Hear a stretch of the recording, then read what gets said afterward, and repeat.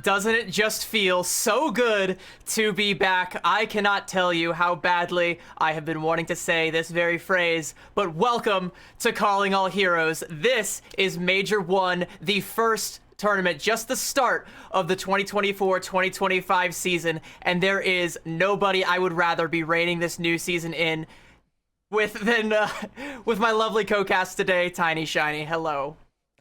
Oh, CB, as you said, glorious to be back as ever.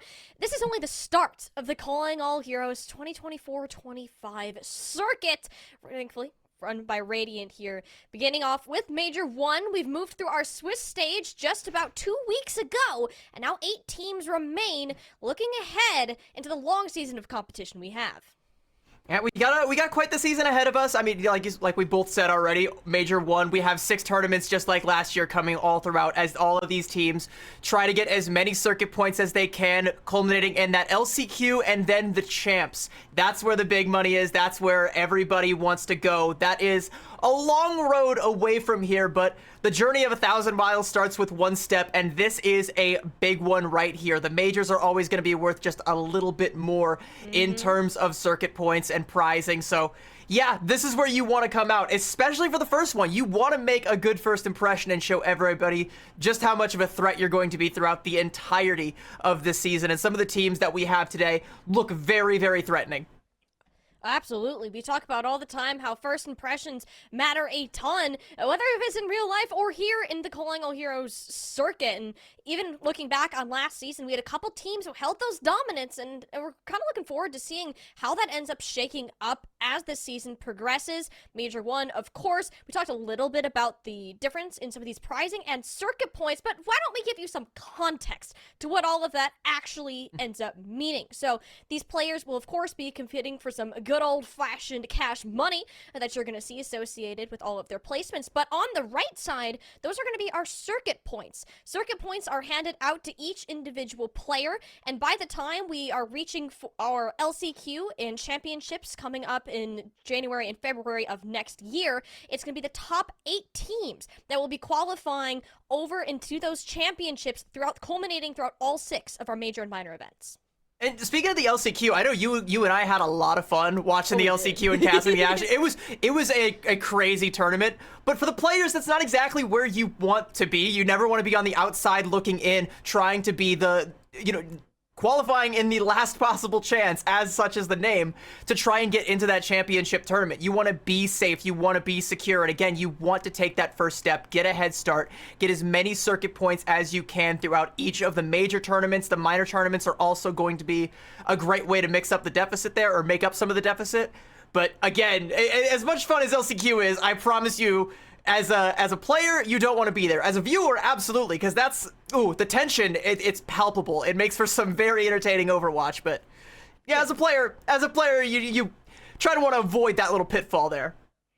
Absolutely. And there's a couple things that teams can do to control the way that their series goes, one of which, of course, is going to be map picks. So we have a rather familiar pool for many of the players who have participated in our events previously, as well as it has remained consistent since our Swiss stage just those 2 weeks ago, as we brought up a little bit earlier. So, of course, that set map will be start to go, but it doesn't really filter in as much as when we look into kind of that path to get here. We had a good amount of teams. I believe we had well over 20 that were participating in our stage 1 playoffs there, so they were able to go on through. The top 8 teams are now here in Major 1 playoffs, all of which have secured a good handful of circuit points as well as a portion of the cash prize, and looking to play through this double elimination bracket to gain more and more of that as it goes on. And we'll get to the bracket in a little bit, but I'm very excited about the teams that did end up making it. I think the top 16 coming out of Swiss overall was really competitive. There were a couple teams that fell in that bottom half of that top 16 that I would have predicted to be here, but for the most part, the 8 that we have today are some pretty heavy hitters, a lot of really interesting team styles, a lot of different ways of playing the game, and also a lot of star power. There is a lot going on here, but again, let's talk a little bit about the map pool that we're going to be seeing. seeing for the entirety of this tournament. You mentioned, Control. Well, let's start and have a look at our Control maps. Busan, Oasis, Antarctic Peninsula. After that, it's going to be loser's map pick, and we're going right through the motions, just good old classic Overwatch, Hybrid, Escort, Push, Flashpoint, and these are going to be your maps. Dealer's choice. Take your picks. We're seeing a lot of teams opting for the Mauga composition, but in my personal opinion, that's a map-dependent composition, especially when we get into Hybrid and Escort. There's a little bit of wiggle room where if you specialize in something that's not a Mauga Rush composition, you can pick something that might play very well into your advantage. So definitely pay close attention to those two columns right there. Especially with how much flexibility there can be within the current state of the meta. There's a lot of teams that, as we'll get in, see to explore different areas of compositions other than the Mauga. But as we get to look forward to that, I have something for you guys to look forward to as viewers. CB, I know you and I were particularly excited when we saw this announcement come out.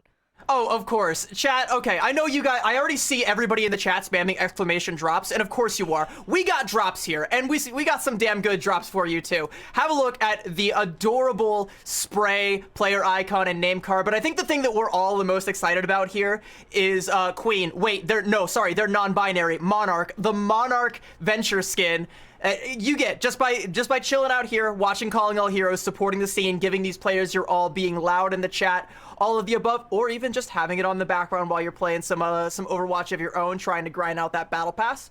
Only a couple more weeks left, but make sure you're copping that Venture skin. And I want to, by the way, I want to nerd out about the name Monarch because I already made the reference to the meme, but it works on so many levels. It's their non-binary Monarch because, Venture is royalty around these parts. It's a royal purple, so it works also. I've also heard someone say, it reminds them of a Monarch butterfly. It works on, 17 different levels. The devs cooked with this one. I don't know what else to say. Anytime there's going to be a Venture skin now, it's always cooking. I mean, the content that we're getting from the Overwatch community these days has been incredible, and make sure you guys are staying tuned so you can have access to all of these wonderful pieces in-game. I know I will definitely be doing my best to get my hands on that Venture Monarch skin. But, CB, all things aside, we know what the players are playing for. We know what you guys, our viewers, are looking out for. But what are we actually going to end up watching today on our stream? We have our bracket that has been set, lined up from our Switch stage, our top 8 teams. We have some familiar faces that we've seen playing in past tournaments. Shout out Timeless Ethereal, but also some brand new ones qualifying for the first time in Alyas. Yeah, and Alyas is going to be the first team that we have up on the docket today going up against YFP Pixies, a team with a lot of star power that I think a lot of people have pegged as a potential favorite to go all the way, find themselves in that grand finals, and maybe potentially be one of the teams to dethrone Timeless Ethereal. The other team that I think a lot of people are looking at in that regard is going to be Valentine, way up there at the top of the bracket. They had I don't recall if they dropped any maps, but they did go perfect in terms of match score in Swiss, so they are our first seeded team. I'm kind of expecting Valentine to go all the way. They're my pick here. Keep a close eye on Erebus as well. They are an absolute dark horse team. There is some talent that we haven't really seen a lot of in Calling All Heroes, but they are making their name in a big way. And if they end up beating an Arizaki in this first round, that's going to be another big match. That's going to be another team that I want to watch. Pretty much everybody in this bracket is interesting. There's so much going on here. I love it. But again, we're kicking it off with Alyas versus YFP Pixies. Yes, two teams that have very different stories, to say the least, ZB. You have Alyas, who is their very first time qualifying for a playoff event, despite participating in every previous Calling All Heroes tournament prior to today. And then you have YFP Pixies with some of our biggest names in the Calling All Heroes scene. Aramori, SK, you have Jake coaching, just to name a few there. Yeah, there's a lot of star power on this YFP Pixies team. Head coach Jake, and I have sat in on some scrims with this team and seen the way that Jake tries to coach them. And I think we all kind of know Jake's personality at this point. My favorite indie game dev, Jake. We all kind of know his opinions on the game and the way that he's conveyed them. He's a very well practiced coach. coach, caster, analyst. He's done it all in the Overwatch scene, now coaching a very scary-looking Calling All Heroes team. We've got the lovers backline, Aramori and SK. Chat, you've all seen that TikTok, right? With the honest, like, honest saying I love you and the Brig being I got you after she blocks the Diva Bomb. Yeah, that's those two. They're here to show you all what the power of love can really do for this team. And I also want to shout out Hitori, who has been a standout tank player for Super Shy in the EMEA scene, now coming to NA and playing in Calling All Heroes for her first time. I'm looking forward to seeing her do big things in this scene. We've already seen what Hitori is capable of, just with glimpses of Super Shy, and now having her here in Calling All Heroes with especially a line like Senna to back her up is insane. We've seen what Senna can do. She placed second in our last Calling All Heroes circuit, and we have big hopes for what this team can pull out today. But if there's one team that is high in spirits and is going to show some spirits of their sister team, it's this one right here. Oh, yes, first time qualifying, and my goodness, EB, they have a lot to go. Yeah, so EU Overwatch and Contenders fans will probably be familiar with the name Aw Yeah, and if I could describe that team, I would describe them as pure, distilled, concentrated EU Overwatch in the best of possible ways. And if you don't know what I mean by that, you soon will see, because the spirit of that team lives on and breathes through Aw Yes, their sister team here in Calling All Heroes.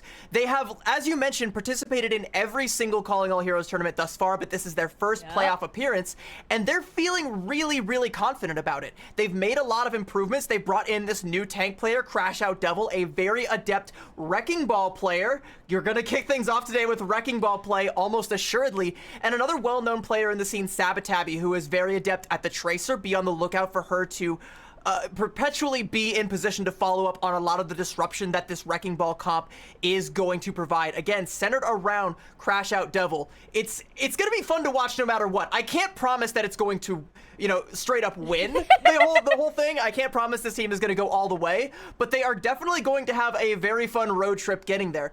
And it's also worth mentioning that this team almost beat YFP in Swiss. When these two teams played, it was 2-1. And by Aw Yas's own admission, they kind of just played sort of badly on the last map. They identified their mistakes, they identified their weaknesses, and they have been workshopping them to try and come back and beat YFP. They have prepared for this matchup, hence their confidence, and they are ready to take it to our first battleground of the day. It's going to be Antarctic Peninsula. Antarctic Peninsula, a common pick nowadays, especially when it's been to these different map pools, and I believe this was YFP Pixie's choice, knowing that Hitori has a tendency to play more of these divey characters. We've seen a lot of her on the Winston being one of her more comfort picks, but can expand well beyond that, and especially anytime you have Jake in the backlines, you know he always has something cooking that you're really never gonna know what it is until it's actually flopped down, laid down on the battlefield. I would actually argue that we're probably not going to see a whole lot of dive out of YFP in this go-around, because to me, Antarctic, out of all of the control maps, this one the most to me says rush. To me, this says that they want to commit to that Mauga composition, which I think Jake might have identified as a potential weakness for the Wrecking Ball composition that should be inevitable coming out from Aw Yas. I think this kind of hinders their ability to play that in this first matchup here. So, you know, I wouldn't get too excited about Aw Yas in this first one, but once it goes to their map pick, remember, we're gonna go to Hybrid, we're gonna go to Escort, we're gonna go to Push, we're gonna start to see things open up a little bit more and things start to broaden a little bit more.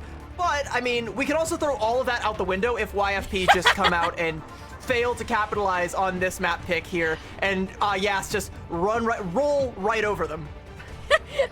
I love the play on words, and I caught myself there. I was gonna say run, but yeah, like, it's a Wrecking Ball. What else am I gonna say? Like, you can't miss the golden opportunity like that. You just can't. So, and that's the thing too, is what part of this map put could be as well, trying to keep Crash Out Devil off of this Wrecking Ball. Aw Yas do have a reputation for bringing these insanely chaotic compositions into the mix. Perhaps this is also one of the thoughts that went through YFP Pixie's heads when they were attempting to pick a map, especially on certain parts of this area where it's going to be closer quarters. It's harder for a Wrecking Ball to get in and out of a lot of these situations. Wrecking Ball might not work out as well, and I'm curious to see how much adaptation Aw Yas are going to be willing to make, given the maps that they're throwing their way today. we're talking a lot about how it might not work, but wouldn't it just make it that much cooler if it did? I know, right? Like I know, like, I've already forgotten the map pool, I'm sorry, but I know like Busan and like Lijiang Tower are some control maps where you can definitely get away with playing the Wrecking Ball. Oasis as well. Like, it's not ideal because most of these control maps are going to be very rush favored, but they are still a lot more open. But Antarctic Peninsula just doesn't really have that, especially on both labs and sub-level. It's gonna be really, really difficult to find any sort of flank angles, any sort of high ground you can leverage, any sort of real disruption. But I do know if anybody can do it, it's Crash Out Devil. And again, always be on the lookout for wherever Sabotabi is, because if a pile driver comes out from that Wrecking Ball, who did get buffed, by the way, somewhat recently, and to my knowledge hasn't been touched since on some of the more recent patches. So Wrecking Ball is still a little bit more on the come up, especially if you're a specialist in it. Be on the lookout for Sabotabi to be in position to follow through on a lot of that disruption, a lot of that damage. You get suspended in the air for like a long time. Like, it feels like forever now whenever you get hit with a pile driver. And that's just like, that's the easiest aim trader of all time for a Tracer player. Like, easy tracking. Well, here's the thing, CB. We've talked a ton about the tanks and what that brings to the table, because often, yes, those heroes do define how compositions are played, but what I'm honestly more interested in is what are these damage players going to be doing? When we just had our OWCS major last week, as a matter of fact, we saw a plethora of DPS coming out. We saw Tracer, Genji, Venture, even Pharah at some of the highest levels. There's so much on the board for these teams to play off their own comfort picks, and that's where I want them to start exploring. Senna in particular is well known for her prowess on the specific hit scan, whether it's Cassidy, Sojourn, and even the Tracer at times. Like, she's gonna be a serious asset once these teams start getting rolling, quite literally. All Yas in particular, you talked about Sabotabi, but how is that gonna match up against somebody like Senna? Well, it's time to finally find out. We were going a little bit long on the flyover graphic, just trying to make sure you guys get the Monarch Venture skin. We're doing this for you. We want to make sure that you guys get the drops. But I'm glad you actually bring up the DPS roles, because we did see, like you said, a lot of that Genji and Venture composition. And in some of the scrims that I was sitting in with YFP, I think Jake believes that that composition is kind of the world-beating composition right now, if you can play it to perfection. I don't know that YFP have particularly mastered that, and I also don't necessarily know if, even if they have, if it would work out against a Wrecking Ball composition. We can already see, yeah, we're gonna see the Wrecking Ball coming out from Yas, just as expected. YFP Pixies, I don't know if this is gonna stick. I don't know if the Pharah is actually going to come through, but I do know it is another thing that they have been practicing, and I would be interested to see how this ends up playing out. And it will be Peace instead of Senna for this round.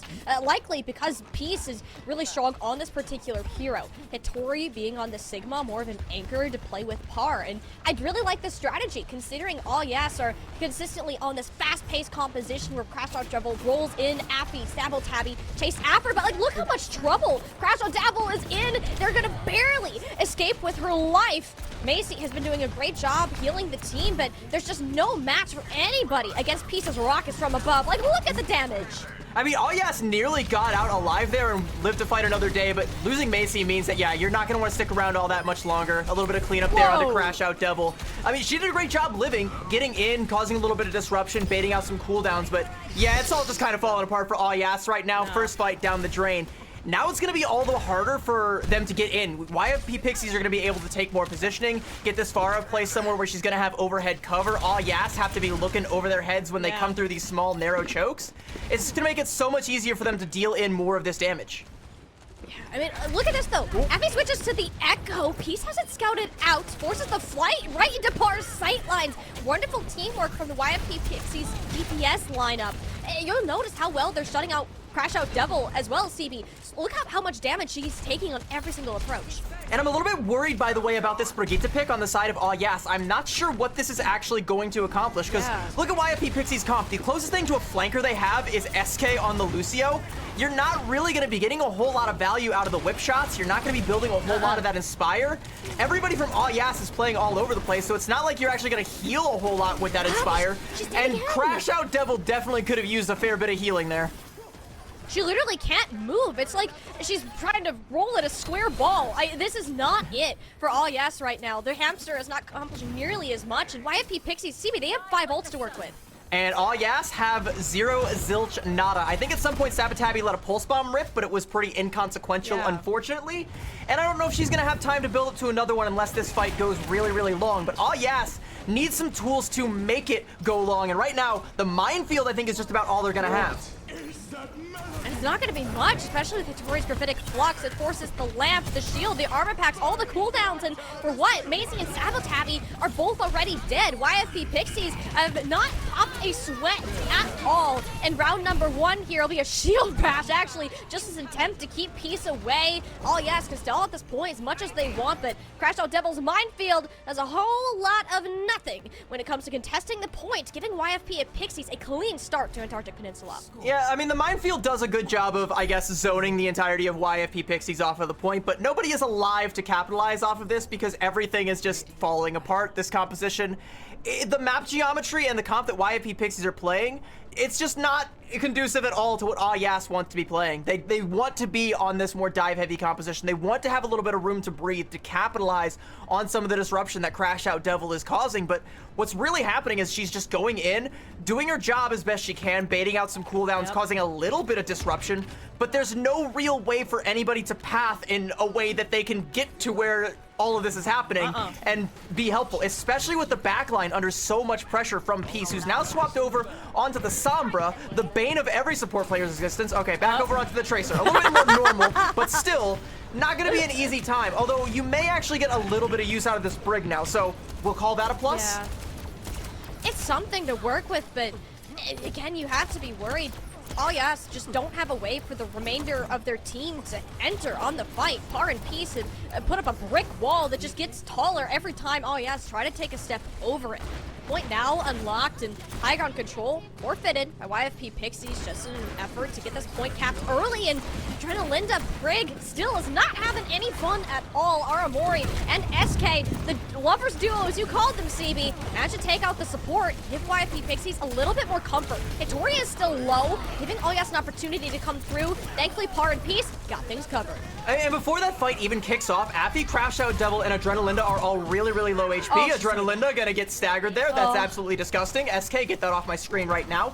They're all so low HP that they can't commit to contesting the point in any meaningful way. They have to give ground. They have to give space. They have to, unfortunately, I guess, continue getting staggered. It's really not looking good for Yas. I would, at this point, probably call this map a wash unless something drastic changes.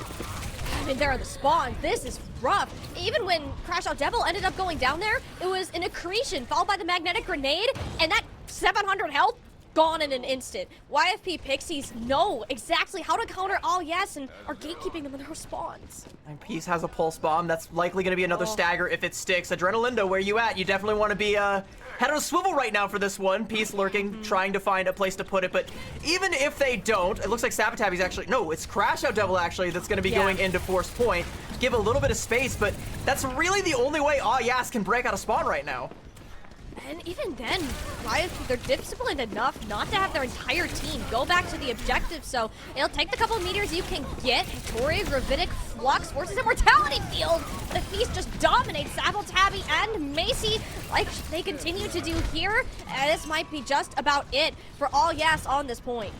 Yeah, this is just about it for Yas on this map as well. Adrenalinda gonna go ahead and pop the rally, but again, that's just to get out of spawn. Either Sabotabi or Crash Out have to go in for the touch. That's a big pick off onto SK. You can already see YFP wanting to give a little bit of ground, knowing that they're down a person now. Huge pulse bomb from Sabotabi. YFP, they're falling back just a little bit, and Yas might actually be able to flip the point here.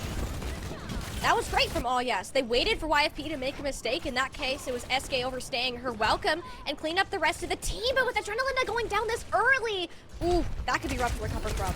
I think that's a good trade though, because Adrenalinda didn't have the rally. They'd already, they'd already expended that resource. They're able to get enough kills on the backline to stabilize here. Yeah, in the spawn still.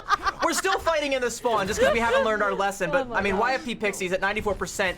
They just have to win one fight, and realistically, if Aramori can get this Kitsune rush in a position where it can just grief Macy, basically. Just go in on the backline. It might just be GG's. All you have to try and stop that before it happens. Ooh, but that's a nice minefield. Ooh. Push and sandwich. It sandwiches Vittori between the Ant Matrix and the minefield. Nobody from YFP Pixies can help their tank, and All Yes are happy to take those eliminations. It does cost them a decent amount to get there, but it's showing that All Yes have the capability to close these fights. I mean, they're gonna have to go ahead and pop this Dragon Blade in the next fight here while SK is still short that sound barrier, and they can't lose anybody to, again, this Kitsune Rush or this Pulse Bomb. This is one of the situations where, despite being down in ultimates, if All Yes want to win this, they have to go first. Where is Affy? Here comes the Blade. What's it gonna find?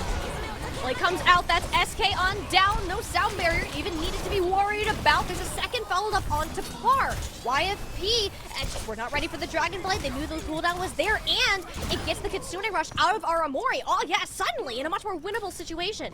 And now, pun definitely intended, the ball is so much more in All Yas's court. The only ult on the side of YFP Pixies is that Pulse Bomb. You dodge that, build it to a rally, and you can actually win this point. Get yourself back into the map that you are not supposed to win. That would be absolutely massive. They do, however, have to watch out for the Deadeye and the Gravitic Flux that are building up slowly. 90% and counting. There is still a window for those ults to come online, and Sabotabi has to live. Oh, she has to use recall. The She's the artifact's back. coming in clutch. It's gonna be enough though. Peace is hot on her tail as the Pulse Bomb goes a little bit wide. Everyone from All Yes living to another day. Linda, there's that rally on out. Deadeye, throwing kiting around the corner. It's a gutsy peek from Affy. Can they get around the corner? No! The Genji goes down in YFP, and Tori has built up to her ultimate. There'll be one player lifted on up. Macy slammed to the ground. Will stand on her feet for the time being, but you can't say the same for the rest of All Yes. Oh, it was so close. They had the comebacks in sight, CB, but YFP Pixies took advantage of the tiniest error and will take away Antarctic Peninsula 2-0. It was some expert ult cycling on the side of All Yas that even got them this far, but eventually the wells just run dry. And even though they, mission accomplished, you do dodge the Pulse Bomb, you still needed to find another kill, find something in order to stave the bleeding before that Gravitic Flux came online, before that Pulse Bomb from Peace came online, and before that Deadeye from Par, which was held to the absolute perfect moment to bait out the deflect from Affy. That was just great play all around from YFP Pixies, but when you're set up for success in such a way where realistically you only have to win that one fight and you just have to make it last until you have the tools to do so, I mean, great play from YFP Pixies. Again, I don't think All Yas were ever really going to win the control map, especially on Antarctic Peninsula, but the fact that they put up that much of a fight towards the tail end, they're showing a little bit of that scrappiness, they're showing a little bit of what brought them this far, and they're showing a little bit of fight that if they continue to show on their map pick, where things open up, they can play this composition a lot more favored to their style. We could see this series go a little bit longer than the 3-0 I think a lot of people might have been expecting when they saw this in the bracket.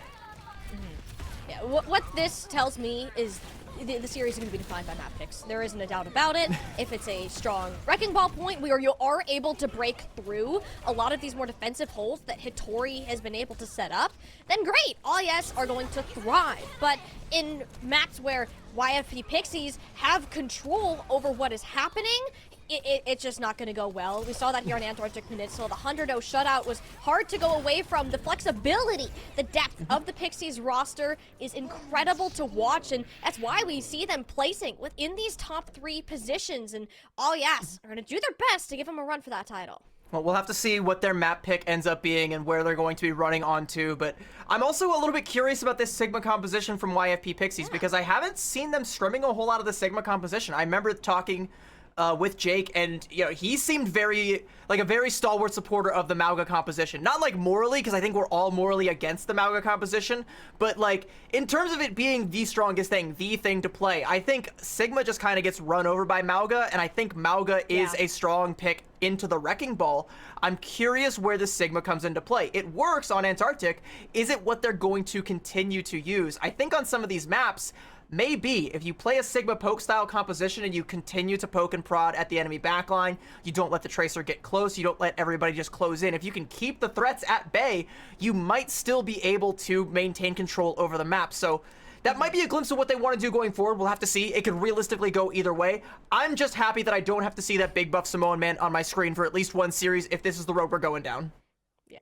And I don't see a reason for Hittori necessarily to swap if it's if it's simply working. Her playstyle on Sigma is so balanced and team-oriented that there's very few moments where the Sigma's just gonna get run over because she's like, I'm gonna kill. That's not it. She's a very team-based tank that focuses on protecting and enabling her DPS, as we saw a lot with Par, how Aramori and SK always has a safe place to return to. Speaking of safe places to return to, though, I know, right? The comfort pick of every single map, King's Row, is going to be the selection. CB, this is quite interesting to me. I don't see Wrecking Ball working on a good portion of this map. I do, actually, and I think this Really? might actually be a smart pick compared to some of the other options, like thinking of Midtown, where the Sigma composition might be a little bit more favored if you just play on top of Big Earls and maintain control up there. I think this might force a swap over to the Mauga composition. Again, I'll be glad if it doesn't. Yeah. But I think there's a strong possibility that they want to try and force YFP off of this Sigma composition. I'm not saying it can't work, because on King's Row, I still believe that even in the current sandbox, if you are good enough at any composition, you can make it work on King's Row of any sort of map. But I don't know, it's interesting. I think, yeah, like looking at a lot of the hybrid options we had, I think this might have been the best pick. It's hard to say because, you know, we don't cast a whole lot of Wrecking Ball versus Sigma in this day and age. That's not like a situation we find ourselves in all that often. These are uncharted waters. We don't have a map for this, but I think it might be the smartest pick. You're not wrong. I don't think there's many hybrid maps in this pool that would necessarily favor Alias to begin with. It's just difficult for me to envision Crash Out Devil getting value out of this Wrecking Ball, particularly on the Streets phase and the third point of Foundry in this map. With how good Hitori has been with these accretions, throw in some magnetic grenades, she just straight up explodes into a pile of scrap metal. If you're not able to get away from a team like this, I think YFP Pixies have this under lock. Whether it is on the Mauga or the Sigma or whatever the heck they have cooking in the back lines, it still feels like a YFP decent pick that they'll be able to adjust and work through. Well, yes, definitely have something cooking in the front lines. We have a sub coming out. Affy is out, and do you want to say it or shall I? I was gonna, wait, what? I got distracted by Lifeweaver. Oh, I mean, don't get distracted. I'm distracted by a certain username on the yes side. Ah, yes, our good friend the Dong is coming out to play. Oh, boy. We're gonna have some fun with this one. The Dong on the Torbjorn here, and this is something interesting because, like, I've talked with the Yas players. This Torb variation of the Wrecking Ball comp is actually what they wanted to play. I think we're gonna wait. No, surely not. Yeah. We're gonna get a Torb 1v1 Yes! for first point. It is Par versus the Dong, and when the rock hits, it's time. All right, Let's go. Let's see who takes it. both the hammers out. They can use their overcharge as Par with that's going down as well. Dong has the lead and the earlier overdrive, and it will be Alias taking the duel and an honorary retreat from YFP Pixies. Hitori trying to live. Sabotabi says, nah, go back and help your Torb. The Dong reigns supreme. What a way to announce your arrival in front of the grand stage, in front of all of Calling All Heroes for your first playoff appearance. The Dong wins the Torb 1v1, hammers only, and Yas capture first point. YFP, I mean, if we're gonna take the rest of this map seriously, do have to be at least a little bit careful of not getting snowballed all the way out. Unless they plan on doing this for the whole map, but it looks like Hitori actually wants to play the game, and the Dong wants none of it. Now we're actually playing. This is where it starts to get serious. But you have to like Calling All Heroes for all of the wonderful things that they can bring out. And now with Peace being on this Pharah, Par over to the Cassidy, the Dong isn't going to have nearly as much joy in the Torbjorn as would Pearsley. He's just playing with their food, and Macy punished them for it. Okay, YFP Pixies, they got a little cocky here. With how far away that these spawns are, CB, this is going to come back to hurt them. I don't think they're going to be sweating it all that much, actually, because they do have Aramori still there to heal up Hitori, and with all the last vestiges of Yas finally falling, specifically Crash Out Devil, they should still be able to hold this while SK swaps over to the Lucio, going to help everybody else get back faster. Suddenly, YFP Pixies have control over this choke, and they don't necessarily have to relinquish it, unless Hitori just gets knocked back 50 feet by a errant Wrecking Ball. It'll be a sleep dart. onto the Wrecking Ball, which no really real problem tanking through that type of damage. Breaking through this choke, though, we're going to see the same issues. How is the rest of the team going to move? Unless you have 700 health of a little hamster, I don't know what's going to happen. Sabotabi can poke in and out. The Dong can chuck their Cheetos on through, or just get a nice stick onto SK. These are the kind of combos we need to see, but Peace is running chaos into the backline. YFP Pixie still very much in it. The Nano Bush was thrown in as well, and Peace, they're still going. Already has 3 to their name, looking for the Tracer, healing present, and there's not too much concern for YFP Pixies maintaining this chokehold. I mean, Aramori's health bar is Wow. low, but it doesn't look like anybody can capitalize off that. The pulse bomb from Sabotabi was absolutely massive, but in this particular choke, it was that rocket barrage from Peace that I was worried about. I knew it was going to go huge. It's so hard for anybody besides Crash Out or Sabotabi to get through that choke without dying. The Dog going to lose the turret. Gravitic Flux. Gravitic Flux in the air, par with the Deadeye, just zoning people back, and it somehow catches Macy. YFP, they'll take that any day of the week, and we're starting to see how impressive this Pharah Cassidy combo is at this particular point in King's Row. Oh yes, they're gonna have some ults to try and break through this, but YFP Pixies, again, still maintaining control over the spawn. I was gonna say over the choke, but they have marched forward. They're now holding Adrenalina in the old spawn. Yeah, the first point attacker spawn. And I mean, SK and Peace should be able to get out of here alive, unless Sabotabi has anything to say about it, but I think she's about to be, she's about to be shut up quite quickly. Everybody falls back to the cart, and we're right back to just holding this choke point. YFP Pixies have built up their support ults, and another barrage. And again, maybe we see a repeat where Sabotabi goes absolutely huge with the pulse bomb, but I don't see another real way to break through this. It's gonna be hard. If you're gonna get this pulse bomb, it has to be onto a good target. Bar is certainly something, but this Nano Barrage is all done getting plus before. And they're gonna do it again. Fortunately, it takes a little bit too much damage between the lava and the self-damage of the rockets. Oh yes, can manage to hold this together. It's really only Hitori that's on the cart and finally breaking through this choke after over 3 minutes of being stuck. Yeah, I mean, the barrage from Peace was just a little bit too big. I think that typically you don't want to be caught in your own rocket barrage. That's a little bit unfortunate. Even more so is while that was all happening off screen, the dynamic duo of Crash Out and Sabotabi went crazy in the backline, got all the kills that all Yas needed, and now we've broken through the choke. Now we just have to try and snowball things through this streets phase. It's gonna get more tricky as more ults come online for YFP, and all Yas have under 2 minutes to try and get the rest of the way with a rally, and not a minefield quite yet. There is a possibility, but it's not gonna be this fight. That's a nice little boop, sleep, rot, Creation moment to say goodbye to Crash Out Devil. And YFP Pixies, they're not going to have to use any of these ultimates here. And CP, you could argue they're some of the most impactful ones that we see in the entire lobby between Sound Barrier and Gravitic Flux. I would personally argue that right now in the current sandbox, Sound Barrier is just the most important ultimate in the game. Oh, yeah. I think if you have Sound Barrier and it's unmirrored, you just win the fight. You win. Like, yeah, I think that's a little bit more true when we're in something resembling a mirror or a Malga composition, which again, I can't stress enough, we are so far removed from the average style of play. Like, this is where we're at here. We've got a Rally, a Lamp, Gravitic Flux, all coming out at once. Is that a mid-air bio-nade from Aramori? Did my eyes see that correctly? I mean, it's Aramori. We should expect this from her. YFP Pixies, again, they had all the win conditions in their favor. They're managing to trade it out decently well. The Pulse Bomb doesn't land as much. It forces Nano, so even if Pixies do end up winning this fight, and that's all their resources absolutely gone. Fortunately, yes, same situation. Sabotabi went a little bit crazy there with the Tracer, but the one survivor, I mean, she's engaged. I don't want to say the married woman buff, but the newly engaged Aramori holds strong, able to stave off the pressure, get the Nano onto Hitori, who goes absolutely crazy, finds a 3K with it, and YFP Pixies hold. The ult bank for All Yas now drained, and a barrage for Peace. Where are they going to be lurking? Where are they going to drop it? In about 10 seconds, we're going to find out.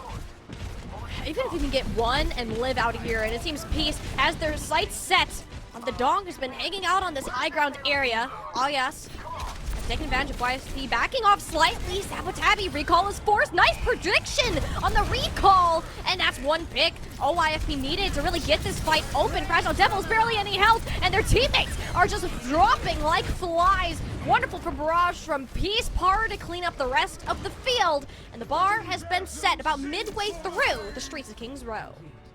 Unfortunately, we couldn't get the snowball all the way through to the end of Streets phase there. It would have been nice to see this go into extra innings, but I don't know. Do we see a Torb 1v1 for the point again? Like, is that fair, or do we just play it out normally? Please do it. Please do it.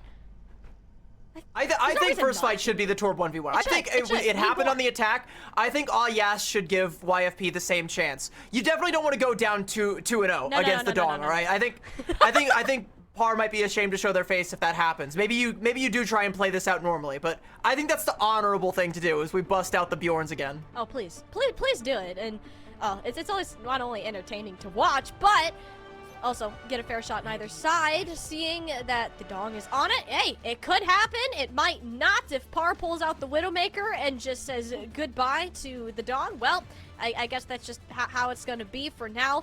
But with Yas sticking with the same thing, likely on this defensive position, what do you think this is going to do against holding off YFP Pixies, who have the ability to take space, just having the difference of the Sigma?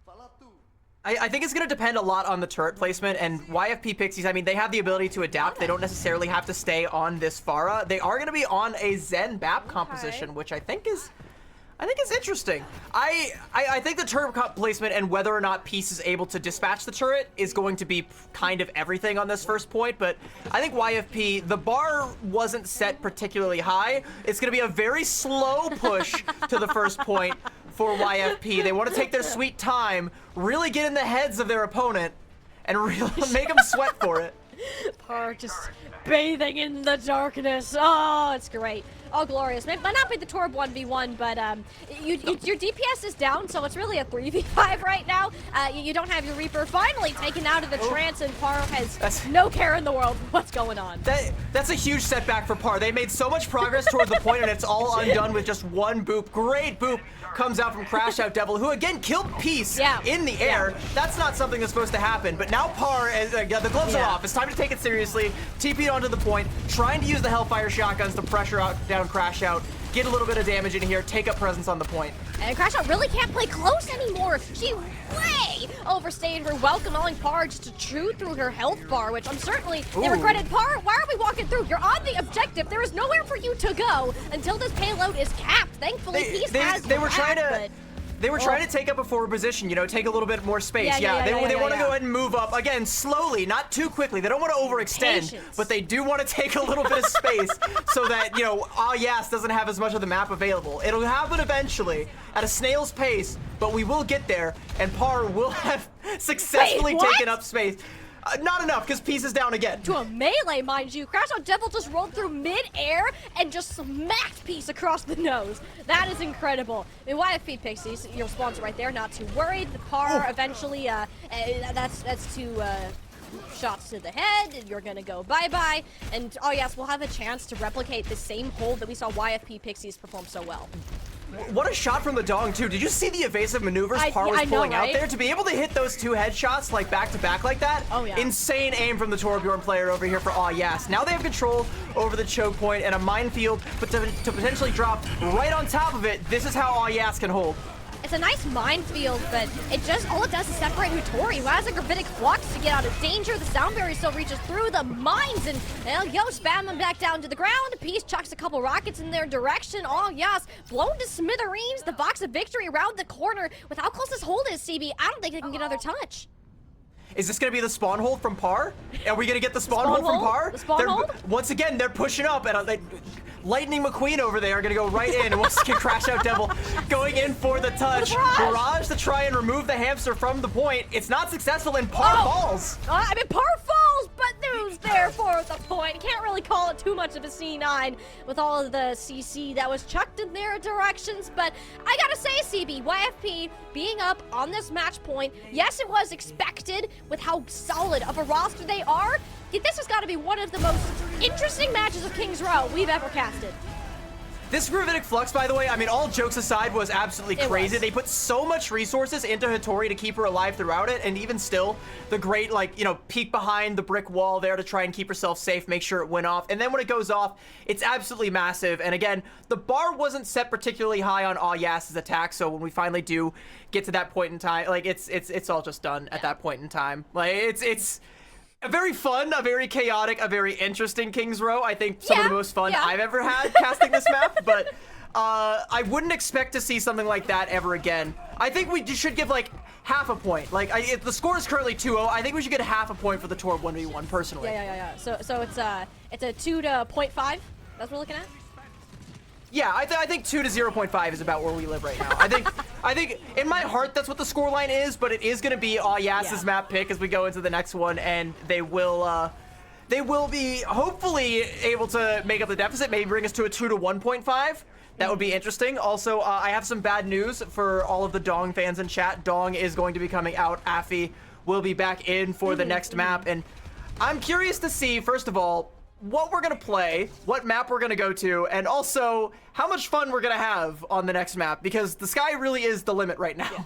Well, here's the thing, CB. This is also, it's Flashpoint. So, out of all of the map types that there are, if you're gonna play the Wrecking Ball and enforce chaos, you have to say this is the best one to do it. If Yes are gonna take a map off of YFP Pixies and keep their hopes alive of a potential reverse sweep here, this is arguably the best spot you could ask to do it. Affy coming back in, likely for more of this Genji, an emphasis on the mobility, incredibly important on Suravasa. That is going to be where we take it over to Suravasa, and I kind of agree. I also think, look, going back and talking to some of the Yas players and what they thought went wrong when they were playing in Swiss initially, it felt like to them, they thought their weakness was going up against the Mauga composition, and I kind of wholeheartedly agreed after watching their play as well. It seems that that's what they most likely prepped for, and we're definitely not expecting YFP to just come out and play whatever the hell they want. I mean, if you can't beat them, join them, I guess. Just play your own game, right? Like, what do you do when you're going up against like a Sigma, a Pharah, a Cassidy, and you were prepping for this Mauga meta that everybody and their mother has been getting on board with, especially since OWCS DreamHack Dallas. Especially with all the potential variety, right? Teams were experimenting so much in the past, but seeing other forms of high-level gameplay to base off where their styles can kind of mesh onto those stronger heroes right now. That's where a lot of squads stand. Yes, of course, being an exception to that. They kind of move to the beat of their own drum. YFP Pixies, though, will take that into account. If they can avoid playing against this Mauga position, great! This is one of the best first-round matches that you could have possibly asked for, to move on to another semi-match against a very strong team, potentially ahead, but when you look at a map such as Suravasa, if you wanted to play like that Mauga or even keep with the Sigma, if you really wanted to, I think it's totally possible. YFP Pixies aren't a team who are going to swap unless they absolutely feel like they have to. I also do kind of want to highlight, you know, the classic thing when it comes to Flashpoint, that speed is of the essence, and like we've talked about a little bit, it's where the Wrecking Ball comp is one of the more faster moving comps. It can get from point to point as quickly as possible, but I do want to highlight, we did learn in the previous map that there is no faster person on this planet than Par. Are they going to be able to beat Par to each of these individual points? Because they're moving at like Usain Bolt-like speeds, okay? I don't know if anybody's going to be able to catch up. I don't even know if the Wrecking Ball is going to be able to get there in time. I think, like, you know, you have to really plan for that. No, and with how much speeds, ultimate economy management is another big one. Play into this map, overall positioning. I feel like YFP checks pretty much every box from what we've seen so far. I think last map, King's Row, is difficult to take into account just because we were a little bit more silly than we anticipated. If Yes buckle in, which we do expect them to do so, this is where you gotta show us what you got. Getting sent down to a lower bracket early is not ideal for any team whatsoever, especially one that has this level of talent. I love that this map just has a gator that pogs at random. Like, I think that's my favorite part of Suravasa and why it might be one of my favorite maps. There we go. Another big one. There we go. And all right, and as the map opens up, we're not seeing a whole lot of changes coming out from either team. Yas's backline is a little bit different, though. Again, going for something a little bit more fast. They want to play into the speed of Flashpoint, ditching the Baptiste and Par. Whoa, slow down there. Where's the fire, Smokey? Back at it again. Yo. There's a speed limit around these parts. You're going 2 miles per hour. We need you to be going 0.5. That is unacceptable. And hey, Yes, they're okay with it. Playing close isn't really going to be the name of the game. Allowing Sabby Tabby to have entrance, especially winning out in a lot of these damage duels against Peace, Tori, and that's where Yes can kind of snowball into more of these items. But God help Yas when Par finally shows up to this fight. When they're finally, when our Reaper gets here, you guys are in so much trouble you don't even know. But right now, Yas, they're able to cap the first point again off of that early pickoff from Sabatabi and a little bit of cheeky play still coming out from YFP. They're still having fun with it. They're currently having fun treating Crash Out Devil like a ball of yarn rather than a wrecking ball. She's able to get out alive and maintain presence on the point. YFP, how do we crack through here? How do we get in? It's gonna be difficult. They need to fold Hitori to get close, but where you're right, how do you combat Sabotabi? Sure, Peace can take the battle to the skies. There's just not one character you can kind of burst down. It's waiting for someone to overextend and punishing from that point. But what YFP Pixies have that Alyas don't is this sustainable frontline presence, and that's gonna help them out here. Sabotabi actually loses the pulse bomb through the 1v1 of SK. You do not want to be messing with that kind of frog. Alyas minefield on out, even though the point is already lost and Crash Out Devil close to losing their life, but SK, no, that is an active mine. We do not touch those. That's a bit of a rough landing. Also a little rough on the Trey Jacks there that came out from Sabatabi, but Peace able to clean up on the Echo, hold on to the duplicate. YFP Pixies actually win that ultless, and with that 2 ult investment coming out from Yas, that's really gonna hurt their chances, as will, like you alluded to, the fact that the point flipped early on in that fight. We kind of staggered things out. By the time the fight really kicks off, we're gonna be at a stalemate, 65 to 65, and Yas don't really have a way to tip it in their favor.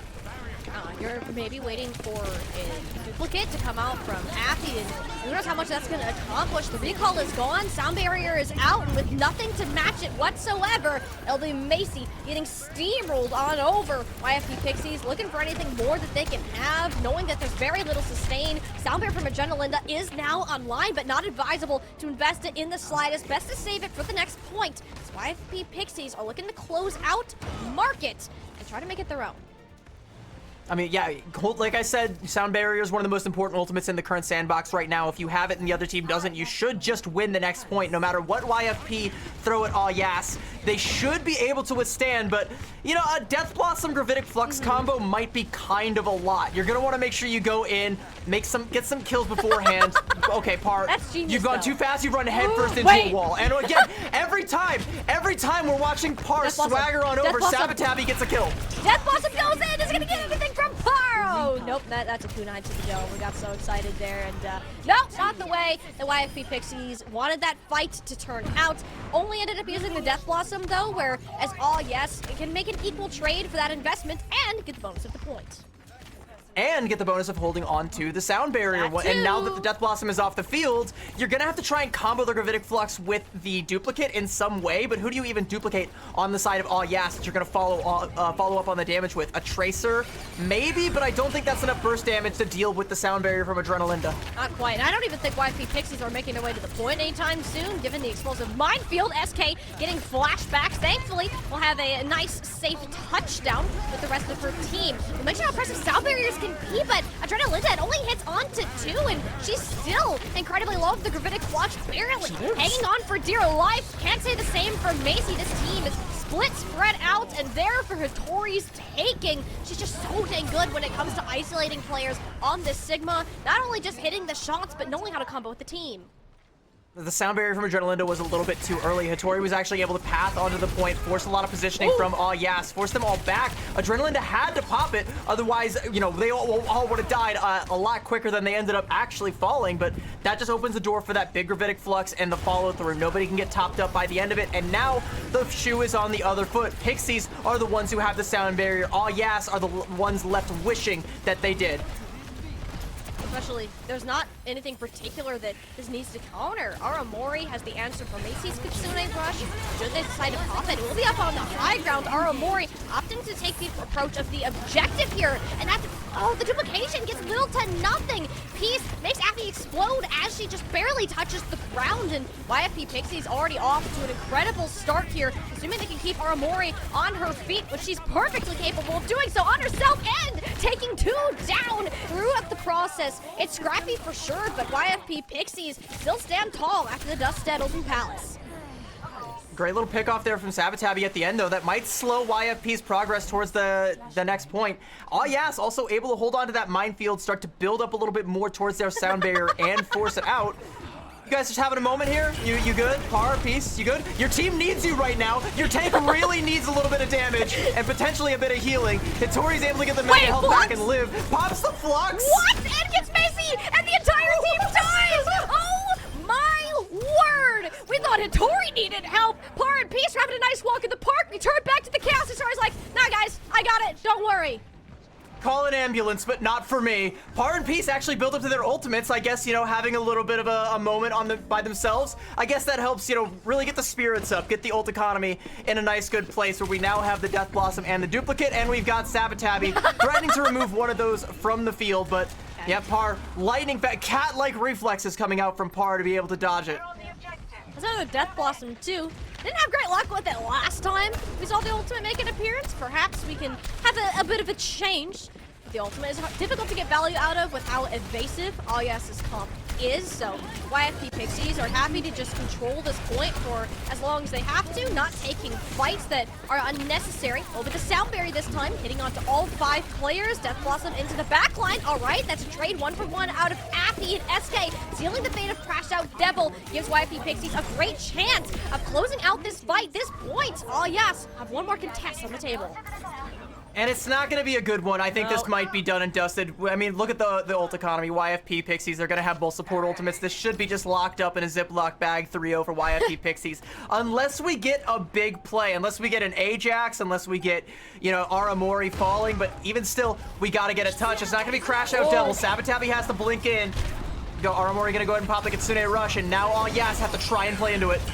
Minefield on the point. SK is the answer for it, but not before Peace's body hits the ground. Oh yes, still very much in this battle, but need to have more of a win condition. Once these health bars go down, SK is in a bit of trouble. The focus fire, but her movement is just so dang good, and you have no sustain to live through this gravitic flux. Hitori doing her best to take them out, but all right, I'll give Alyas credit. They made something out of what looked to be nothing. I don't know if I want to give Ayas credit so much as I want to take it away from YFP Pixies. They used both support ultimates, the Death Blossom. They used everything, and they get nothing for it. Ayas, just against all odds, because of that one pick-off from Peace to start off with. Again, Sabotabi, the hero for this team, and then everything that came out after it. Ayas able to flip the point, and now they have the ults in their favor. Peace doesn't even know what they want to play right now. Hitori, though, knows that she wants to bust out the Roadhog. Junbin did it. Why can't we? If there's someone who's going to play the Roadhog today, it was going to be Hitori. We know her and how she likes to play this game. And it just makes Crash Out Devil's job a whole lot more difficult. You hack these players. Sabotabi didn't know what hit her until she's looking straight into the kill cam. Well, the Kitsune Rush from Macy, attempting to keep all yes off the point, but if you're Hitori's Roadhog, you could care less about what is on the objective right now.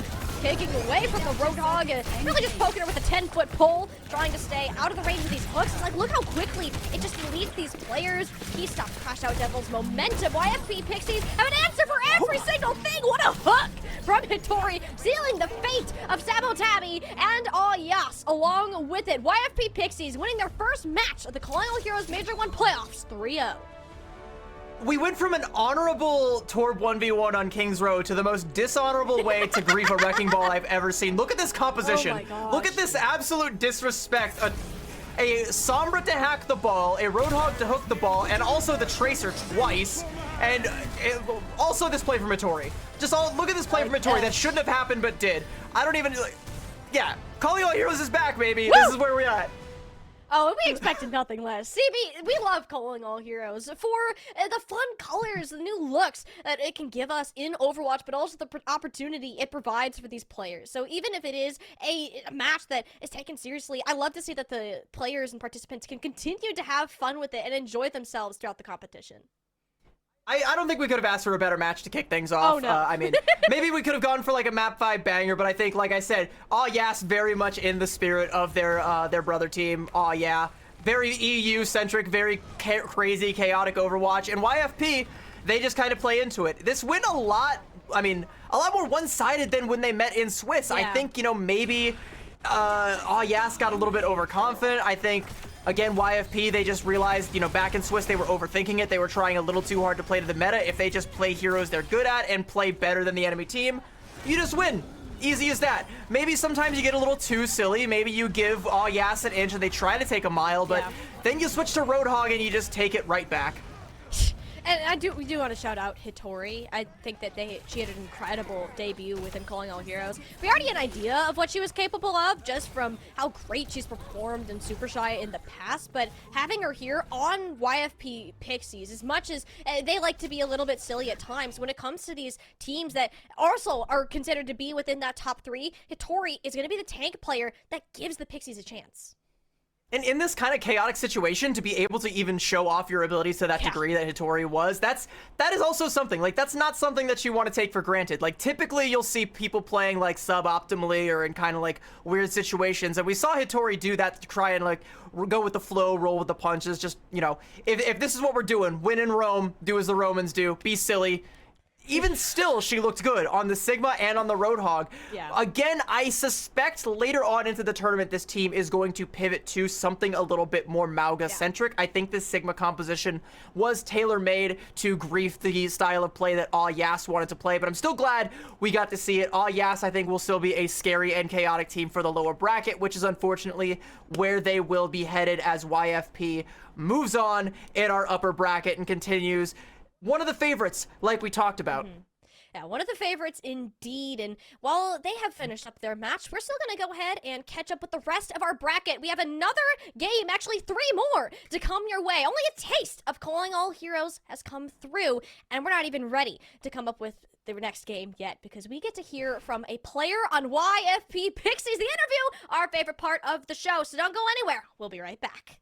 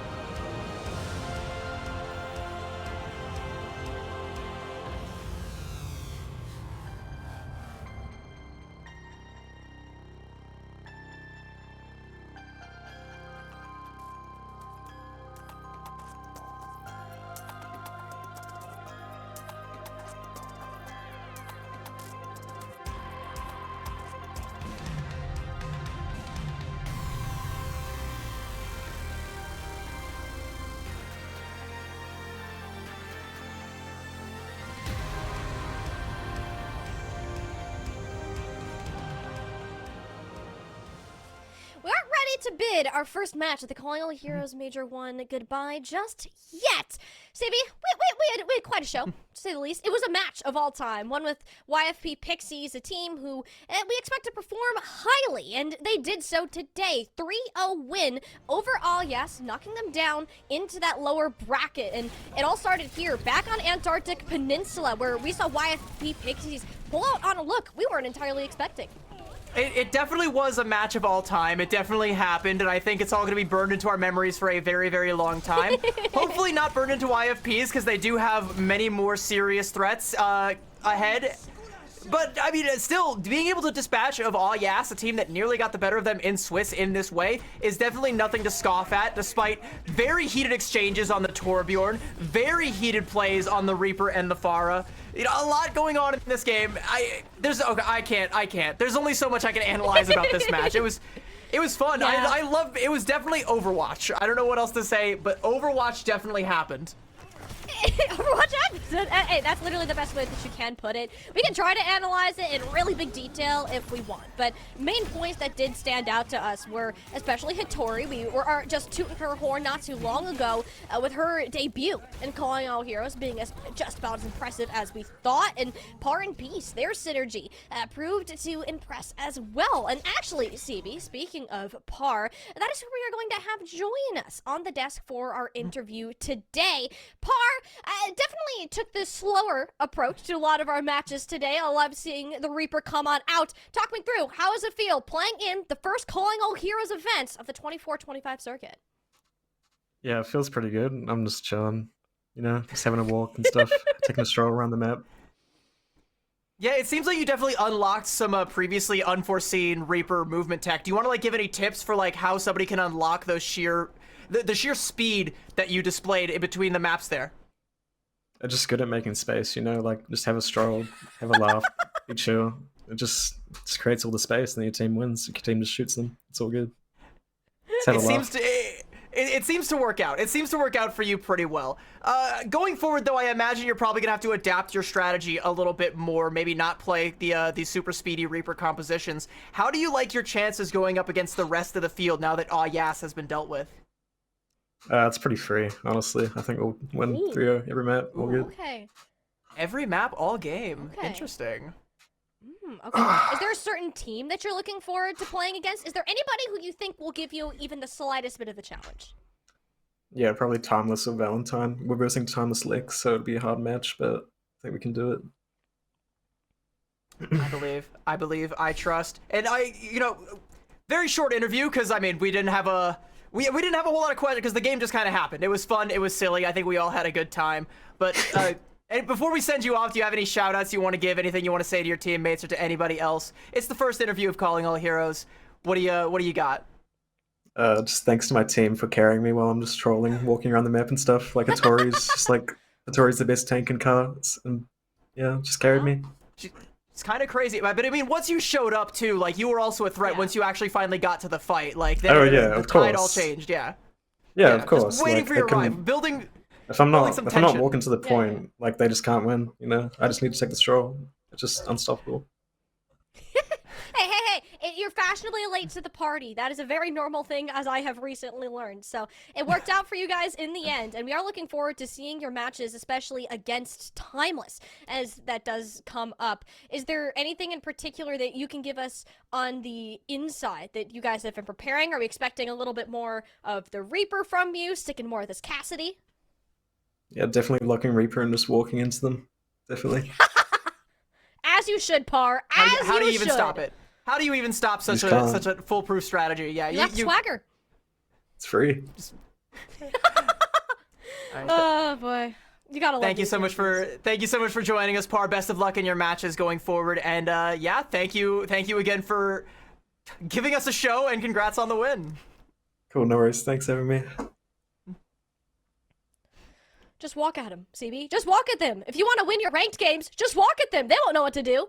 You guys know the definition of aura? Surely you all know. If your enemy is just walking at you slowly, swaggering with some shotguns at their side, what are you gonna? You're gonna be too scared to do anything. What are you gonna do?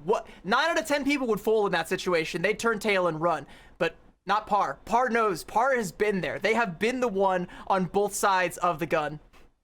And here's the thing, though. As good as Par is, and we joke about what they've been able to do on the Reaper or whatever. Still a very strong player, and you're going to need a lot more of that strength. Facing into Timeless, who is also within our top contenders, has taken a loss early on in the Swiss stage that not too many people expected. So we do have some great semifinals that will be coming up momentarily. So we expect to see you on the other side of this short break. More Calling All Heroes coming your way.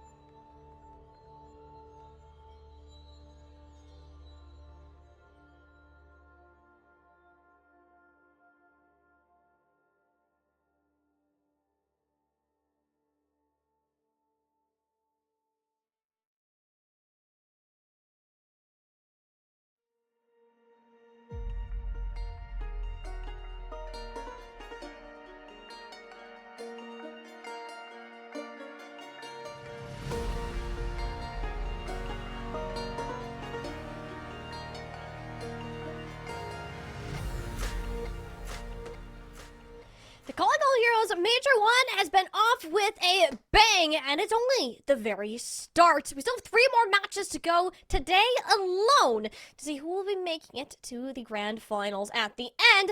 But for now, we get to turn our sights towards the semifinals, the upper semifinals, to be more specific, and see where all of these teams have panned out. YFP Pixies will be faking off Timeless Ethereal, as we expected, as we discussed with them during that previous match. Valentine coming away with the win as well, but CB, the one thing that's quite interesting here, Inarizaki taking out Erebus 3-1. I think, we obviously didn't get to see that one on the broadcast, so we don't really know how close some of those maps were, but I think a lot of people actually, were expecting Erebus to perform a lot better, being felled there by an Inarizaki, and an Inarizaki moving on to face Valentine. That is going to be something a little bit interesting to see. Erebus, though, I think is going to be a fun one to watch in the lower bracket. If we could also have a look at what's going to be going on down there, where now we're in elimination mode. Once you look down here, everybody's gonna start dropping like Drake diss tracks left and right. Erebus versus Fable, one of them is unfortunately gonna be going home. Yas versus Team Yippee, again, one of them will be going home. I think that's gonna be an interesting match to keep tabs on. I think maybe some of the players might be co-streaming that as well. I'm not sure. Streaming their POV if you want to check out and see what happens to those two teams. But back up to our upper bracket for today for the here for the now. Par said it's free. It's going to be YFP Pixies going up against the reigning champions, the Dynasty, the winners of 5 out of the 6 tournaments from our previous season, and our Calling All Heroes champions, Timeless Ethereal. There's no bigger name within the Calling All Heroes scene. Timeless Ethereal have reigned at the top for almost the entirety of their existence within Calling All Heroes, and here they are, coming in with a chip on their shoulder, CB. They lost in the Swiss stage for the first time in who knows how long to Valentine. They got that second seed and now have to face off against the YFP Pixies in this upper semi-final. Par said it would be free, sure, but Timeless Ethereal have to be one of the heaviest hitters you're going to find in this tournament. I'm not too sure how free it's actually going to be. I kind of expect it might come at a pretty hefty cost, because we're talking about Timeless Ethereal, YAP Pixies, and also Valentine. I think that triad right there does make up our top 3 for this tournament, and we'll get to Valentine when we get to them. But right now, let's get right back to the roster that we just saw, YFP Pixies. We saw Hitori putting on an absolute showing, despite the very chaotic circumstances she was thrust in. Going up against a Wrecking Ball is never an easy thing for another tank to do, because it's not what you're used to, but she looked as comfortable as a fish in water, like just swimming in the river. Totally fine, not a sweat on her brow, and with a backline like Aramori and SK, why would you? Yeah, Hitori just looks so comfortable in this position, and heavily vying for that title of one of the best tanks in Calling All Heroes, but matching up against Timeless Ethereal, who have stand behind the likes of Sniper on this tank. Not randomly known for the Roadhog, but a decent match in terms of Sigma and Junker Queen, and it's got to be one of those 2 head-to-heads that I'm really looking out for in the series. Something I want to note about this particular roster with Timeless Ethereal, they have Snozzler coming in to play the DPS. This roster is the one that they won Minor 3 last year in flawlessly, not dropping a single map in Swiss, nor in the playoffs, going all the way and winning the whole thing. Just because we've changed things, we're not seeing, X10, we're not seeing Wisp, some of their previous players who have either, taken a back seat for now or found their home on new teams. We have Snozzler back in the fold. Doesn't mean that you should underestimate this team. Just because they lost a match in Swiss to Valentine, once again, doesn't mean you should underestimate this team. They are the monarchy for a reason. They are the dynasty, and maybe the landscape of Calling All Heroes has changed, but they still sit atop the throne until someone kicks them off of it, and it's going to likely be, if anybody, either Valentine or our opponents today, YFP. This is going to be a match to watch for sure. This is the game that we've been anticipating, and I would not be shocked if we saw a rematch between these 2 teams at some later point in the bracket. That is how good they are, and where we can kind of break these 8 teams into tier lists. YFP, Timeless, Valentine, vying for those top spots in CB. I'm so excited that we get to see them as early on as these upper semis. And it's, I mean, all of our top teams being in the upper semis, like, it was inevitable, right? Like, It was we were inevitable. we were going to see two of our top 3 teams clash unless, like, 2 of them just, like, completely fumbled the spaghetti. And even then, they might have gone in the lower bracket, which would have been even higher stakes, honestly. Like, that would have been fun, too. But, you know, both of these 2 teams still have a lifeline, so whichever one of these teams loses today won't be going home just yet, and I imagine won't be going home for quite some time. They're going to be making some deep bracket runs, but right now, we're going to get a gauge of how things are going to shake out. We're going to get potentially one of our best looks at the overall landscape of this bracket, and these 2 teams are our litmus test, and they are going to start testing one another on Oasis for our first map. Oasis being the choice here allows for a lot of variance in composition. CB, we might very well get our first taste of the Samoan man in Mauga on this match. We've seen it very heavily played within OWCS, and I wouldn't be entirely shocked given the coaching behind these 2 teams if that's where the initial start ends up going. There is an option for a bit of a change up on City Center if you really wanted it to be there, but if it's going to be a Mauga v Mauga mirror, it's unlikely either team is going to break. And again, I feel like the Mauga composition is very map dependent, so we will start to see a lot of variance once it comes to map choices, but a lot of the top teams right now, especially looking back to the OWCS Major in Dallas, a lot of the top teams are defaulting to the Mauga composition on whatever maps they can get away with it, especially on Control, especially on some of the more close quarters, hybrid sort of maps. Once things open up and we start to get a little bit more of that Sigma that we saw YFP apparently look a lot more practiced than we previously thought on, that might be something that plays a little bit more into their hand, or maybe not, because I know for a fact that Sniper is a Sigma extraordinaire, one of the better Sigmas that we have, and we have a lot of really strong Sigma players in Calling All Heroes. Like, that's one of the, like, weirdly enough, Sigma specifically is stacked across the board in our entire Calling All Heroes circuit, and it's kind of a shame that, you know, we've fallen back over to, like, you know, the Mauga for the most part, and we're not seeing anybody really break free from the pack just yet, but maybe we will as we get 2 of our top tanks going up against each other, 2 of our top teams going up against each other. I'm ready. Oh, I'm ready, you're ready, and chat, I hope you are ready as well, because this is about to be a banger of a match, expecting far from a 3-0 that these teams can fight each other toe-to-toe. It's gonna be nowhere as easy as YFP Pixies have made us believe that it is, but you know what? You gotta start out confident. You have to start out thinking that you can beat your opponents, otherwise you've already lost the battle. Oasis, very prone to a lot more of our brawly comps, specifically here on University, as we're getting a preview of now. But it's up to the teams, the players, the coaches to decide how this map will unfold. And something that I think is really, really interesting is, again, if we see the Mauga composition, again, we're in full speculation territory as to whether or not he's even going to make an appearance in this matchup. I think it's likely, but you never know. Maybe there's something else in the back pocket that these teams have pulled out at the midnight hour.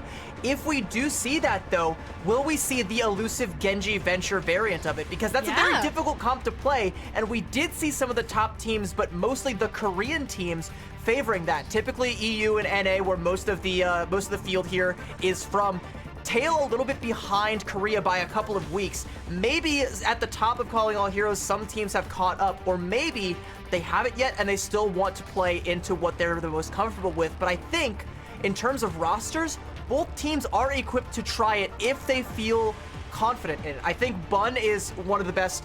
No, scratch that. Bun is the best flex DPS that we have in Calling All Heroes, full stop. Her Mei is incredible. We're probably not going to see that. Her Genji is one of the best. She is the complete package. And Snozzler is not half bad on the flex DPS herself.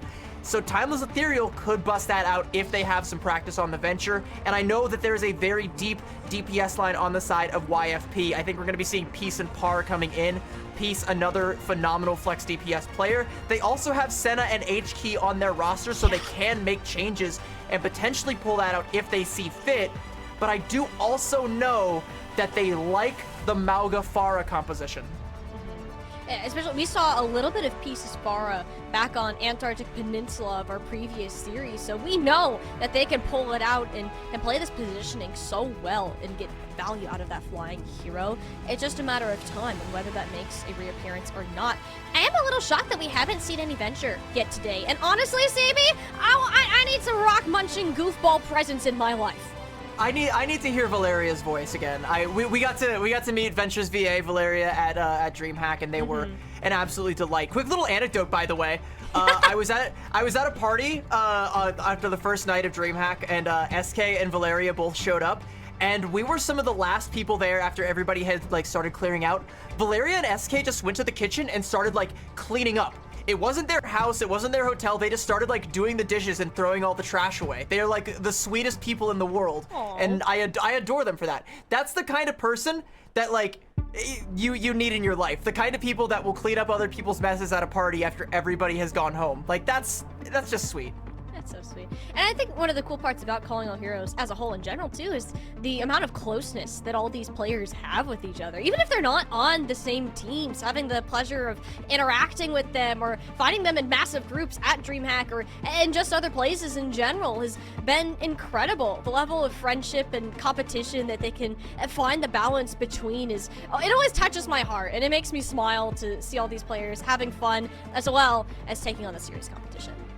It's gonna make me smile when we get into the game and we see these two teams pop off. I think we're still waiting on a couple of players to ready up and be ready to go. I know I'm ready to go, and we talked at length about what compositions we think we're going to see, but let me go ahead and put you on the spot now. Which team, like, what do you think the scoreline is going to be? Ooh. If you had to pred right now, who's gonna win this whole series, and what do you think the scoreline is gonna be? Dang, you're really putting me on the spot here. Here's the am. thing. I like facts. I like numbers. I gotta go with Old Faithful. If you're a team that has won basically every single event that you have participated in, it feels wrong to not bank on those same sort of numbers. The roster has barely changed. You have some of the best talents that you're going to find mechanically, a team that has played together for a very long time, and it's very difficult to find a weakness in this roster that can be exploited. As much as I love YFP Pixies and their players, CB, they just don't have that same time playing together, and I feel like that's what's going to give Timeless Ethereal an edge in a 3-1 match. I think you're probably right, but I'm gonna go with my heart and my gut because I just love an underdog story. I'm not saying this is right. I'm not saying this is what I think is going to happen. But if I truly vote with my heart, if I look inside my mind's eye and I say like, what future do I want to live in? It's the one where YFP Pixies take the win 3-2, and we get to see a salty lower bracket run from Timeless Ethereal that we've seen a couple of times. A very scary sight, a very dangerous one. There's three things in life that I fear. Snakes, dying alone, and facing Timeless Ethereal in a lower bracket situation. There's more things than that, but rule of threes for comedy. I think that's one of the scariest things, and I think that would be very interesting for our first tournament if we got to have that. And, you know, YFP Pixies are one of the only teams, aside from Valentine, that could manifest that. And in doing so would be just a fun story, you know, a fun little underdog story. A potential new monarchy arising, a new dynasty beginning at the expense of the old. And here's the thing. If YFP Pixies were to take Timeless Ethereal down, Hitori is going to play a role in that. This is the first time that we're seeing her. It's an unknown variable that Timeless Ethereal really haven't faced off against as much. I believe when these two teams, they avoided each other completely when it came to the Swiss stage. So this will be the first time that they'll be seeing each other in an actual competitive format. This Sniper, Hitori, Sigma battle, whatever the heck it may be, that's what I want to see most in. This first map is going to have a lot of tell of how this series is going to pan out. And with the nature of Oasis being as chaotic, known for these long stallouts on points, really every single one, City Center in particular, it's going to be a scrapped onto the wire. Well, again, yeah, still waiting on the lobby a little bit. We're doing a little bit of, you know, Timeless versus YFP. We're doing a little bit of YAP over here, a little bit of yapping. We're helping you guys with your drops. I see still the exclamation drops going on in the chat. You guys still want to, you know, make sure you're getting all that progress. We're here to help. We're on your side. We want to make sure that everybody is walking away from this weekend with that Monarch Venture skin that we all want so badly, and that adorable art that we all got. Like that Wrecking Ball player icon is absolutely gorgeous. We got to see Wrecking Ball in the previous matchup, and now we can go into game, put him as our profile picture, and it's adorable. The artists always cook for these drops. I love it. They do. Overwatch by far has some of the best art that you're going to find within gaming and esports. And it always makes me so happy that we can get this just from watching esports that I'm already gonna be watching. Oh, it's such a happy day when we can get drops. But I better see all of you rocking that Monarch Venture skin once you are able to claim those at the end of our tournament, our 2 days of events. We have 2 more matches after this today before we head into the finals, which will be going on tomorrow. So plenty of opportunities for you guys to get your fair share of Calling All Heroes action, and also snag some drops while you're at it. You know, players, they gotta take their time. They care about you too, giving you more drop time. But also, if you wanted to get some popcorn for this match, popcorn actually sounds really good if I wouldn't choke on it while talking. That's what I'd be doing for this. Well, luckily our chat doesn't have to cast. That's what we're here for. They can go ahead and munch on some popcorn. Hopefully they've already got some. I think we're almost ready here. I mean, we're dealing with royalty here, right? Like I said, Timeless Ethereal, they're a dynasty, they're a monarchy. They are sitting atop the throne until someone takes it from them. We know Par likes to approach slowly, so they're gonna be moving on very slowly to try and come at that throne. And you know, royalty, you can't rush them. They're gonna take their time. So Timeless Ethereal, everybody's taking extra time in their trailers, making sure their makeup's all right, making sure they're all good, making sure they've got all only green M&Ms in their bowl, being a little bit of a diva, but they've all earned it. You know how it goes. I think we should be ready here shortly. Yeah. Hey, you know, hey, it's good. It's good time to stall. Yap. CB, even though we just saw each other last week, it feels like it's been a lifetime. So this is great that we can catch up and talk about more Calling All Heroes, and wish that it never ever ever ends. We should do this every single week. I wish we could have Calling All Heroes every single wish. I wish we could have Calling All Heroes LAN events. I wish we could do every week. Give me the weekly Calling All Heroes, but it's time. It's time. Let's go. Yeah. No more yapping, no more stalling. It is time to get into the action. We have talked about the elusive Mauga compositions, if either team is going to bust them out.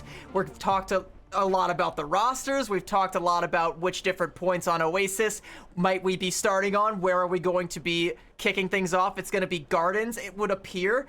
As for compositions, what are we going to be opting for? Now we finally get to find out. We wanted to build up the anticipation. Exactly. Now, you guys can also be experts on Calling All Heroes Overwatch competition. It's not just us anymore. You guys have the same exact knowledge and should know exactly what to expect, or at least a portion of it. It's always a jinx to say things before the spawn doors open and these players rush on out. But we were half right. Yeah. We are half right. Sniper is going to be coming out on this Mauga. I don't think that's going to change.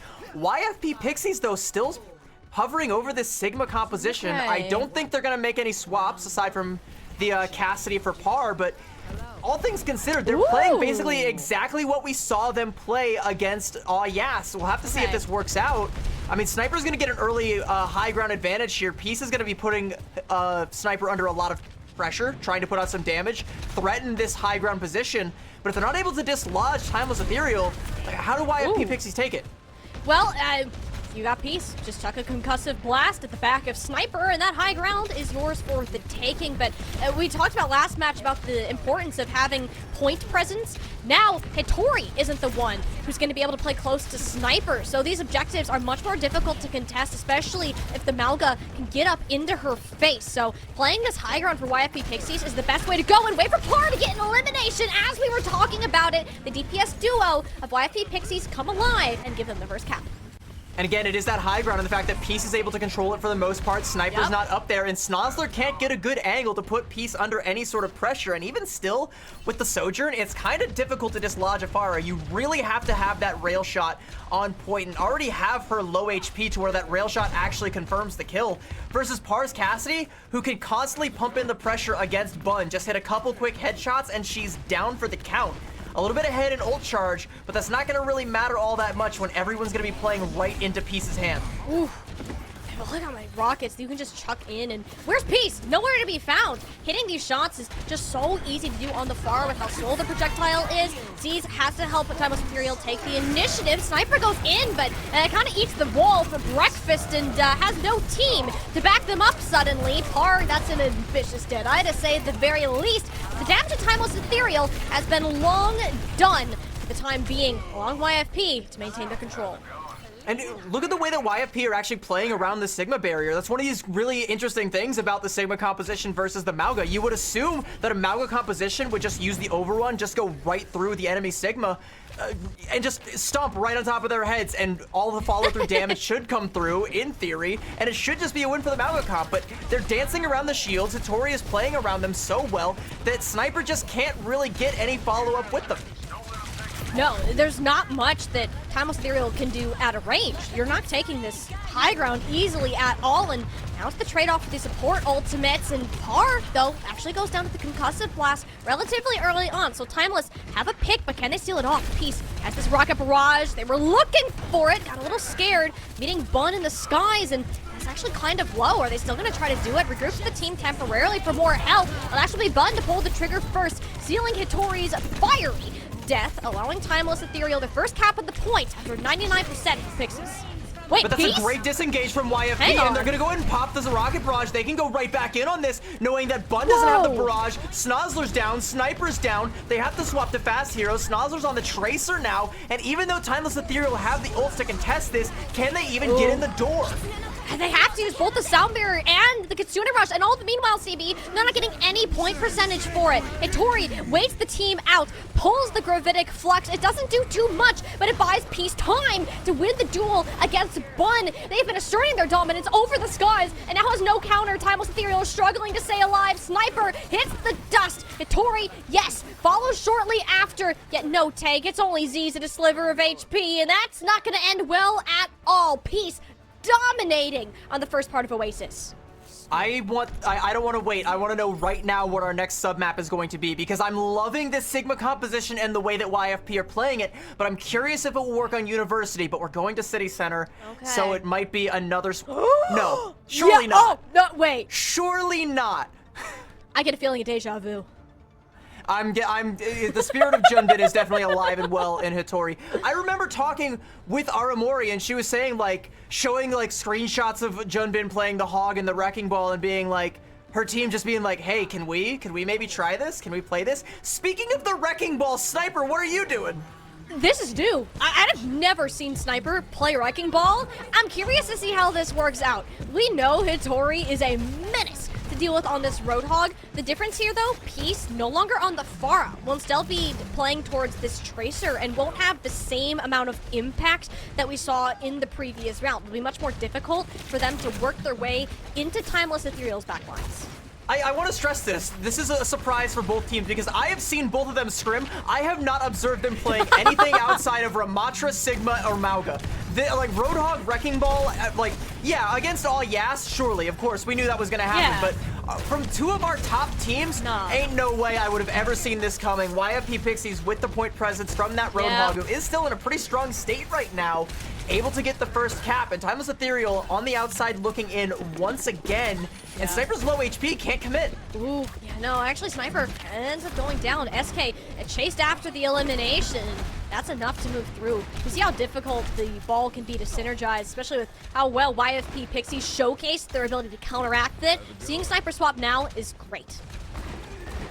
Over onto the Sigma, and maybe they can utilize the barriers in the same way that Hattori was on the attack to try and, you know, isolate Hattori, maybe try and get her out of that center area, make it so she can't be healed up, block her off, but Bun gonna go ahead and pop that barrage. Very ambitious. Don't know if that one was the play, but that's gonna open the door for Aramori's Kitsune. It was gutsy to do right in front of Par, who I don't think has missed a shot since we've been spectating them. I mean, look at the amount of damage they've been putting in. There's another headshot on the secured hook. Timeless Ethereal now completely swapping up. It's free. It's free. Snoz are going to go and swap over to the Widow just to try and, you know, threaten to hit a headshot to make YFP think twice, make them poke their heads back a little bit. But they're still going to have to try and make their way through this choke that you got Hattori lurking with the hooks. You've got Par with the Deadeye. Peace is going to be lurking as well, swapped over onto the Tracer, giving a little bit of space to let Timeless Ethereal in. But what do they really have to push this through and get the flip? They have a Kitsune Rush, sure. And the Sound Barrier is actually used early just to keep Hattori alive, so running over that Roadhog, piece of cake for Timeless Ethereal, and it's just the support ultimates that you need to get online. Z's and Halo have been slightly behind, and as soon as it works out, Snozlar is there to bring out the bigger room. That is disgusting from Snozzler. Yikes. 4 kills for her. Z cleaning up one onto Peace. Okay, gonna steal the ace from Snozzler, but again, that's why she's picked up for this roster. She Yep. has that flexibility to play the hit scan, come over onto the Tracer, onto the flex DPS, and be a threat. You have Bun on the Cassidy as well. Sniper coming up. Okay. Oh yeah, you got Bun on the Cassidy, taking down Par. Timeless Ethereal are in this match now. They just needed to make the swaps, figure out how to work against YFP Pixies, and after they made those changes, it looks so much better. I mean, Hitori has just been a punching bag ever since this changes have come through. Snozzler, Par, and we just need to see a regroup from YFP. They've put so much into staggering. Oh no, SK! One of the things that I really like about the Roadhog composition on this is that it does shine on City Center when you're actually holding in that center pavilion on the point. But if YFP can't get there, then this Roadhog pick is just kind of dead in the water. They can't really find a way in. And that Gravitic Flux from Sniper is going to slow them down even further to a snail's pace. The whole hog might be enough to try and bully them back. It's going to have to come out here soon if that's going to be the play. But how do YFP really break through this? YFP, Kitsune that's Rush out. plus whole hog. Okay, goodbye, Sniper. That was the Gravitic Flux that actually was lost as well. Par shooting at double the speed, zoning everyone else off with the Deadeye. I mean, that was just a full bank of ultimates that YFP Pixies have been holding on to. Timeless Ethereal struggling to keep pace. Halo won't have a sound barrier for a final touch. It'll just be a Sniper. Will they even be able to make it with how close Par's moving? Yeah, the Doomfist going in. I mean, we don't have the Ooh, Magnate, so okay. Sniper is actually able to get the touch. If Halo can get there with the sound barrier, Okay. it might be enough, but you've already lost your tank. You don't have the presence. The Okay. boots coming through. Sound barrier and the touch. The point is still alive, and Par Okay, is not. Snozzler. That's awesome. Snozzler used the sound barrier to buy her way into the objective. Now it's a pulse bomb. Z's following it up, winning out the 1v1. It's a scrap down to the wire. Only one Tracer has an ultimate in hand. It's going to be a stick onto the tank, taking about half of Victoria's remaining health pool. Sniper's back for round number 2, thrusting themselves into the arena. YFP, though, it's their turn to shine. SK giving them a victory song. At least she hopes to help power this team through and put a conclusion to this overtime. The health, though, goes away, and it's SK who ends up getting sent 6 feet under. Par on the Sombra of all themes. We're seeing mystery heroes played out in this final round of Oasis. It's so scrappy, and it's gonna be close with the Tory swinging around to the theme of the Wrecking Ball. It's enough to make it even. Peace, Armor, everyone from YFP is back. Timeless Ethereal sent down, and it will be the early lead secured by the underdog team.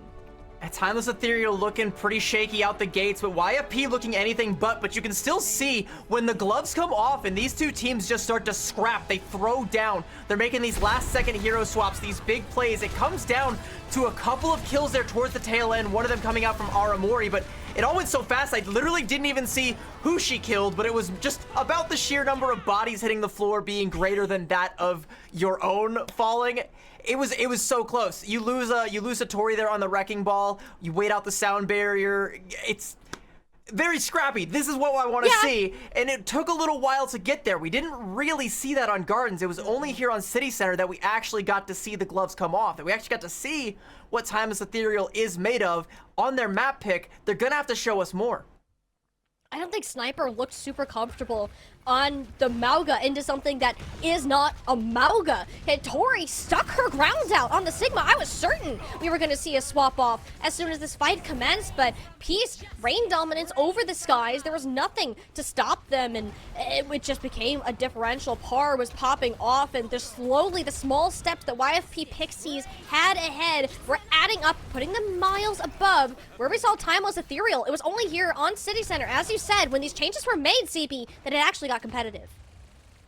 And I think you could maybe even chalk it up a little bit to RNG, because like I said, I think on University, the Sigma composition might not have worked out. I think the Mauga comp, in theory, right there, should have ran over that composition, but it also should have worked out in the Mauga's favor on Gardens, and the fact that it didn't is kind of backbreaking for Timeless Ethereal on their map pick here. They're gonna have the map pick again on Hybrid, but YFP Pixies already going up 1-0. Yeah. Look, I've seen predictions, I've seen brackets, people trying to look at this map and examine it. People were saying Timeless Ethereal 3-0s top to bottom until they saw Valentine, but YFP Pixies have cleaned up their act from Swiss, and they are very much the threat that we thought they would be. There were a lot of doubts that were thrown around about YFP Pixies because they were rather shaky in the Swiss stage. That fact can't be ignored. They dropped maps where they arguably should not have. They've lost series that we fully expected them to win. So seeing YFP Pixies pull themselves together in the actual playoff bracket, that's where it's all matters. You can disregard what happened in the Swiss stage. Those doubts are put to rest, but are you going to be able to maintain it? Timeless Ethereal are not a team who goes down and then continues to struggle and beat themselves up throughout it. They're a team who can fight back up against adversity and give themselves a favor with the map pick. Midtown, their selection. And Midtown to me usually spells Sigma. A lot of teams like to opt for the Sigma composition here, which seems interesting to me. I think maybe they like Sniper's chances in the head-to-head against Hitori, but I guess. I'm not actually, like, if you had asked me on, like, any other day, I would say, you know, absolutely, sure, yeah, Sniper versus Hitori in a Sigma head-to-head, I probably give that to Sniper. But today, after seeing how on fire Hitori has been and how much she's feeling herself and how much her whole team is supporting her, I don't really know if it's that cut and dry. I actually don't know if this is the best map pick. I think maybe you would have wanted to go for a King's Row or something where you could have played the Mauga.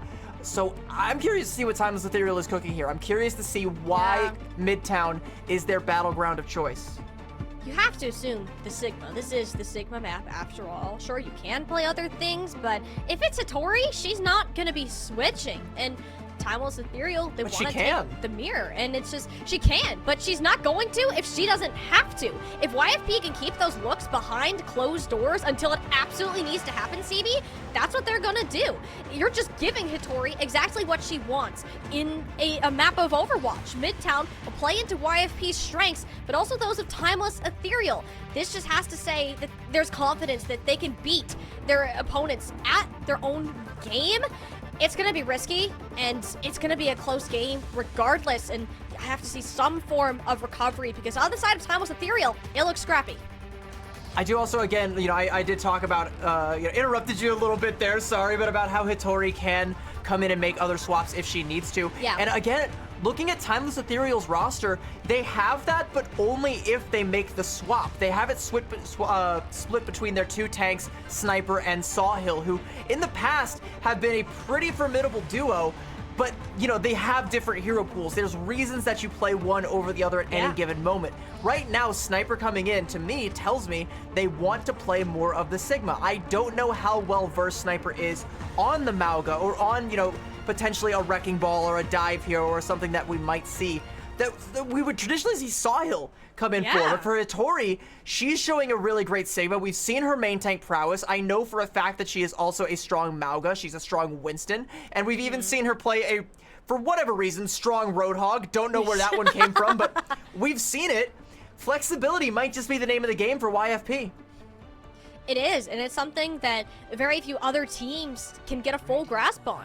Granted, YFP haven't swapped nearly as much because there just hasn't been a strong need for it. The only other roster that could have a comparison is Short Time was Theory if they want to make a swap, or somebody like Mari on Valentine, who I'm sure we'll get to see later on in our broadcasted games. But for now, YFP Pixies look to be sticking with their guns as Timeless Ethereal are going to do exactly what we expected them with this Sigma bad break. But I see a weakness in this composition, and it's that Brig from Halo, because Peace has been showing a lot of the Pharah, and if they go back over onto that pick, I think this Brig is going to be in trouble. YFP is going to be coming out with the Hanzo, likely just to scout and make sure there's no spawn hold, and then make a swap over to either that Pharah or, you know, something else a little bit more their style right now. Let's see what happens. It's actually the Genji. Okay, so at least for now, the Brig pick is still somewhat viable. Yeah. For the time being, I mean, Peace is a Genji that is going to make a lot of impact, and even just the pressure that Sniper's under, that's over half of their health. Immortality field is forced. CB, different character, exact same results. Yeah, but with that Immortality field forced, Peace has a way to go in if they're going to be able to try and go for it, but a lot of the shots coming through from Par to keep Peace at bay, but Sniper is in so much trouble. Hitori's fallen, though.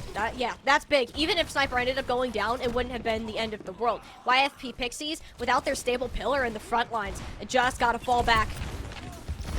My question here, though, is do YFP make a swap? Because Peace put out a lot of damage on that Genji, but I'm not sure how long they want to commit to this. 3 minutes left. They burned only 1 minute. They got a couple more cracks at this.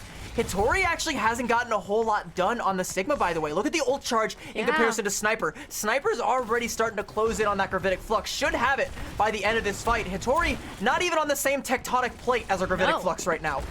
Yeah, we know how good Sniper is when it comes to this Sigma. Showing it so far, the pulse buff didn't get a whole lot of anywhere, but that's okay for Timeless Ethereal. Basically, just a longer cooldown. Par went face to face with Snozzler, but ended up getting hit in the back with some of these orbs. Sniper helping out their team. That's just another one coming in, and look at that. Sniper building up to that Gravitic Flux at almost twice the rate that we're seeing of that of Hitori. There's not even a reason to pull it out here, taking their sweet time at disposing of YFP. The good news, I think, for Hitori is because that fight took so long, and I mean, it was already won for Timeless Ethereal about, like, a minute or so ago. Sniper's not gonna let that Gravitic Flux rip, and you do have a window of time where you can try to close that gap and match the ult bank up, because looking aside from those Gravitic Fluxes, it's pretty competitive. SK, please stay alive, though. We definitely need you to be working up to that sound barrier, baby girl. Don't go falling just yet. What is this boop? Whoa! Sniper's in trouble. That's an incredible boop, though. It forces the Kitsune rush. SK, sound barrier to cover for the day. But Deadeye, though, they're locked up in place. Nowhere to hide from the sightlines of Bun. Great combination. Timeless Ethereal, 2 ults down, 1 fight win. And I talked at the end of the first fight about how much damage Peace was putting out and how close they were getting to that Dragon Blade. That has slowed down to a snail's pace, only just now coming up on that ultimate, and Timeless Ethereal are gonna have the tools to deal with it. Hitori's still lagging behind on that Gravitic Flux, but once she gets it though, it might be the door open for YFP. The deflection though, Peace able to stay away from the magnetic grenade, stunned up throughout the rally. That's just the life of a Genji player until your head is ripped off. Excellent shot, courtesy of Bun. Timeless Ethereal had all the support ultimates, all the sustain that they could possibly want, leaving YFP's last chances up to Hitori's Gravitic Flux.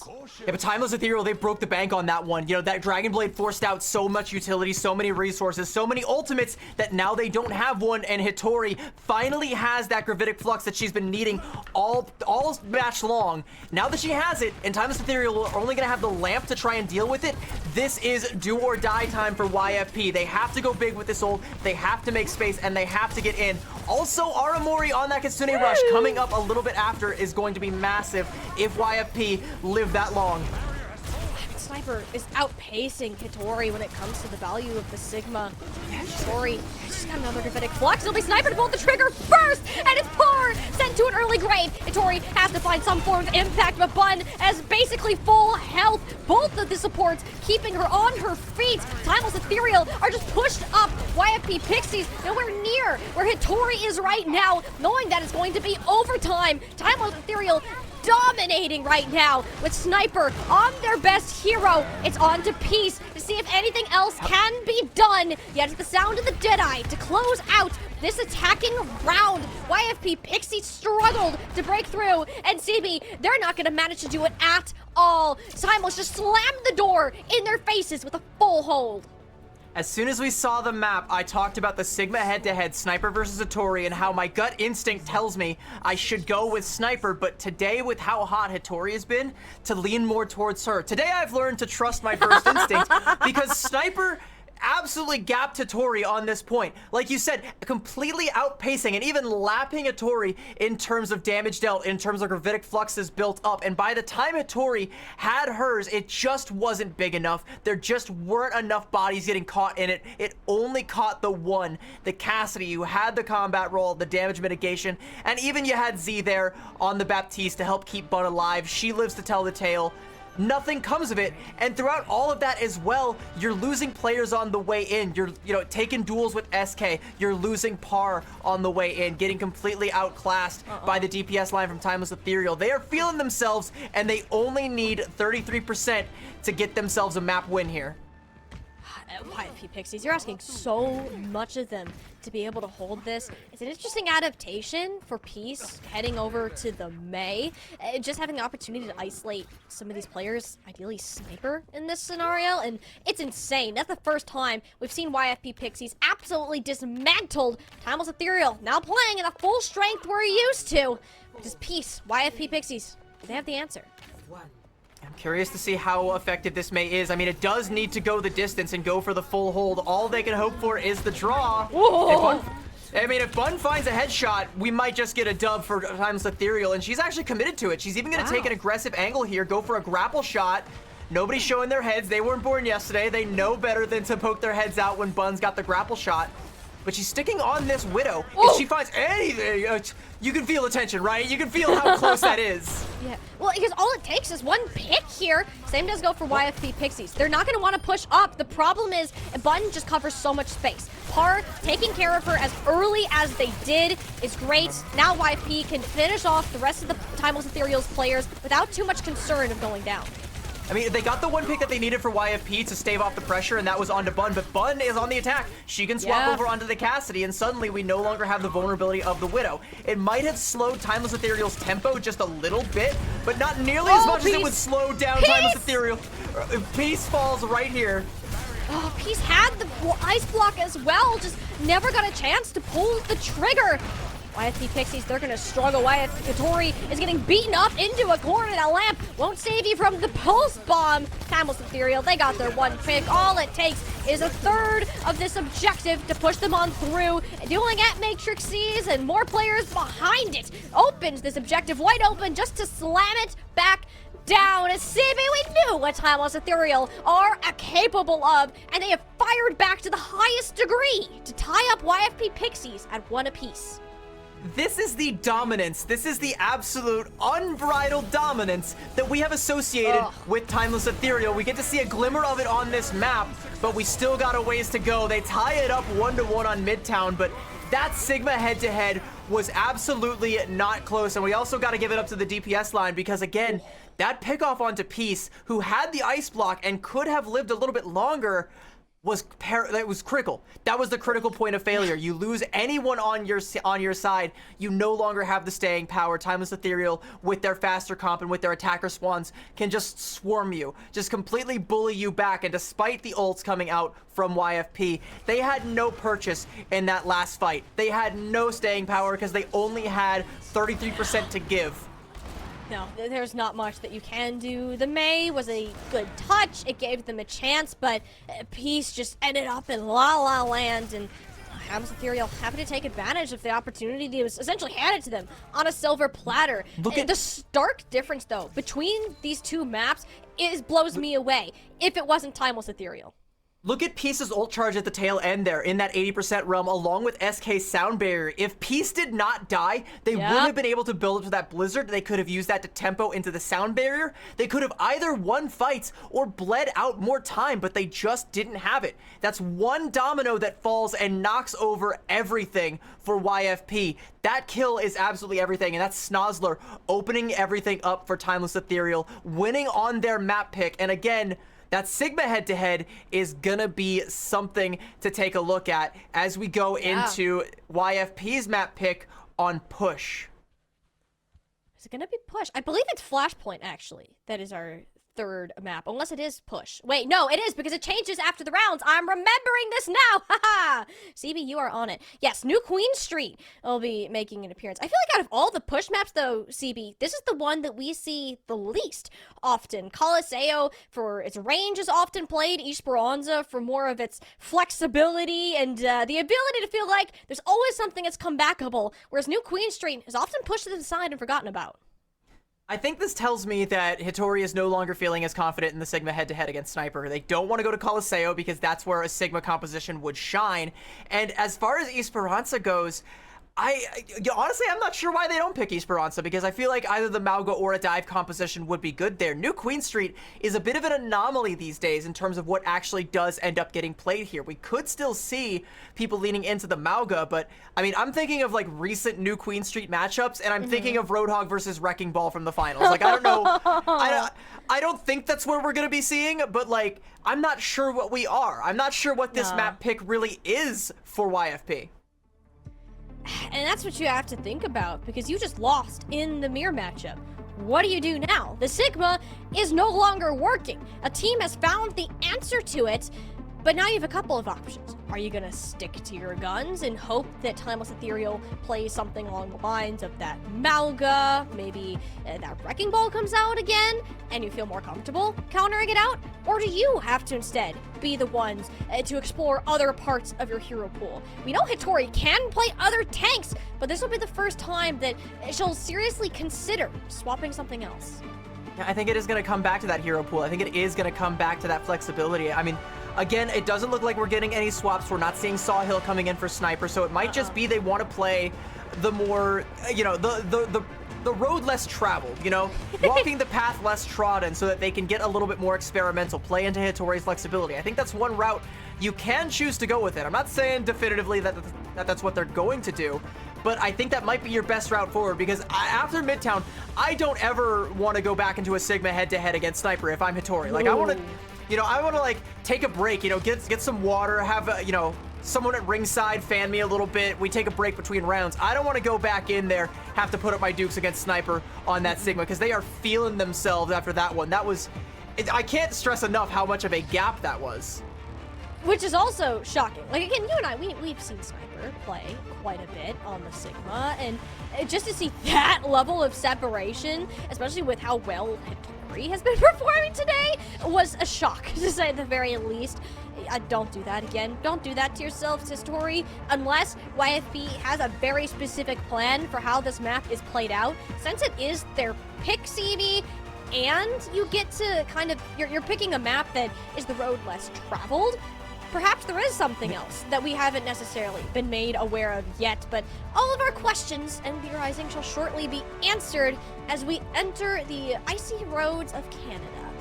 You know what Midtown was? That was Sniper saying to Hittori, "Welcome to Calling All Heroes." That was that was the welcome wagon. That was Sniper saying, "No, you must have forgot. This is our turf, and I see you making some noise. I see you coming through, being a big deal. We're talking you up, you know, talking about how great of a tank player you are. But you must have forgot. This is Timeless Ethereal's house. Sniper and Sawhill all the way. We'll see if that keeps up, like you said, on the icy roads of Canada.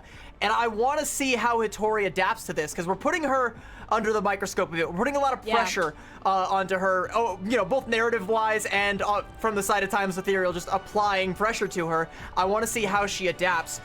Surely not a Sigma head-to-head on New Queen Street. The answer is she doesn't adapt, which, honestly, all right, we'll see it. Give it a shot, and I guess we'll find out how it goes. Aramori will be sticking on to the Baptiste along with Z's, so other than that, CB, we may be getting one of our first full mirrors of the tournament. We wouldn't want to break the mirror. That's 7 years of bad luck, and I don't think either of these teams want to risk it this early into the tournament. That will carry on into the grand finals, which I'm sure one of these teams, if not both, will be in. And we're getting a great example of, like, what makes these two teams special, what makes them tick. And the fact that they're defaulting into this mirror with full confidence, no fear on either team, going for this statue on the high ground, jockeying for position, I think that tells you just how confident both these teams are, despite being down a map on either side.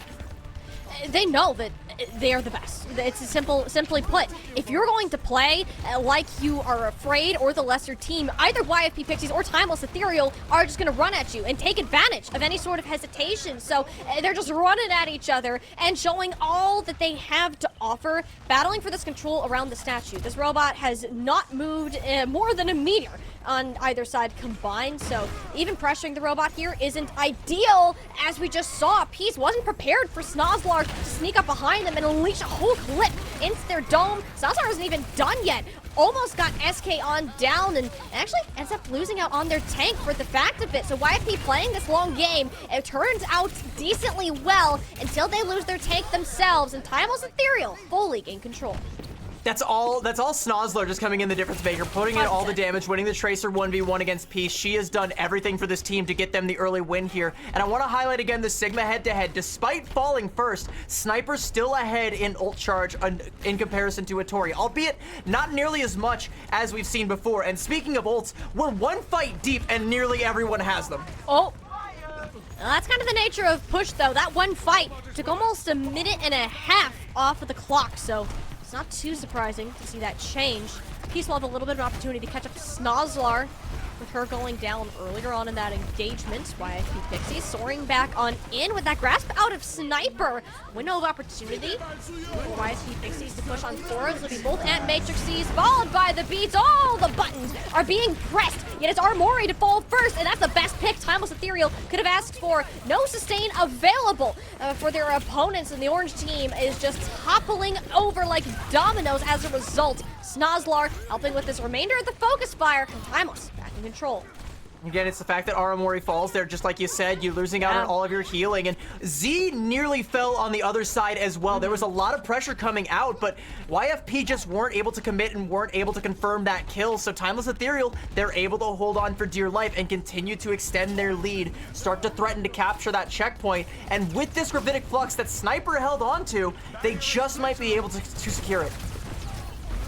Sniper, though, when they find that shot to do it, you have to work around even the accretion as well as in the mortality field. The accretion is on out. Tori is in trouble. She actually gets burned down before she even touches the ground again. Excellent focus fire from Timeless Ethereal. That's going to grant them that first checkpoint, CB. And that's one of the great things about Gravitic Flux. If you don't have the sound barrier gun on the other side, and you're relying on Aramori's lamp, which just went out, if you're relying on the lamp to try and save your tank, that doesn't save you until you hit the ground. And if you're already dead by the time you hit there, that lamp ain't lighting up jack. Nope.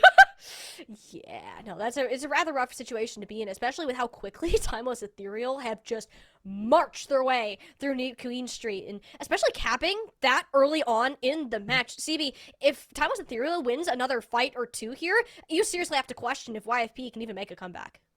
And again, I think it might be that SIG head-to-head, and we're talking a lot about Sniper versus Hitori, and it's a lot more than just that. I think composition-wise, it looks like Timeless Ethereal are a lot more comfortable with it, which again, I haven't seen them scrimming a whole lot of this. It's been a lot of the Mauga that I've seen, at least to my eyes. You know, they might have been doing some sneaky stuff behind my back, and that's okay. You can't show the casters all your strats. I can't know everything, of course, but like, it makes sense, right? Like, you have everybody on comfort picks. I'm still looking at the VOD over here that's on the delays. I see like the Sigma Sniper comfort pick for them for sure. Yeah. Snozlar on the Tracer. We've already seen just how dominant she can be. Even going head to head against Peace, who is a great flex DPS player, can definitely hold their own. Snozlar looks to be getting the better of it, and you've got Bun on hit scan, which is not something we're used to seeing her on, but it still fits, right? Like, she's still popping off on this Cassidy, and YFP, they've made the swap over onto the Sojourn for par, but what are they realistically going to get out of this pick if they can't control the tempo? No, I mean, at least Peace can get somewhere, and Sojourn already not proving to be an amazing trade-off. YFP are fighting blow for blow. The longer it goes on, the more it favors the Timeless Ethereal team, and even then, Pieces just has no support from the rest, and like the timing that they choose to go in is so off from the rest of YFP Pixies that the Tracer just can't get value. Snozlar is running over YFP Pixies. I mean, YFP Pixies are going to have a lot of ults in this next fight, but Halo's got the sound barrier to match SK, so even if YFP win this fight, they're going to have to invest a lot in order to overcome those insurmountable odds, and that could all be put to bed if Bun gets a good Deadeye. Traditionally not the easiest ultimate to use, but these days is actually quite effective. Not if you get a rock to the face, though. That was a jinx if I've ever seen one. Bun, sure, ate a rock to the face, but Hale's there to escort Timeless Ethereal out of danger and out of effective range of the amplification matrix.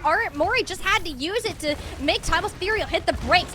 To grab Z's somehow. They ended up staying within the sightlines of that ultimate. I could go back to blight them later on. Sniper at least forces the trade at the sound barrier, trying to keep themselves alive for as long as possible, and it might be worth it. Snozlar, Sniper coming up with one apiece, and this Tegma's just in the middle of YFP 60's team. CB, they should not have won that.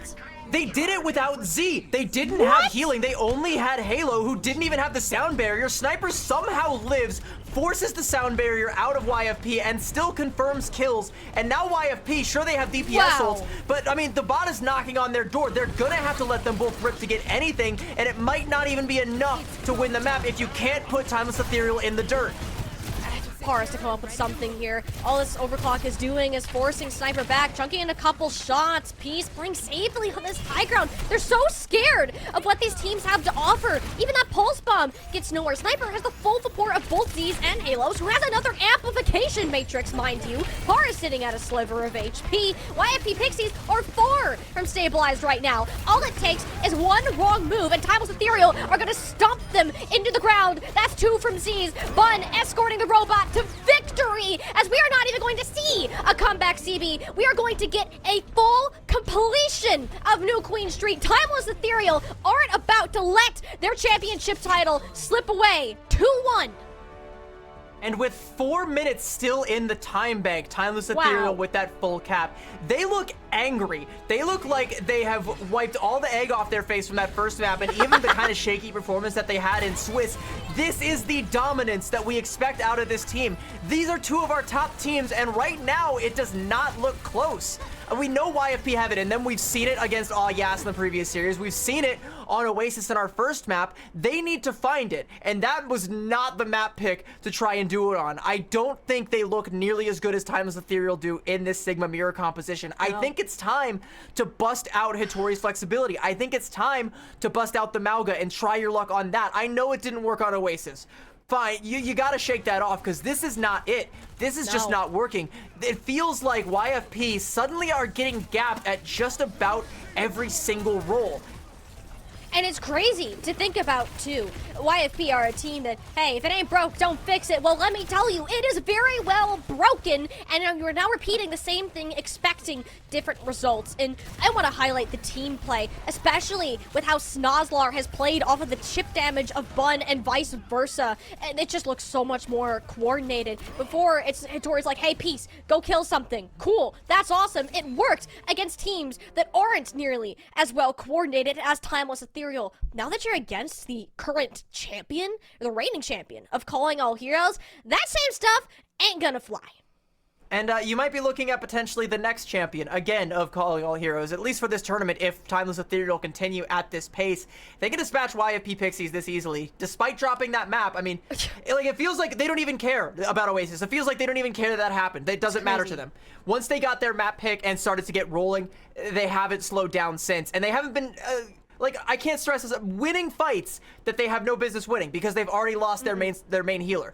And you can't even slow them down. You can't get any good kills. You can't slow Sniper down. They just live and live and live forever with only Lucio passive heals and, you know, the new healing passive that's universal if that kicks in. But just not being able to take down this tank, not being able to confirm on anything, convert even the biggest possible of picks you could have found into a fight win, or even an opportunity to slow the fight to your own pace. I mean, YFP, the wheels have fallen off. The wheels have fallen off the bus for YFP. YFP have fallen off their high horse and got trampled and backed over again. Now they find themselves looking at a potential lower bracket run that they don't want to make easily at all. With how close this series started, they don't want it to end here. CB, we have still more matches to go within our YFP Timeless Ethereal matchup. Don't go anywhere. We're going to resume right after this break.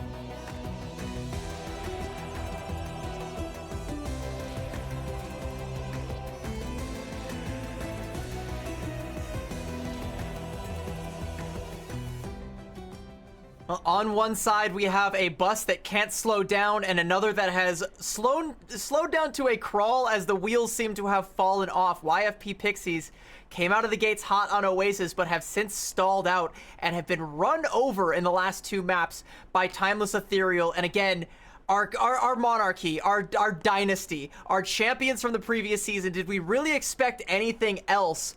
I mean, maybe.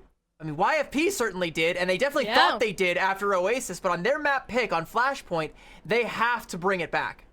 Oh, absolutely. This is the last chance for YFP to show that they can pull it together.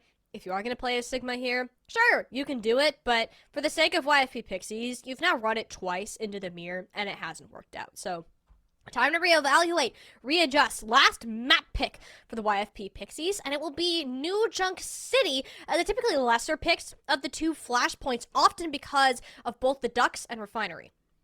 And what's kind of interesting to me, and I think it's a little bit, it kind of hurts a little bit when you are the team that gets the map pick on Flashpoint, because you only have the 2 options, right? You have New Junk City or you have Suravasa. Take your pick.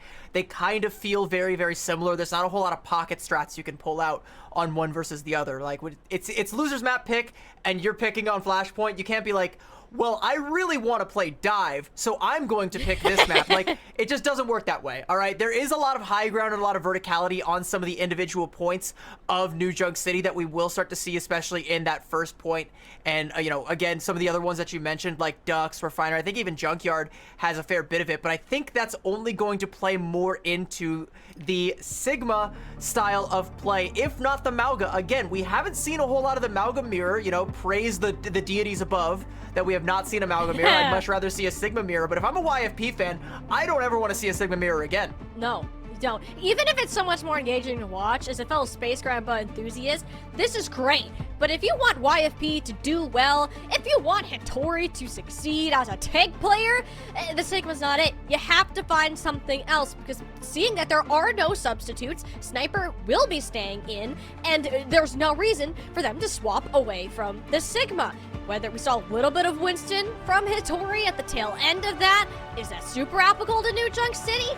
Not entirely, but it's something different, it's something new. The team coordination of Timeless Ethereal, their ability to play off one person's damage and or healing is down, they got it down to a T. There isn't any disrupting that. YFP Pixies need to find a way to encourage this scrappy style of gameplay where they've been thriving in all series long. Honestly, I say bring out the Winston. It might not work. It probably won't work. It's not really favored on this map. But honestly, the wheels have fallen off. Let's put them back together with some Gorilla Glue, huh? Like, why not? let's slap them back on there, get some Gorilla Glue. And again, you know, Hattori can play the dive compositions. If they force a mirror, you know, Sniper's not going to be as adept on that. Again, you know, map geometry-wise and map the way this all plays out, I don't think that's the best idea, but it's an idea. I'm just spitballing here, because if I'm YFP, I'm kind of running out of ideas at this point. And that's literally all you can do. You can theorize, you can guess all you want. And CB, as much as we say, okay, casters, it's not ideal if you do that, but literally, this is what we think is going through the heads of YFP Pixies right now. CB, the moment has finally come. We are looking to get it. The dreaded Mauga. I think if you're YFP, this is exactly what you wanted to see. You want to see this Mauga mirror, and I think this is a good map for it to work out. I mean, not that Suravasa wouldn't have been, but we are. Yeah, you see what I see also. I see it. Let me ask you something. Can you dig that? Oh, I can dig that. All right, Nuzzler, show me what you got. The first venture that we're going to be seeing in Calling All Heroes, and my goodness. This is with the Genji. This is with Genji, by the way. This is the version that we saw the Korean teams playing. I mean, YFP Pixies, it's a great thing that they don't have a Baptiste right now, because that would be absolutely like a full course buffet for this DPS line if they did opt for that, but they do have the Kiriko. Okay. They don't have a Pharah anymore, though. I was about to say, Peace doesn't have to worry about much other than Z's, and Z's took care of the business faster than YFP Pixies expected. There's a second one going down for the Baptiste, truly playing into the damage the hero has to offer. Timeless Ethereal taking a page on what we've been seeing at the OWCS Majors. And like, despite not having the Baptiste, despite not having that glaring weakness in the team composition, they're playing the Kiriko. They should still be favored. They give up too much space. Timeless Ethereal just run them over, go in with all the follow-up damage. Snozzler does a lot of it over here on the Venture. We're finally getting to see Valeria. We're finally getting to see Venture in Calling All Heroes. I love to see it. We didn't get to see a whole lot of Pisa Sfara though in that last fight. Pisa pieced out a little bit too quickly. Needs to have more staying power, get more done on this Sfara in this next fight if they want to make up the deficit. YFP Pixies have relied on Peace to initiate these fights, and most of the time, if Peace can get a pick, it's as good as done. The problem is Peace is just under a lot of pressure. Z's already having an amplification matrix online is only going to double that, if you want to talk specific numbers. Getting Snozzler down, though, those Monatic Grenades, if you're not careful as a Venture player, you are going to meet an early end, but in fact, it's Matori who gets mowed over. SK still willing to commit. The Sound Barrier Halo has one of their own, giving Timeless Ethereal the advantage the longer that this fight goes on, until she finally pulls the trigger, bowling down Peace with the Dragon Blade out from Bun, just to seal the deal here on this first point of Arena. Timeless Ethereal swapped up their comp, but they look just as good. I think the good news, though, is that you bled the coffers nearly dry for Timeless Ethereal. They did have to invest both support ults to make that happen. You hold on to the Kitsune Rush for the next point. You still have a way to buy yourself into it. But what you gotta be really worried about is that cage fight tectonic shock combo. That is very, very scary. YFP have an equally scary combo that is almost online. They need to try and build for this cage fight rocket barrage combo to be just as deadly. But I think Timeless Ethereal might have the staying power to be able to withstand it. They should be, at the very least. Kitsune Rush, though. It's you think Sound Barrier is one of the best ultimates in the game? I say it's Kitsune Rush. The amount of impact it can have. Sniper didn't stand a chance the moment that ultimate came out. Snozzler, Bun doing what they can to trade out picks. Without Sniper in the mix, though, you're looking at a losing battle. And the fact that Sniper dies so early before that fight even kicks off is everything, because Snozzler had invested the tectonic shock. Now they no longer have that combo. Snozzler gonna swap over onto the Cassidy while the cleanup from Par and Peace comes out. YFP stake their claim onto bomb flats, and now Timeless Ethereal only have that cage fight, one that YFP can match, and now combo with that rocket barrage. That's another deadly combo I've seen a lot of these teams scrimming. What I was afraid we were going to see, it was inevitable. Now we might just see it come out. Looking for the positioning on it, though, is going to be challenging. He's having an Ant Matrix. You put that within a cage fight. It can be pretty deadly as well. Not that it's recommended. Bun swapping over to the Echo does make us a bit interesting. Peace didn't get the bolt in that they exactly wanted. The barrage gets a whole lot of nothing. The timing was too long for Timeless Ethereal, and they were completely prepared for the rocket barrage from above. SK still committing out of the Sound Barrier. They think it's winnable, and I guess if Par is still on their feet, okay, I can see where that stands. YFP Pixies have already stalled this out to a one-fight territory. It's just a matter of trying to stay up on the map where Halo bids you but goodbye. I think that's a worthwhile investment if you're SK, though. It does get you up to 90%. The problem, though, is you don't really have a whole lot of anything to get yourself back in here. You might have to take 2 fights, and that's not always a guarantee on Flashpoint. You're looking at the DPS ults for Timeless Ethereal. They got the Deadeye. They can slow this all down to a crawl. They've got the duplicate. They can do a lot of damage with that, try and find a way in, especially if we get double Mauga on one side. That's a lot of sustain. That's a lot of staying power. That's a lot to have to break through without an ultimate. You're banking on this Kitsune Rush, and Aramori still has a ways to go to get it.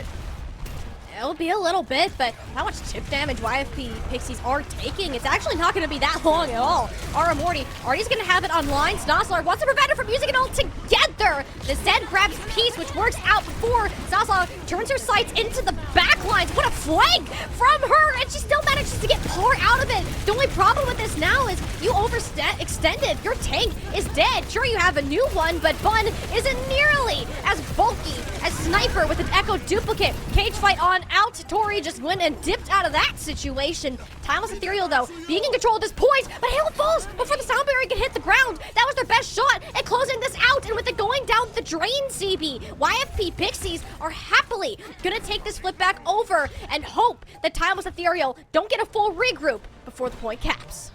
Honestly, if you were going to lose the point, I think it's actually beneficial in a weird kind of way that Halo dies before she can use the Sound Barrier, because now you have it on the other side, which you definitely need, because SK has hers, YFP have nearly everything, sans that Kitsune Rush they used to secure the point, and we are at 1-1. They've bought themselves into this matchup. Timeless Ethereal, they can still make a comeback here, though. If you're gonna drop the point, that's the way you want to do it.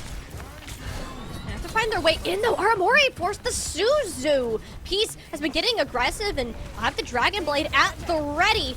Neither sound barriers either at their front or at their back. It's going to be difficult to make work. It'll be these cage fights that are thrown in. Hitori's in particular, making this rather challenging. Par, Peace, everybody hitting the good old-fashioned Q button, slicing Timeless Ethereal down to size and giving YFP Pixies the first cap. I mean, the saving grace here, I think, for YFP Pixies is A, they cap the point, and B, Aramori is nearly built up to another Kitsune Rush. She's doing a ton of healing. A great job for YFP. That Dragon Blade from Peace and all the damage from the Deadeye, the cage fight, it all comes through. They clean it up, but you gotta be on the lookout because Snozzler is swapped back over to the Venture, knowing that Pharah is no longer gonna be a threat. And now look at the combo that Timeless Ethereal can come out here with. Cage fight, Dragon Blade of their own, just like was done to them.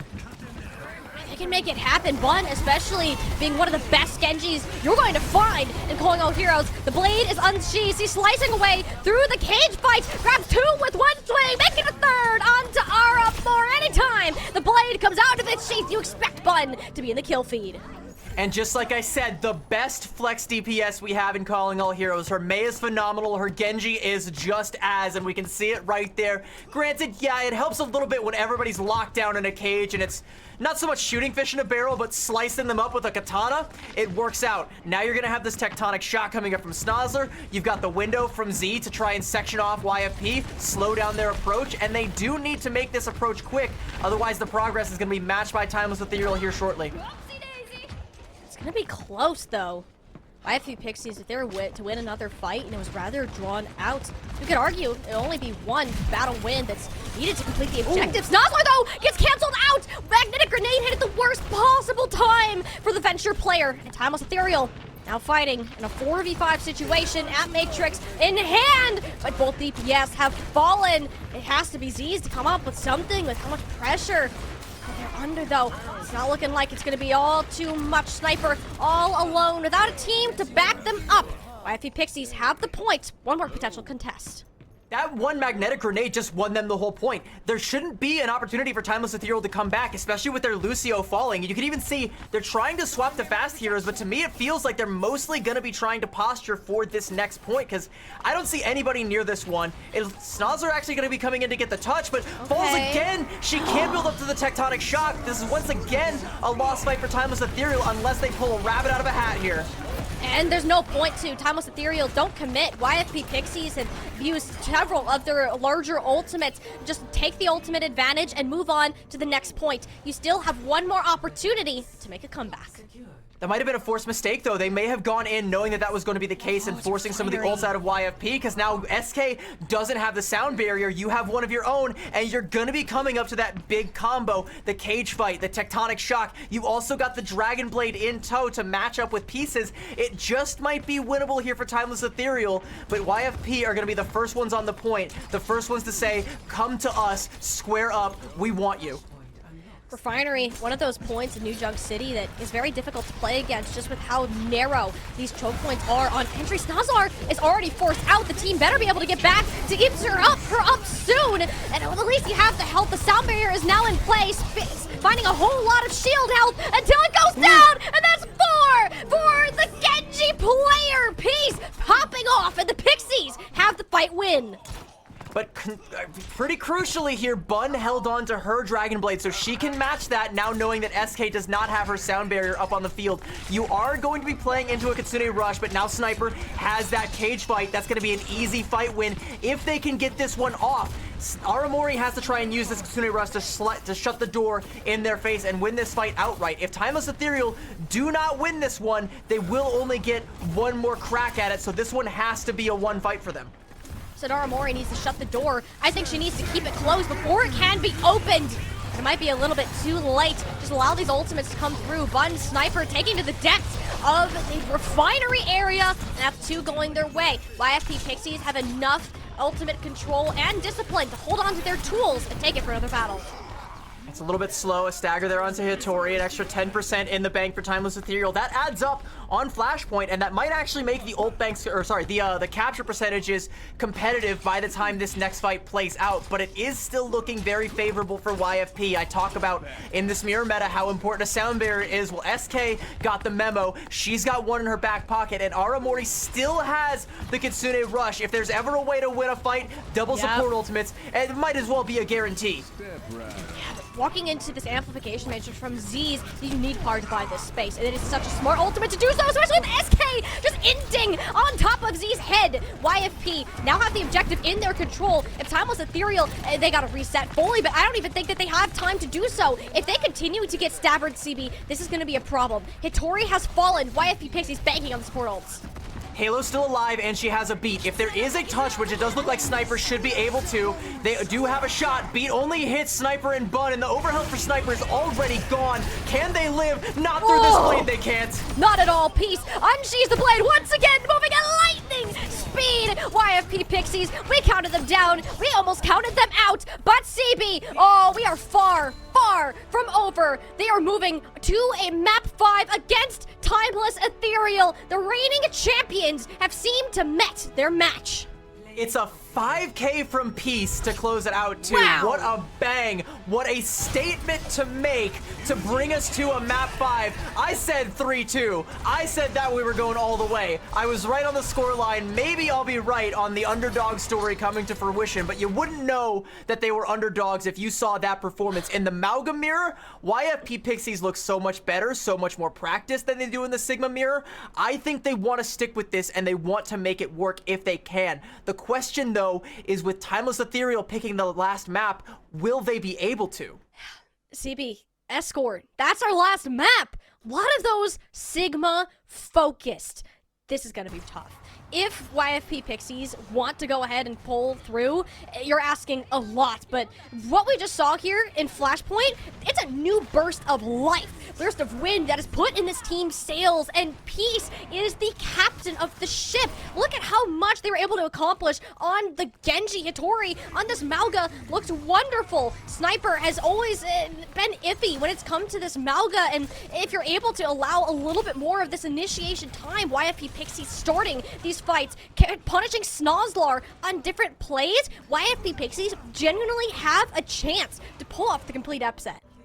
I also do kind of want to highlight this. Peace is a newer player in the Calling All Heroes scene. They've been around the scene for a while, but this is the first time that they've been Calling All Heroes verified, gotten on a team, gotten in the mix.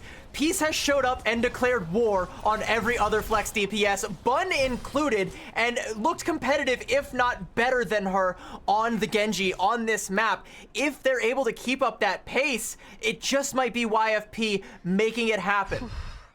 The name Peace almost seems hypocritical with how much chaos this player can cause and how much of a pain in Timeless Ethereal's side. But CB, I didn't even want to talk about map selections because I almost knew we would be heading to circuits. Yep.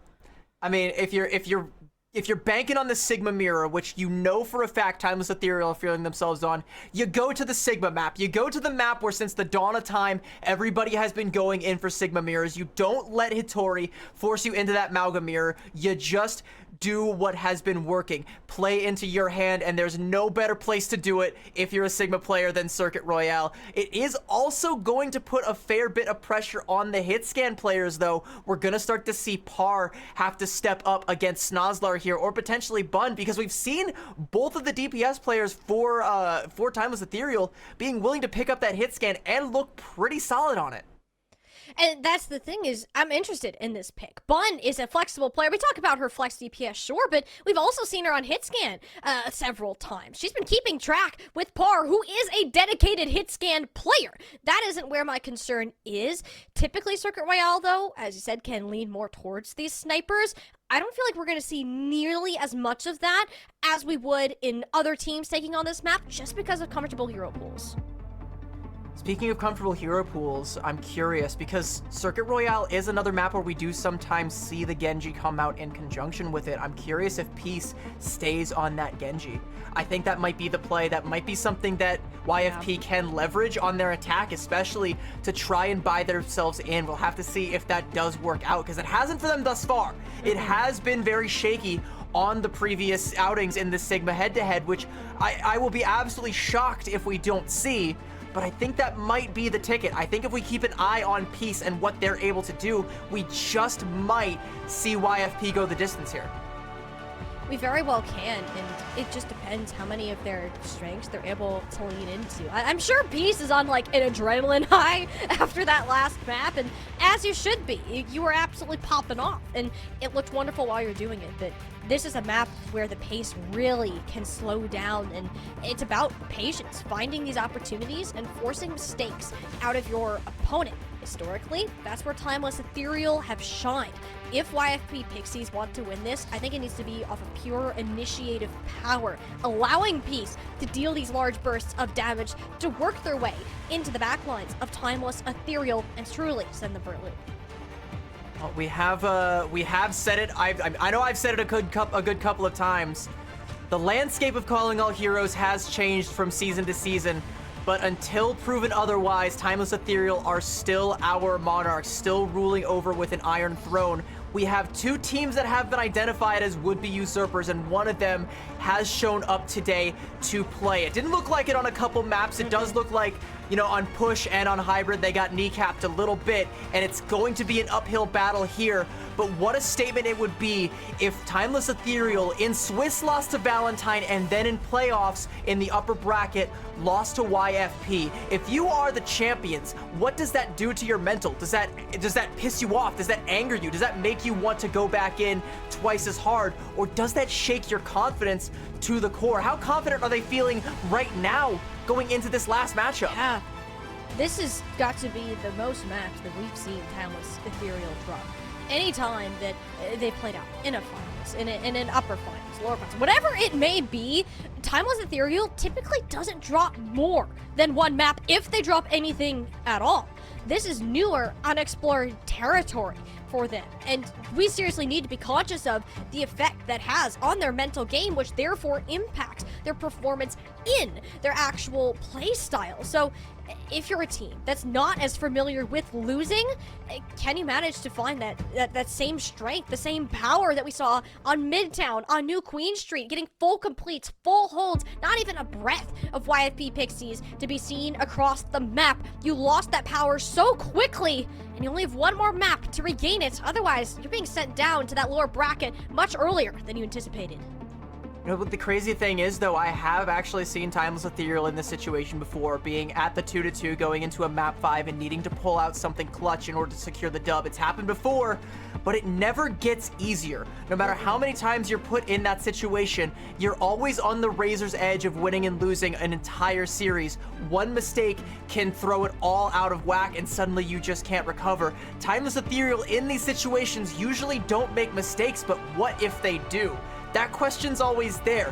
What if they make a critical mistake and YFP capitalize on it? And we've seen YFP prove that they can capitalize on critical mistakes that Timeless Ethereal make, but only when they make them. Only on points like New Junk City, where Timeless Ethereal are making mistakes, where they are over-investing ultimates, or where they are underestimating their opponents, which surely now, after all we've been through in this series thus far, they are not. So, do they make a mistake here, or do they keep it perfect? Do they keep it clutch? Is this the Timeless Ethereal we know and love, or is there a real threat for a new dynasty to be forged in the first tournament for Calling All Heroes? It's a new circuit. It's a new year. New teams can take the spotlight. YFP Pixies making this match as close as it can be. The Timeless Ethereal, a team very few thought were beatable in the Calling All Heroes scene.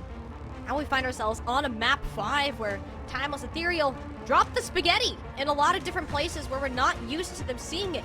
Whether it was overconfidence, not being familiar with the meta, or just straight up errors that you never want to make again, whatever it may be, you better hope that those mistakes are ironed out, because that trophy, that title, is on the line. A flawless run already impossible. I do think, though, CB, moving away from this venture, as much as I love to see them come into a gameplay, Snozzler just did not look super comfortable on that hero, and it came back to bite them, which is why Circuit Royale is going to play into much more of Timeless Ethereal's strengths. I definitely don't think we're going to be seeing a Venture here. I think Venture is a good hero when it comes to closing the gap in a similar way to a Genji, but typically the composition style, you're going to be kind of left on your own in an island. You're not going to have a whole lot of players able to follow up with you. It's possible. I just don't know that I've seen a whole lot of it on Circuit Royale. We're still waiting on a couple of players to ready up, chat. I mean, a situation where it's this tense and this high stakes, where we've got 2 of our top teams jockeying for position in a 5-map banger in the upper bracket, you know the coaches are going to want to get in there and get that early advantage, especially if these 2 teams are going to see each other down the line. You do want to make sure you're establishing dominance early on. You want to make sure that you're not showing your whole hand, but you just might have to show damn near all of it if you want to get the win here. So everybody taking their time, making sure they're ready, taking a nice deep breath, getting some water. Everybody is going to make sure that they are on their A game for this last map of the series. Should be almost ready here shortly. But while we're here, we're helping you get the Venture drops. We're talking about the Venture. You know, we're talking about the Venture. You still want that Monarch skin, right? You know, we're helping you. We're still helping. All these, making sure the players are on your side. They're purposely stalling for time so they can get the drops too, honestly. They probably have the stream up on another monitor. Exactly, they're locked in. They want to see what's going on here on the stream, and get their Venture skin as well. Especially Snozlar, who hopefully will not be the last player to pick up Venture within our Calling All Heroes circuit. And to be honest, if you're gonna take a longer time out, normally I'd be like, hey people, let's get it together, let's get a move on. I'm antsy, I want to see some Overwatch. This is one of those times where you can slow down the pace and allow that time to eat away, either for better or worse. We're about to find out which one of those is momentarily. YFP Pixies, Timeless Ethereal, have made it to map number 5, Circuit Royale, Sigma's Playground. Gotta see where these DPS, these damage picks, where are they going to land? Which team is going to make a mistake first? That is how close these 2 are fighting. I have been waiting since championships for more Calling All Heroes action, and I have been waiting to see these 2 teams collide. And now that we have everybody ready to go, the wait is now over. Who is going to be going to our winners finals, and who is going to have to be on the outside looking in from that lower bracket, YFP Pixies or Timeless Ethereal? There is only one way to find out. And it's attack response, so I don't think I trust Hattori on this one. Yeah. But what if? What if is always. I think there's a possibility. It's possible. We've seen it happen before, but CB, I think we cross that bridge when we get there. For now, we'll get to look at Timeless Ethereal, Halo back on the Brigida, which we have had our hesitancies about in the past. This is a situation that I can work out, especially with Bun, Snozlar on the Widowmaker, and Kira that I actually haven't seen them play too often, but it's one that they can pop off on nonetheless. And now, CB, take it away! They're coming out with this. We're actually going to see the Reinhardt. It's looking, we're going to get a Mei lift with a Sim TP maybe? No, it's actually just going to be the Sim TP. Oh my gosh! And we're going right in with the Rein. The lamp comes out. Wow. Sniper might be able to live through it. No way! The healing from Z's and Halo right now is insane. Even that Immortality forced out, perfectly placed to reach through that gap in the ice wall and the side of the building. That was a close call. Too close, and YFP know it. As soon as they saw that they couldn't confirm that kill and the lamp comes out, Sniper lives until the tail gets back up to half HP. They all turn tail and run, and now they're kind of stuck here at this impasse where Snozlar has angles. Bun is going to be looking for a way to engage if she so can, and she probably wishes she didn't try it just there. SK cleans her up. Yeah, it'll be picked from SK. Snozlar not in a much better situation. Eventually will eat a side of a secondary fire from Par. And the Reinhardt, it works out. As much as we say, haha, that's funny, it's Reinhardt on circuit, it's a genuine strat that a lot of teams can pull out. YFP Pixies, just know they're on the list. Timeless are going to mirror it with the DPS line. They're still sticking onto the Sigma, which is very fair, but they swapped Bun over onto the Mei, one of her specialties, and Snozlar over onto the Symmetra, but it doesn't look like they're going to be able to get the touch. The wall comes up. Bun does actually get the touch, though, but it's real shaky right now for Timeless. No, as you don't want to play close in this either. Bun doesn't have an ice block, and if Sniper is in hammer range, you are about to be turned into a nail. Z's, though, from the high ground actually gets Par out of the picture, so much less pressure onto Sniper, therefore allowing him to a little bit more room to breathe. Problem is Hattori overstayed her welcome, and Aramori didn't have too much block with Halo in this backline. There's, yeah, like you said, not a whole lot of room to breathe between the cart and the checkpoint there, but Timeless Ethereal able to stem the bleeding, and it's that early pickoff there onto Par. Losing that DPS means that you can have Halo constantly going in the back, pressuring Aramori, forcing her to take an angle where she can't keep the healing up. Peace falls, Hitori falls, and everything else falls apart for YFP, but when you're this close and you're going to be getting this many ultimates up, there's still a shot for YFP to get the capture here. It's just going to be this Gravitic Flux that they got to be on the lookout for. SK with this sound barrier is going to have to stem it for him. Oh, I thought they TP'd out of it, but not quite yet. Both the Mortality Field and Sound Wave are there to keep everyone alive from the Gravitic Flux. It's not too much of an issue. Now, this Blizzard, on the other hand, that Hitori just pinned straight into a wall, that is much more worth being concerned about. Timeless Ethereal did not stand a chance against ultimate of that magnitude. Got too chilly, and this race car looking to cross the finish line of the first point. But the bodies are falling on the side of YFP means they're not going to be able to take as much of a forward position as they want to. They can't stagger this cart out. Typically, you would want to see your team teleport up onto the high ground and try and take a forward position so Timeless Ethereal can't gain it and can't hold this high ground advantage. But now that everybody's here on the cart, they just have to try and get as much progress as they possibly can. And they're going to have to be playing into this Blizzard from Bun as well, with only a sound barrier, or sorry, only an Earth Shatter on their side to try and maybe make something happen. It could be. It's very difficult to block an Earth Shatter, especially as Ramatra. So, unless Sniper has freakishly fast reflexes, you're looking at a Timeless Ethereal that's about to be sitting on their back, or we get to see nothing at all, as the action has been paused momentarily just as the Photon Barrier came on out. A rather unfortunate timing, but we're hoping to get that issue resolved shortly so we can see where this good old Earth Shatter ends up going. I said the wait is over and I lied. I've told a fib, chat. CB, how dare you lie to the people?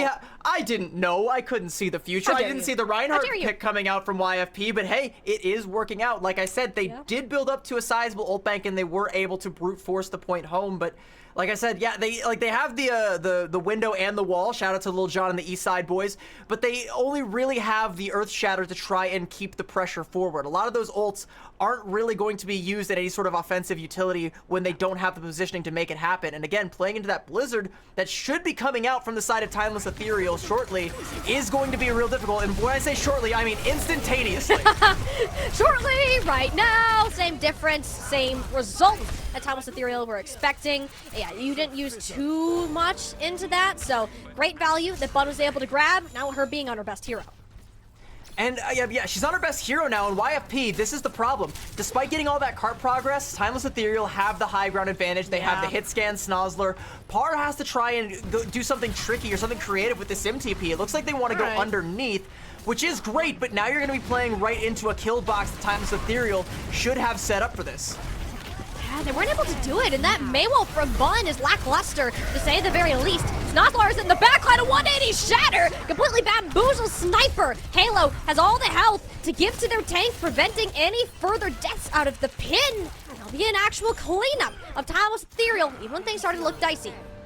You said they weren't able to, but they did have a kill box. It was because Snozzler was behind them with that overclock, and everybody turned their heads. They couldn't capitalize on Hitori's Earth Shatter, and despite her trying to follow up on it with a pin through the TP, great way to try and stay alive, there's just not enough follow-up after the damage that was dealt from Snozzler, and they can't capitalize. Now they have a Blizzard of their own, and they should be able to make this one stick. Snozzler, has to get out with her life, nearly loses it. She'll be okay. Look at the day, especially when you use Z's. Z's can have this one heck of a performance. Snozzler and Bun, everybody is just enabling each other so incredibly well. With Team Overwatch such as this, coupling up these slows with the Vortex, which is some straight up damage from Snozzler. This is where Timeless Ethereal can succeed. Peace dies early in that fight with the Blizzard. Bun's gonna be able to match it now. In this next fight, you no longer have that advantage. You still have the sound barrier advantage, thankfully, but now you're gonna have to invest it because you know that Blizzard is going to be coming out from Bun. She is phenomenal on this hero, great with this ultimate ability. SK needs to be privy of where she is and whether or not she's gonna let this drop. By the way, Snozzler nearly has another overclock. Yeah. This is going to be the last real fight that we're going to see in terms of ultimates on this map. But Peace, the Blizzard, it went down, but she lost her life in the process. Sniper going through. Everybody on YFP is getting pummeled down into the earth as Timeless Ethereal have swapped YSP on their biggest ultimate fight. And that might just be it for YFP's attack. They have one more crack at this, but only a Ant Matrix and try and make it happen. And again, that's not a good offensive ultimate if you don't have the forward positioning to make it work. And Timeless Ethereal, look at their ult bank. They have everything they could possibly want, including the Amp Matrix. They should be able to get a better window off than YFP. Z just pops that. YFP has to slow down. That creates a shooting gallery for Snozlar, and even still, they can scatter them with the Annihilation. There's so many tools for Timeless Ethereal. YFP, they have to find something. There's almost no realm where Timeless Ethereal should lose this on paper. But you won't know until the dust actually settles. Everyone kiting away from the amplification matrix, biding space and time. Knowing Z's sniper after ultimates waiting in the back pocket. But the amplification matrix first. The wall to stop it, but Aramori leaps right in front of Snozlar's vision. Nice flick to take her out. Now the Annihilation, rather a dance of victory for Timeless Ethereal and Sniper. They've completed a hold on the second point of Circuit Royale. YFP Pixies, their task just got a whole lot taller. I mean, they were able to get the first point capping on Circuit Royale. That is everything, and they did get a fair bit of progress through Streets phase, but you definitely would have wanted to get that capture, or at least get it closer to the end point there. Going about 2/3 of the way and stalling out is not ideal, and a lot of it just came down to the positioning, not being able to snowball after they get that first cap, not being able to take all that forward positioning, and not being able to cycle their ults out efficiently. Peace dying at a couple of crucial moments when they had the Blizzard and needed to leverage it while they had the advantage, but Timeless Ethereal slammed that window shut every single time. And now, YFP, they gotta slam like 6 windows shut, all right? They gotta take you away from the whole area code. They got a full hold. They can't let Timeless Ethereal cap even the first point, because if that happens, suddenly it gets scary. Suddenly, Timeless Ethereal, if they're able to snowball it and do what YFP couldn't, that right there, that box is where it will all come to an end, and YFP go down to the lower bracket. This has to be a superb forward hold from YFP Pixies. The second that this map becomes more open, Timeless Ethereal, their composition, their playstyle is heavily favored. Hitori, Par, Peace. I need to see how carefully that they can play, work on isolating Sniper, Snozlar, whoever they can in order to succeed. But it's not going to be easy. Par will be a teleporter out early. They're going even closer to the spawns, on top of them, as a matter of fact. But Timeless Ethereal, I think they knew this. They scouted it out, and they already take down SK. You know, you can tell they're not playing the Sigma composition. They knew YFP wouldn't want to take that mirror, so they'd have to go for something cheesy like this. Sure, they find the kills, but the spawn advantage is still in favor of Timeless Ethereal. Yeah, for now, and all you can do is really try to sit up here. Bun goes over to the Pharah, a good switch, especially when the spawns as close as it is. And I tell you, this had to be a superb spawn hold. It's taken care of in approximately 30 seconds. SK? Hello? All right, they found her. All right, she was being a nuisance there, lingered a little bit long there, but that's actually pretty great for YFP. That's gonna make it so their fastest hero, the one that can speed boost the rest of the team forward, is gonna be the last one out the gates, give them a little bit of space.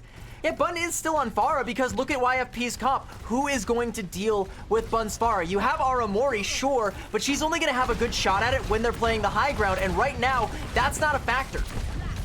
No, Bun is claimed this little edge to be hers, and YFP, you can try to tell her no, but she won't move unless you actually take action on it. With both Aramori and Hitori falling essentially the same frame, though. Timeless Ethereal, that wind pumped into their sails, and this is the team that we've been seeing since the beginning of the series. It's looking really scary for YFP. I mean, they should still be able to get one more fight. Hitori swaps over onto the Mauga. Peace swaps over onto the Genji. This is something that's more in their wheelhouse, and they are going to have this Amp Matrix. They will be able to leverage the high ground, but they need to have bodies on the point. Hitori's body going to be the first one, but how long is hers going to be left standing? Not much longer if Bun has anything to say about it. It's a trade out for Bun, but you have to say having a tank here is much more valuable. Aramori attempting to ward. Timeless away even further, and it's a nice shot onto Halo to help. Peace, though, trying to fight in a small room with multiple players and will pay the price. Z's thinks it's winnable. They pulled the amplification matrix on out. SK had to take care of business, and she does so, but not while contesting the cards.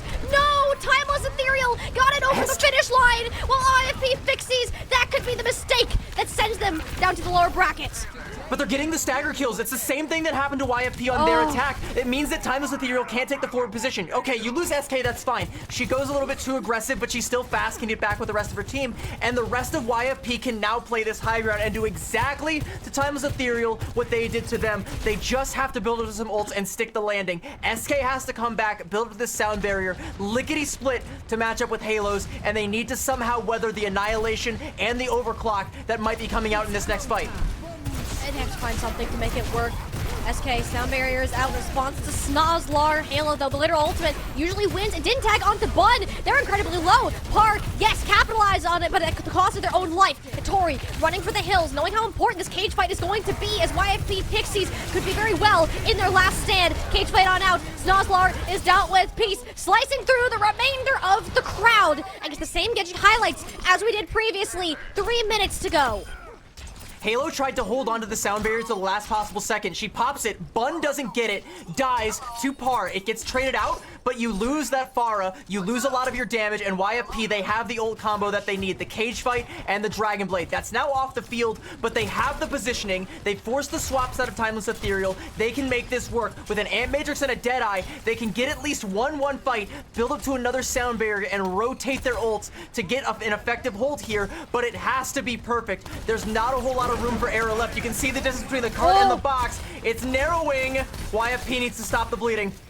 These sim turrets are only more of a nuisance right now. Timeless Ethereal wisely backing away. They have all the time in the world to wait out the amplification matrix, and Z's respond with their own at any point. Par wants to prevent it from happening, goes on in, trying to displace players, go to the backline. There you go. Bun has fallen. Peace with even further follow-up damage. If they want to win this fight, though, they have to do without Hitori and Par. It's a 3v3 on the table. Sniper close to an ultimate, and with both Z's and Halo to keep them alive. This is difficult. If YFP Pixies want to make this happen, it may cost SK's sound barrier, but we know she's going to hold on to it as long as she possibly can. Hitori returning to the battle momentarily, but somebody has to get there. Sniper, Gravitic Flux unleashed, goes wide. Actually, it doesn't end up hitting onto Hitori. Best case scenario for YFP Pixies isn't their chance to burn through the tank player. Sniper has to play much more passive than they would like to. That payload just mere meters away. Victory is in sight, yet it's Peace. Blade back up and takes 2 shots from Snowslar. The boom from Halo seals their fate. Timeless Ethereal sound barrier in play. YFP have nothing left in the tank to fight on back. Timeless Ethereal, the reigning champions, aren't about to go down so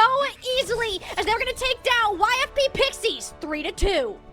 Halo is your hero in that fight. It was going to be her versus Peace to see who could build up to their ult first. The Dragon Blade versus the Beat. And when the Dragon Blade comes out, it's Halo that shuts down the Beat by herself and then, shuts down the Blade by herself and then pops the Beat, saves her whole team. And without that Blade, without the kills that were supposed to come out from it, YFP had nothing left. They didn't have enough room for error. They had nothing left in the tank, and Timeless Ethereal, they blew the whole tank up. They did. They still had time to spare. They could have taken more fights if they needed to, but they didn't, because they are that damn good. Just as good as they were last season, and just as good as ever. If you come at the Kings, you best not miss. This time YFP missed. They may only get one more crack at it later in the tournament, if they make it that far. Timeless Ethereal, just as good as when they left the Calling All Heroes circuit in our last season. But now they're coming back with a new breed of opponents. Teams are catching up. That gap between Timeless Ethereal and everyone else, oh my goodness, CB, it is so much narrower. And this match showcased that perfectly. The amount of times Peace, Par, Hitori, everybody kept this to be a winnable match was impressive. YFP Pixies proved that they can brawl with the best. When it came down to it at the end, they couldn't stand up to the final challenge, allowing Timeless Ethereal to keep their winning streak alive.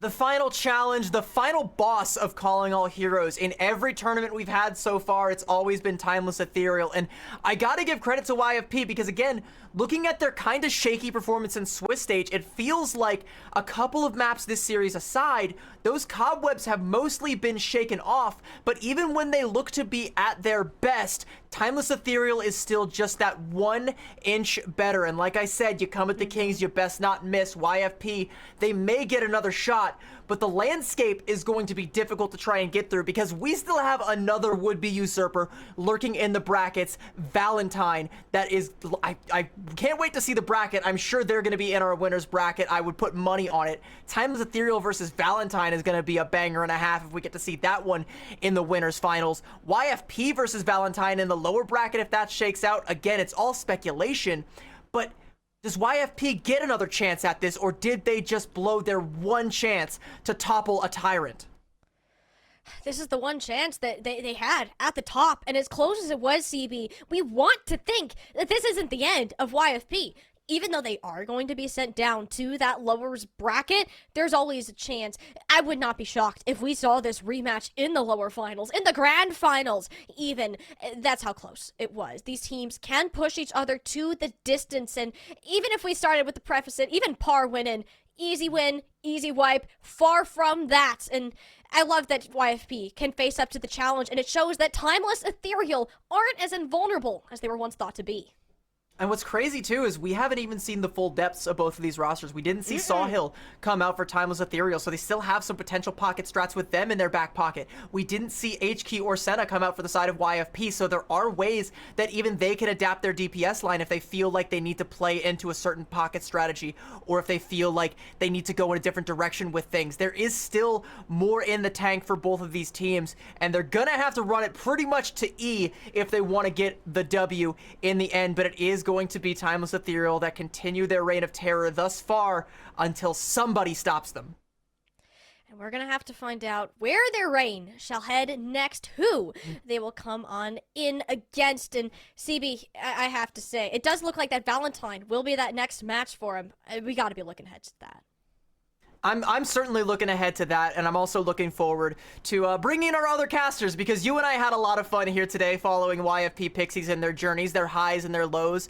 They're down but not quite out. Maybe there is a little bit more to their story and more stories to be told, and your narrators for that story will be Dustin and Moxie. We're going to be having them come in, but for today, at least for us, that is going to be it for us, chat. It'll be it for us, and make sure you stick around. We are heading down to the lower bracket to see which teams will be sent home today. And don't go anywhere soon. The Calling All Heroes Major 1 is just beginning.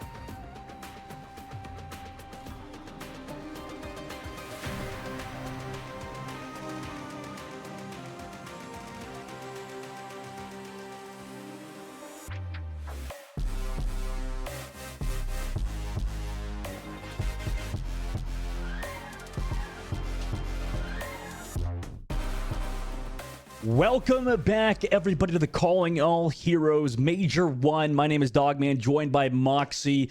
We're back again for another year of Calling All Heroes, Moxie, and another year of exciting storylines and different things happening. Obviously, you know, we had the reigning champions in Timeless Ethereal getting a very close win in that recent matchup. We both watched it off stream. Great job there by CB and Tiny Shiny earlier. Really fun matchup there. And obviously for us today, Mox, we have two more exciting games to go today. I mean, I know you've talked a little bit off broadcast of being really excited for the Major 1 again starting in 2024. What are you most excited for today specifically? Is there anything today we could potentially see that you're really pumped up for? I mean, honestly, just to see how the meta has shifted and settled, because what we've seen in OWCS isn't necessarily crossing over permanently as a fixture into every single match of CAH. That's why you're seeing not just Mauga on every single one of these maps coming through. A lot of these teams have very personal identities that they've cultivated, that their players are always going to be fielded towards tanks and specific heroes that feels comfortable for them. And as a result, we get to see some really fun matchups as we can have a look and see how exactly the bracket has unfolded. Speaking about those fun matchups, unfortunately, yes, it was a 3-0, but it was still brilliant to get to see, oh yes, break out that Wrecking Ball as something of a personal bias towards the European side. Getting to see a team still inspired by, oh yeah, shenanigans always puts a smile on my face, but something that's also putting a smile on my face is that Timeless Ethereal are meeting Challenge. They met Challenge in the Swiss rounds. They lost against Team Valentine, and like you said, it was a very close last match where they're able to just come out on top against YFP Pixies in that last match that we got to see on broadcast. And that to me says that we're seeing a lot of these teams evolve and improve and get to a position where they're going to actively be able to challenge the current undefeated champion, because that was the thing with CH every single major and minor last year. It was always Timeless Ethereal on top, and getting to see Challenge means that Timeless Ethereal are going to have to evolve themselves as well, and that is going to be a treat to see what that team turns into when they take the next step. Oh, yeah. I mean, who knows what they're going to level up to and how these teams, especially in the lower bracket, are going to potentially do moving on forwards into the tournament. And luckily today, we get to see some of them at this very moment, being Inarizaki and Team Yippee. Like you said earlier, I mean, off stream, very close matchup between both Yippee and the team that lost today. We have Inarizaki versus Team Yippee, Moxie. I mean, looking forward to this match specifically. You said the meta has been a large part in a lot of these teams potentially improving or, you know, struggling in this current meta. What's your take on this whole Maga, Sigma, and potentially Wrecking Ball at points meta? Yeah, so the Maga composition is definitely the strongest. I think one of the reasons we didn't get to see the Maga composition come through from the first match was because they understood they were running against a Wrecking Ball composition. And Wrecking Ball has actually been one of these tanks that a lot of these teams have pivoted to try to stall the Maga composition. We saw on OWCS actually, with Junbin coming through with the Wrecking Ball, using it as a soft engage and as a way of stopping the Maga composition from finding that insane setup engagement. Maga is a hard engage composition, and you want to be able to, when you commit to a fight, properly commit to that fight, because it's not just going to be the Maga going in, it's going to be the Genji and the Venture and the Lucio if you're running that lineup, or potentially just the Genji and the Lucio if you're moving away from the Venture. Speaking, however, about meta, I think we're not going to see a Maga mirror. I'm pretty sure that Team Yippee are going to be playing something which is very close to their hearts, and that is the Reinhardt. I've actually had the joy of getting to scrim Team Yippee earlier this week, and they were playing the Reinhardt for the first bit of it, so I'm hoping that we get to see him come out. And in the meanwhile, for Inarazaki's roster here, Moxie, I mean, for them specifically, I feel like we're getting a lot of new names, you know, a lot of people coming up that have been doing great behind the scenes. as well. But, you know, obviously we know Santana, we know some of these players on these team, Misun as well, Persona. They have a very talented roster, Moxie, Itarazaki, and, you know, for them specifically, I know that this has been, I wouldn't say a struggle necessarily, but they did end up that 5th seed. Now they're trying to, you know, kind of punch up, right? Continue to press forward into this tournament. And as a unit, you know, overall, it seems like they've been doing that, right, Moxie? I mean, it seems like Itarazaki have kind of been punching well above their weight class, as it turns out. Yeah, very, very familiar names if you've been following the CAH circuit. Santana has always been one of those staple tanks, as well as Persona being one of those staple hit scan. One thing I want to point out is that they're not going to be starting with Benevolence. They are instead going to be starting with Miss Un, who is known for her Echo. Benevolence is their staple Tracer. So potentially we're already going to be seeing a little bit of a wrinkle in the lineup coming through from that control. Right. That we'll see how that turns out. I mean, I know me and you talked about, you know, potentially Echo players coming in instead of Pharah, right? I mean, that has been a constant so far. And I know, Moxie, I'll let you take this over because obviously you have, I wouldn't say a bone to pick with Team Yippee, but I guess, you know, more so you know a lot about this roster, Team Yippee, coming into this lower bracket matchup. Yes, I have got to scrim this team, like I said earlier in this week. I got to see a lot of compositions that they like to run towards. Reinhardt is a very good composition that they like to play. They do pivot over to things like the Winston. They can also play the Maga composition. So I'm really excited to get to see which identity they're going to be starting off the gates.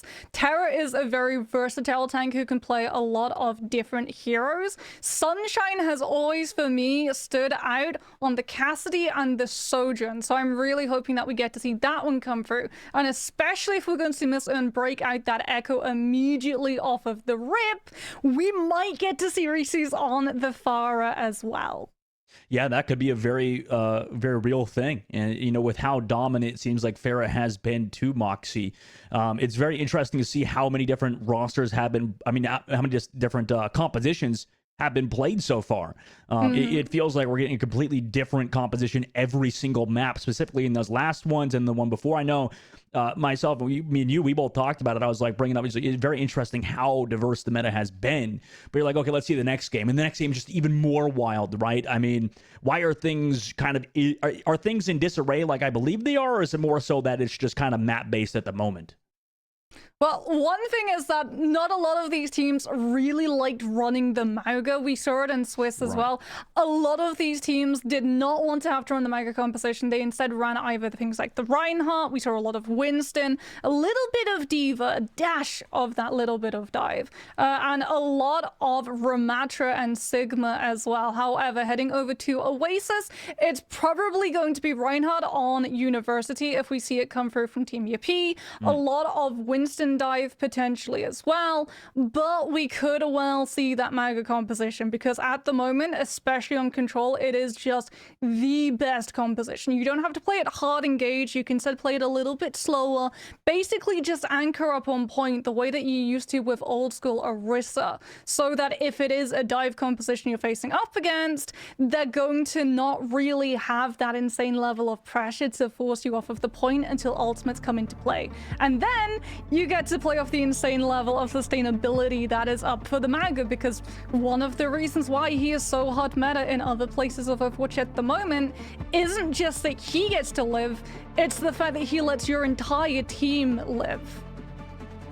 Very, very, I wouldn't say overpowered character, but I mean, that definitely would borderline be in that territory with how ridiculous, I mean, that is. It just, is that even less, that's less of a tank now, right? He's more of a hybrid tank support, right? It's just kind of... Yeah, Cardiac is crazy, absolutely crazy. 60% of all damage done gets turned into healing, 30% damage reduction for a full 5 seconds with only a 10.5 second cooldown, which is absolutely crazy. You can literally have people stack on top of their Mauga and not die to a pulse bomb because they have that damage reduction. That's brutal. That's brutal. Well, first map today, Moxie, we're going into Oasis. Obviously, you said it's very sub-map dependent, right? Whether it's University or Gardens, changing up which composition either teams will play. So we have to see which team maybe has that RNG god in their favor, because it does matter, right? I mean, obviously, yes. for Control, it's first to 2, right? And there's a potential if you win, or if you have the first, 2 maps go towards favorable sub-maps for you. I mean, obviously that could dictate the whole dang thing, right? I mean, that is kind of a real factor, right?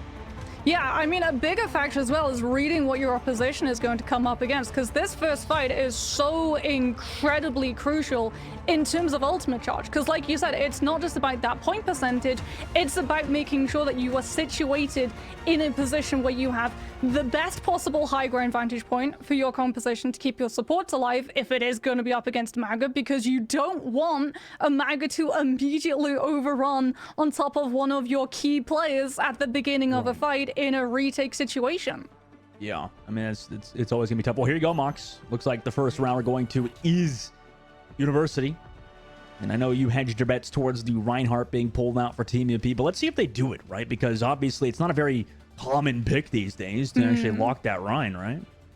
No, it definitely isn't. It's been seeing a lot more play coming through, but if there's anywhere that we see a Maga Mirror coming out, it is going to be here. We're going to see Terra and Santana both picking up the Maga. This is really interesting. Both of these teams are currently going with the Kiriko Lucio rather than the Baptiste. The Baptiste slows the Maga composition down. The Kiriko Lucio is a lot more aggressive. However, we have Misson on the Farah, who's going to get more value from a distance, as opposed to Reese's, who's going to have to hard commit the engagement to actually get in position to use focusing beam.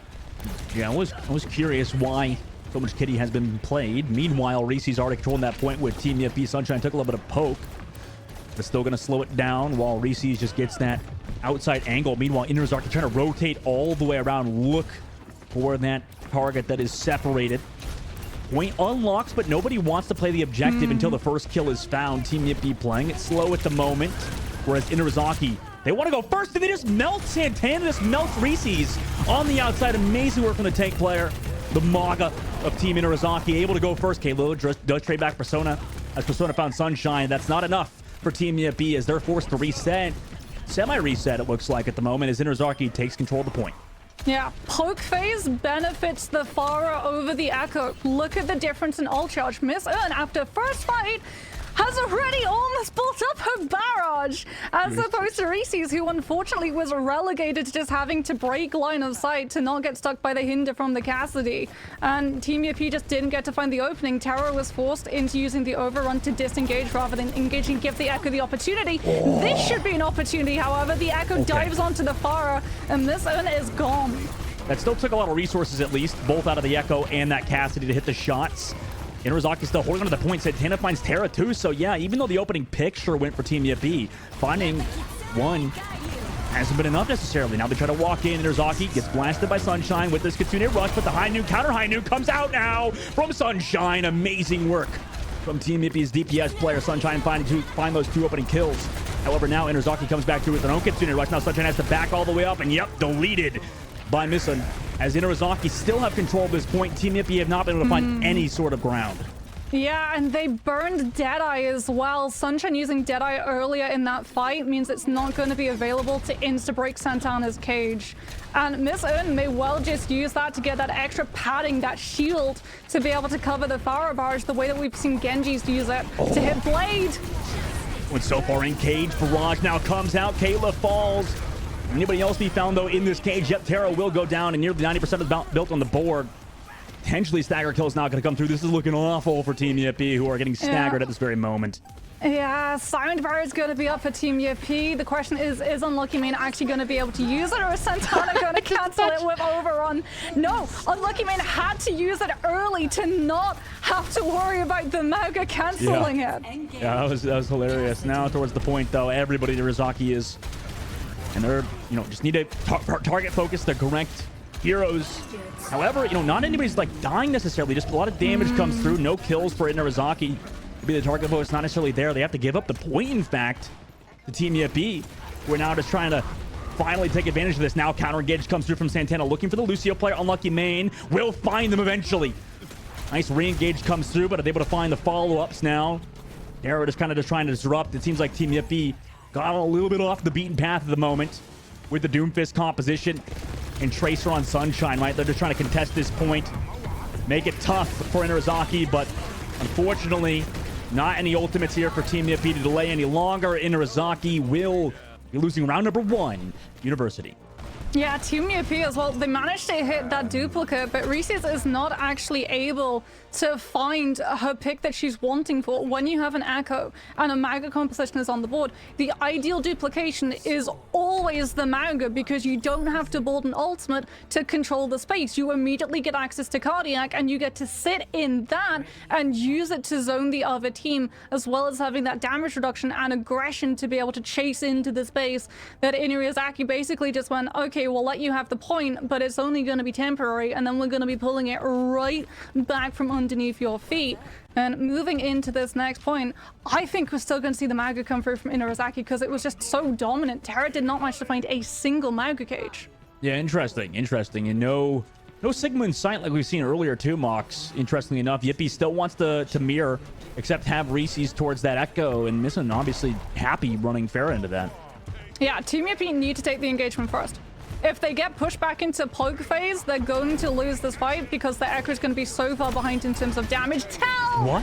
But the Hinder! The AoE damage on the Hinder takes the Echo out, and without that massive burst of damage, Team UP just have to pull back and give up the fight. Gross. I mean, Hinder is such a really strong ability at the moment.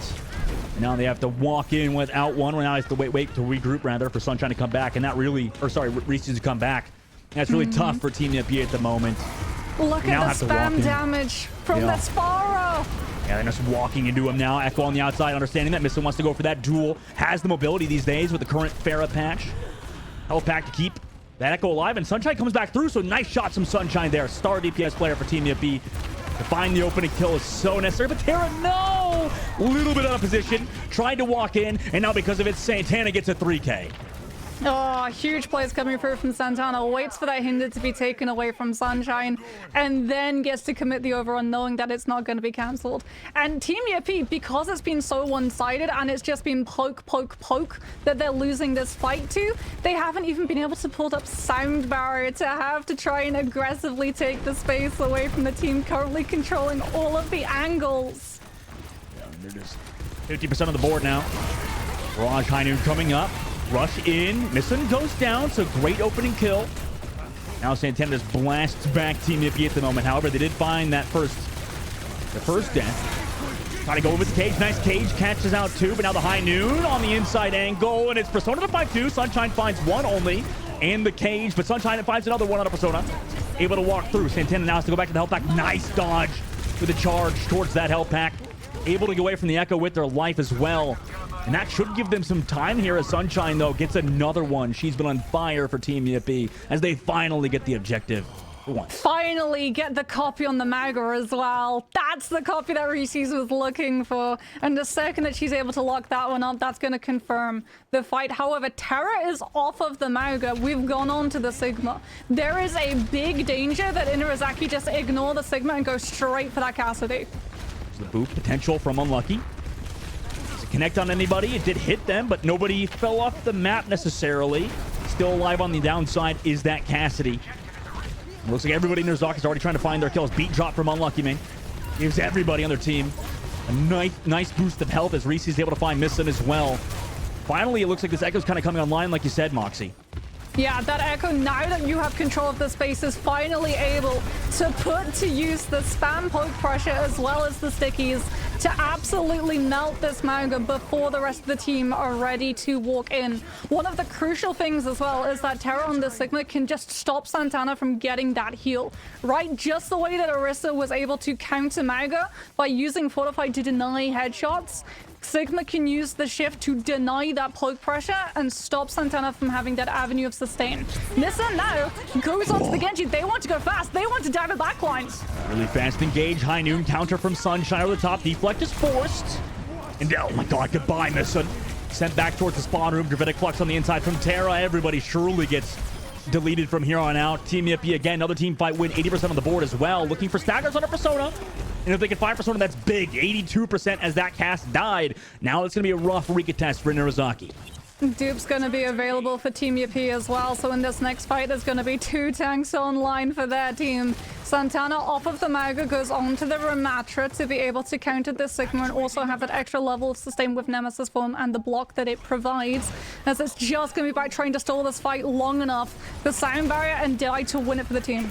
Copy's available here, but everybody can press back from Team Yippee. What do they want to do here? Now goes for the copy of the Ramatra. Maybe not as initially strong as a copy as you would onto the Mog, but Reese able to run forward. Beat drop, re-engage, come through. Missin's able to find one on the Sunshine 2. Copy now forced out, and Inarizaki able to get those 2 kills. The Echo copy out. Also have the swap of the point. 90% now. Yeah, very smart swap from Santana. Not just because the Maga was struggling into the Sigma, but also denies the duplicate ability from Reese's onto the most durable hero currently. As it is now going to be OT. We've got Deadeye for Persona to sit in this space. Just has to deal with the Doomfist to make sure we don't get punch cancelled out of our ultimate. And there should just be cleanup. Yeah, cleanup indeed. Inarizaki able to find everybody on Yippee as they try to recontest that point, and it seems like as soon as that flip came through, it was really tough for Yippee to come back. Also, that tempo re-engage was super smart from Inarizaki. You could tell this team is very well coached, very well put together. And now with that, Oasis goes in their favor. Moxie, could you say you're surprised? I mean, we saw some incredibly highlight plays here, like Frenzy from Sunshine's play of the game, but besides that, Mox, I mean, are you a bit surprised with how Inarizaki were able to put away Team Yippee and Oasis? I mean, definitely from looking at how both of the teams played the Maga, you could tell that Inarizaki was a little bit more well rehearsed on it. What really impressed me was the fact that Yippee were able to pivot to the Sigma and actually make it work against the Maga, because it's not just a simple saying, well, Sigma should be able to counter the Maga. You do have to play the Sigma in the style of denying the Maga all of the control of the space, and Tara did a very good job of making sure that her team were adequately shielded so that the Maga was having to burn Cardiac a lot earlier than possible. As we can get to see all of the replays coming through, it is of course going to be Deadeye, because when the Maga moves away, Overrun is not up to be able to cancel the ultimate, and you get to sit and relax with all of that space and all of that kill potential. Can you believe it, Dustin? It's 2024 and we're now saying that Deadeye is a useful ultimate for something other than zoning. Very rare. Yeah, I did not expect that at all. I mean, I don't know. What are we going to see next? Farah gets like a giant shield, gives her 500 HP too. You know, like who knows? Well, that was actually how Inarizaki played it when they used the Maga cage. That's just crazy. Yeah, 2024, Deadeye is a good ult, and also so is Barrage somehow. Like, I don't know. Both of these meme ultimates have made their return.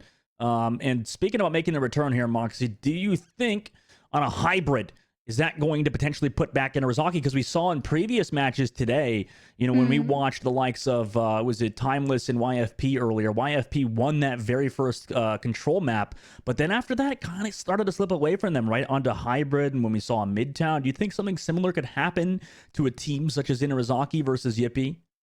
I think the ball is in Yippee's court. They have to make sure that they're smart about which hybrid map to go to. I think after we saw that the Maga was definitely outpaced in the mirror, it's going to be a hard avoid on King's Row, and it's probably going to be a pivot onto somewhere like Midtown, where you can run the Sigma, you could potentially run the dive as well coming through if they wanted to be able to put terror onto either the Doomfist or the Winston. I could see that answer coming through from Yippie's coaching staff, and it is going to be Midtown. There you go. Moxie gets to seem smart again. You always do this, Moxie, somehow. You galaxy brain your way to a prediction every freaking time. Well, I'm out here looking like a friggin' dingus compared to you. Oh my god. But yeah, Midtown next map here, Mox. Obviously, you like this map a lot. Personally, I like to see a little bit more King's Row. Can you explain why maybe Midtown is a more popular map these days for a lot of these pro players? King's Row is Maga. King's Row is one of Maga's best maps. If you do not want to have to run up against Maga, then you avoid King's Row like the actual plague. I see. That explains it perfectly. And for Midtown, you know, we have a little bit more diversity in terms of those compositions that could be played, right? You saw the Sigma and other games.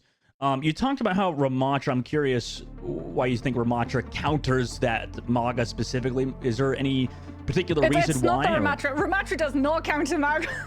Oh, sorry. Ramesh is one of the worst tanks to play. Who would you say then? Well, I'm trying to recall what you said on that map. It's Sigma and Wrecking Ball. Okay. Are the two that a lot of teams have retreated to if they don't want to play the map. It used to be Orisa.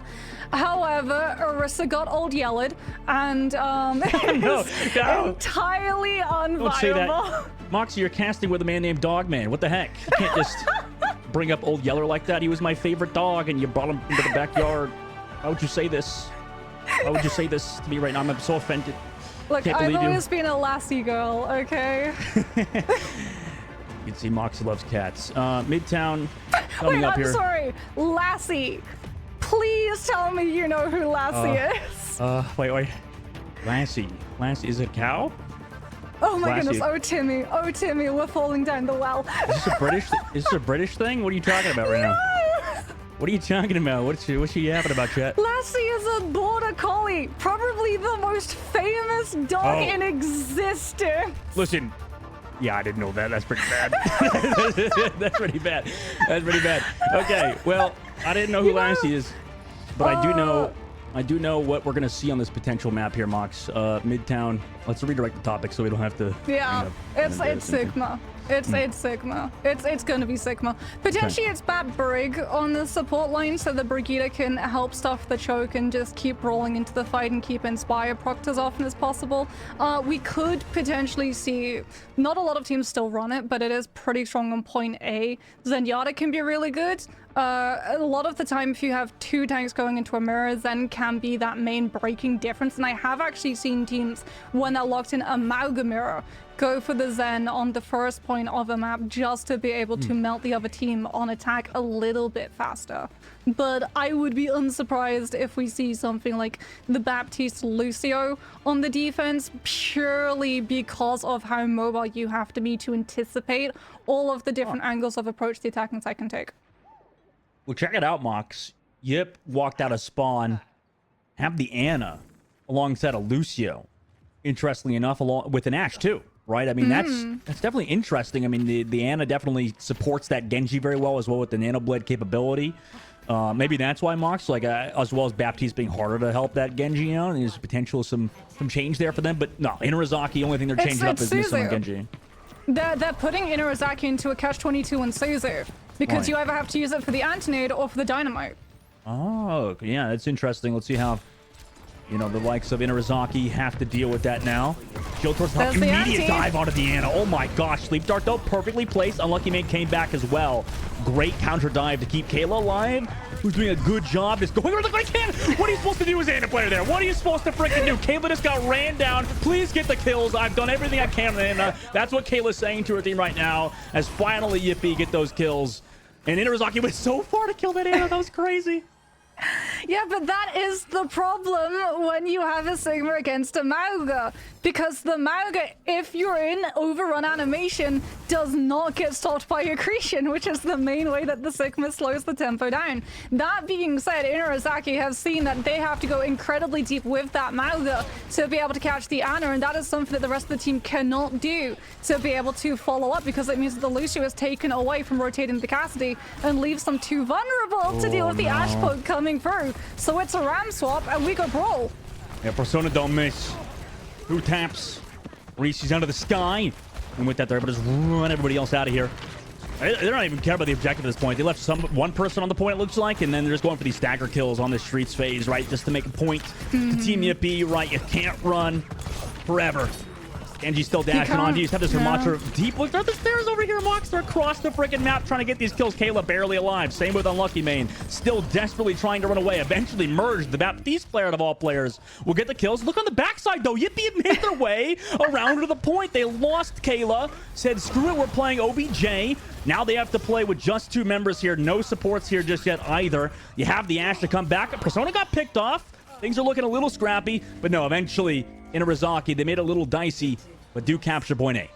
Yeah, Inarizaki really did not want to let Team Yippee establish themselves on the high ground, because then Sunshine would have had the perfect angle to be able to keep that pressure with the Ashes hit scan and Dynamite coming through, because neither of these teams are running Tracer, right? Which means that you cannot just have a Tracer go on to payload and macro your way through point B. You do have to take the fight on the high ground. The good news for Inarizaki, however, is that they have a wealth of ultimates to be able to break this next fight.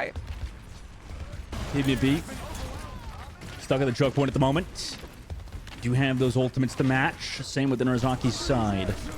Gravitic Flex comes out from Terra, captures that back line on a Burge, and actually gets them in the air. Nice dash there from Reese's to make sure that lamp can't come out in time. Meanwhile, counter Immortality Field to keep Terra alive. Also, Beat Drop is here because Santana used their ultimate. Meanwhile, Regime also going to pop Beat Drop. Terra desperately trying to stay alive. Meanwhile, missing with the blade, able to find Kayla. And Santana is able to find those 2 kills. So even though it was a little bit weird there for Inarizaki, they're able to end up with the fight win. Yeah, but this next fight could be a little bit dicey. Regime having to actually utilize that sound barrier means that Reese's is going to be able to build up this blade. Yes, you don't have the nano because Kayla did swap onto the Baptiste, but you don't have to worry about cutting through sound barrier. And Rizaki now close to the end. Baptiste window, perfect spot here. Breaks the lamp, also has support for their tank. Immortality Field, I mean, it's really tough on this recontest for Team Yippee. They had their Immortality Field deleted. The Maga follows there soon after. And on the third point now, Inarizaki moves with 4 minutes and 20 seconds on the clock. Yeah, that wasn't the only thing that Yippee got deleted, Dustin. Check the ultimate charge on the Genji. Reese's used Blade and got nothing because it was pulled out even off of the back of Terra, going for the Maggot to swap an overrun into the fight as an opening for the Genji. Stuck by Hinder, followed up by amplified damage from Amplification Matrix, and the Genji was just immediately shredded. Reese's now onto that Venture. Team Yippee is going to play this quickly. The way that you want the Venture and the Maggot to work together is you identify one specific target a lot of the time, the Baptiste. Oh, no. But Inarizaki open up the fight with Deadeye first. Yeah, I mean, they didn't expect Persona to be waiting up top since everybody in Inarizaki had been like grouped together the entire time. That was a bit surprising for them, and yeah, that shuts everything down now for Team Yippee. I mean, this is tough. They have to swap over to that Kiriko as well. Just have to kill this Venture who's staggering on the payload, and here we go. Pretty much last fight territory now for Team Yippee on this third point. Now, Sunshine's going to swap onto the Tracer just to try and find a little bit more follow-up pressure. 64% to Tectonic Shock. If we can get that online, Sound Barrier is going to be absolutely worthless. The problem is Inarizaki could just take this next fight incredibly quickly. They've got the sustain, they've got the aggression, and Yippee do not have the space to give. The Venture's going to the backline, but meanwhile, the Blade is here. There's that Suzu to keep Kayla alive, who's doing a great job living for as long as possible. I mean, got the entire Blade out, but the entire team's basically dead. Unlucky main went down. No supports now here. I mean, that should be the end of it for the likes of Yippee. The cage is here, but it was way too late. 2 minutes and 43 seconds is the time that Inarizaki closed out on after their attacking. Their offense just looked amazing, Mox. Yeah, I mean, the second that they swapped onto that B side, they just looked absolutely unstoppable. Amplification Matrix shutting down Blade, which was Yippee's best strategy at trying to find any way of stalling for time and clawing their way back into holding onto that high ground above Bridge, which so often can be the instrument that stops teams entirely on this map. That avenue of hold was denied. Then when they wanted to come back in with that Venture pivot onto C, that was denied by Deadeye coming through. Really smart kiting from Inarazaki's team to make sure that they had that Cassidy posted up on high, so that when the Venture swap came out, the Venture was not able to put pressure onto the Cassidy and potentially open the door for that Mauga to find the slam cancel and stop Deadeye from having any value. Ooh, now for Team Yippee, Mox, they probably have to look at the drawing board, right? They're teasing that Reinhardt that you talked about earlier. I mean, is it about now time? Now's the time that you potentially run out with that character? Considering all things, right? I mean, it's been a little bit of a tough ride for them so far, on defense at least. I mean, Midtown is definitely one of those maps where you can use that Rhine and Symmetra TP to bypass choke entirely.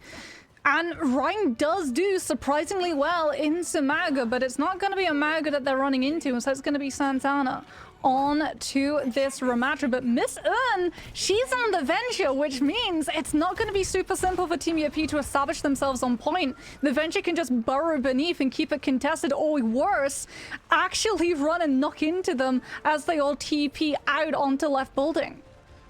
Ready for that is Misun. Meanwhile, Team EP, they swap back, right? They swap over to the Venture, they swap over to the Tracer, and swap over to the Mog, so they understand maybe what's happening also with the Ram. Completely give up on that composition. Yeah, I mean, like I said, Ramatra is one of the worst possible tanks to run into Mauga, so Team EP scout out the Ramatra. They're on the attacking team. They have the luxury of being able to swap that composition far easily and faster than Inurazaki, who are going to have to use this Ramatra and take a fight and potentially lose the tank if they want to be able to mirror. Venture just holding in this room. Already a minute off the clock, by the way. Yippee try to go forward. Towards the back of that. Huh? Hera will go down. Santana also finds Kayla, so sure, the first kill went for Team Yippee. It was not enough. Persona finds 2 on the board as well. And already a first hold with a minute and 10 seconds off the clock. Persona did so much damage. 75% to die in one fight. That's absolutely crazy. Regime's going to be able to find the ferry onto Merge as well. And for Team UP, it's definitely looking like it might crumble on this map. They have to start going a lot more aggressively with this Venture and the Mega. Otherwise, they're just sitting and taking needless poke from the Ram as they wanted to rotate train carriage. But they're still going to get scouted out. Sunshine gets past at least, but it's still not on to point. There's a bit of a fake out there, it looked like. They come back all the way around into the room, so at least they're closer to the point. And also have a good inside angle to play with. However, they're still getting poked from the outside of Inurazaki, who have ultimates. I guess the only ultimate they have is a Deadeye, though, so as long as you're inside. Persona? Because Terra needs to be able to overrun onto this Cassidy.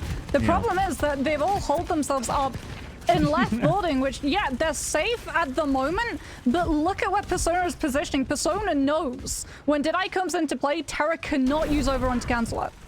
This is taking so long for Team Yippee. Now they go for that dive. They got the lamp. Reese is able to find one. Persona goes down 2 with that high noon. Nice damage. Follow up on that kill. Mission's able to find Kayla, but it's not enough to stop that coordinated dive there. Sure, you know, Yippee took a long time to go for it. Eventually, they're able to get those kills. Mission's able to find 2 on the stagger.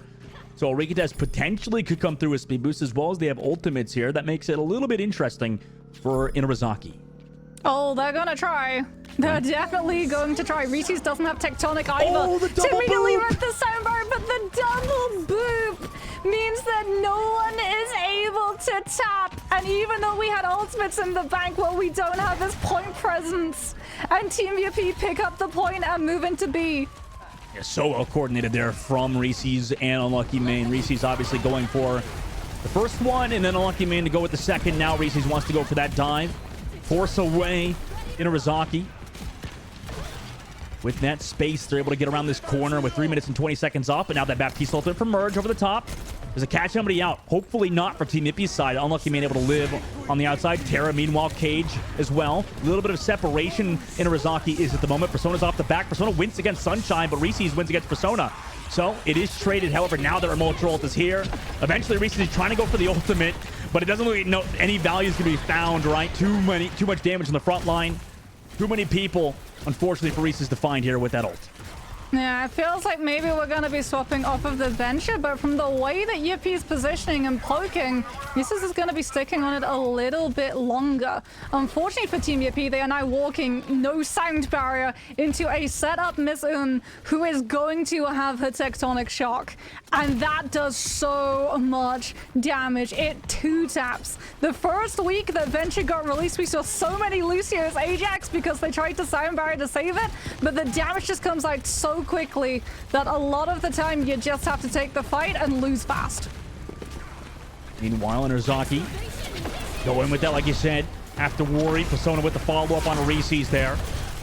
Nice damage comes through. Melees as well there. As some assistance from Persona, able to find those kills. Now 2 minutes left on the clock, and all the snaggers are found for Inurazaki. Yeah, it's just a match made in heaven, or I guess if you're trying to walk into it, absolute 7 circle of hell. Tectonic Shock into Ramatra Slope. There's absolutely nothing that you can do except eat all of the damage. Here's the dive pivot that I was expecting to see coming through from Team Yippie. It is going to be with a Kiriko rather than an Ana break, but they do have Kitsune Rush to try and brute force through choke. Walk in. Rush to go forwards. Everybody low for Inurazaki, but they got those Baptiste heals. Not able to pressure Merge, so too much value is found just through Baptiste existing. Now counter wall there for Merge. Able to find Unlucky Main. The melee from Missin as well. Sunshine's able to find one with the pull, or one on the missing after finding that lamp with the pulse bomb, and also merge, so maybe that's enough. A lot of the sustain is gone now. Persona gets zapped to death by Terra, and Yippee worked themselves back into it after swapping to a dive composition. Can Terra build up Primal off of the cleave that we're getting from these staggers? Potentially, yes. Reese's is actually going to swap onto the Sombra, not just to help the dive, but I can only imagine to try and put a hack threat down on stopping this Deadeye. Because the pivot away from Maga means that the only way you're going to be able to stop this ultimate from full clearing your entire team off of the payload is a Sombra hack or a really good Winston bubble. 40 seconds left. Unlucky able to find Missun with that hack that you said earlier, Mox. So nice opening kill there. Persona. Minarazaki try to walk forward. Look for some more kills, but only find Terra. Now they're able to find him. Before Primal Rage was built, Moxie, you said that was going to be a factor leading into this, and ended up being the biggest factor. 20 seconds left now. Yippee potentially could get staggered by Minarazaki as they look forward for more kills. Where's Reese's? Oh no, they found Reese's! No, the Sombra got scouted! Oh, it's no! over. It's so over. Yeah. We get the virus onto the Tracer, but we're not going to be there to stop the Deadeye coming through from Persona. Inarizaki have full control of the space. Terra does have Primal, but not going to be able to use it. If you go for Primal, you can't bubble the Deadeye. That's tough. This is really tough for Team Yippee, who are down in ultimates. Alchemy goes solo, has beat drop. Counter beat drops back, so Terra doesn't have to use Primal just yet. But oh my god, Alchemy just gets deleted through that high noon. Terra's still here towards the cart. Pops Primal Rage. Not going to have the Lucio for this fight. So that's a lot of value lost. At least can get back quickly. Kayla coming back with the rush. That's an advantage that Team Yippee have at the moment. But they're not able to capitalize. Reese's will die in that ultimate. Terra gets deleted by the right click from Cassidy. And oh my gosh, Persona has been on an absolute freaking tear. Inarizaki go up 2 in the series. Yeah, you can tell as well when we look at Reese's POV. They all know what they need to do to be able to stop this team, and that is put pressure onto the Cassidy. Unfortunately, that just doesn't happen, because when the cast gets hacked, Suzu comes out almost immediately, so that the Sombra isn't doing increased damage, nor able to go in with that virus absolutely shredding through what little health Persona has left. And as a result, we just see time and time again push back into spawn, having to take so much poke pressure coming through from that Cassidy. Deadeye just waiting like a guillotine hanging above the entire team's head as a threat that they know that they have to deal with. The problem is the Sombra gets scouted. If the Sombra hadn't been scouted, Dustin, potentially we see a different result entirely. Yeah, I mean, obviously you want to see if Reese's could play a little bit more safe, maybe, but I don't even know if I'd fully put that on them. I mean, it's a really tough situation to be in. But now, you know, Inarizaki go up 2 in the series, right? They played it pretty much perfectly against some of these, I would say, cheese compositions mocks, right? Every time Terra were to swap, you know, over to, either... sometimes that Sigma, but also that Winston towards the end, right? It was just a consistency out of them that unfortunately for Team Yippee, they couldn't really find throughout the series, or throughout these past 2 maps, I should say. They potentially could find it leading forwards, but yeah, I mean, it did seem like Inarizaki were able to kind of counter the potential cheese that came out, right? Yeah, you could see, like you said, Inarizaki were just prepared. They had a much better handling of the macro. They were able to utilize the defensive positionings that Midtown gifts the defensive team a lot more better than the other side, always prioritizing having ultimates to be able to grab those spaces back. If they started losing a fight, they would always look for really valuable trades, which a lot of the time meant that even if Team Yippee started getting kills, they weren't able to press the advantage because they were just missing crucial pieces of the composition. Yeah. Yeah, I mean, it's that coordination, and, on top of that, just to give some shout-outs to some of the players, I mean, specifically Persona has also been crazy on the Cassidy, so really, really fantastic cast main so far. And overall, this team just looks super good, like you said, Moxie, but, coming into the next map, into a push map, right? I mean, after going down 2-0 on Oasis, and then 3-1 on that previous map where... arguably, I wouldn't say it was as close as we would have liked to see out of Team Yippee. They really put their best foot forward, but unfortunately, Inarizaki, seemed like a really, really good team at the moment. How do you feel maybe going into this push map, Moxie? Is there anything you could say to your team to recalibrate, or any potential compositions? Because it feels like the comp switches aren't really working. Is it maybe go back to that bread and butter, stick to the Maga, and just try to outduel them? I think it might be go dive with Yippee putting us onto Esperanza. I would not be surprised if we see them go for that style, because they did start veering towards the dive, and there's a lot of argument over what style that Mauga composition is. My argument is it's not rush, it's dive. It's Okay. dive. You think so? Okay? And hear me out on this.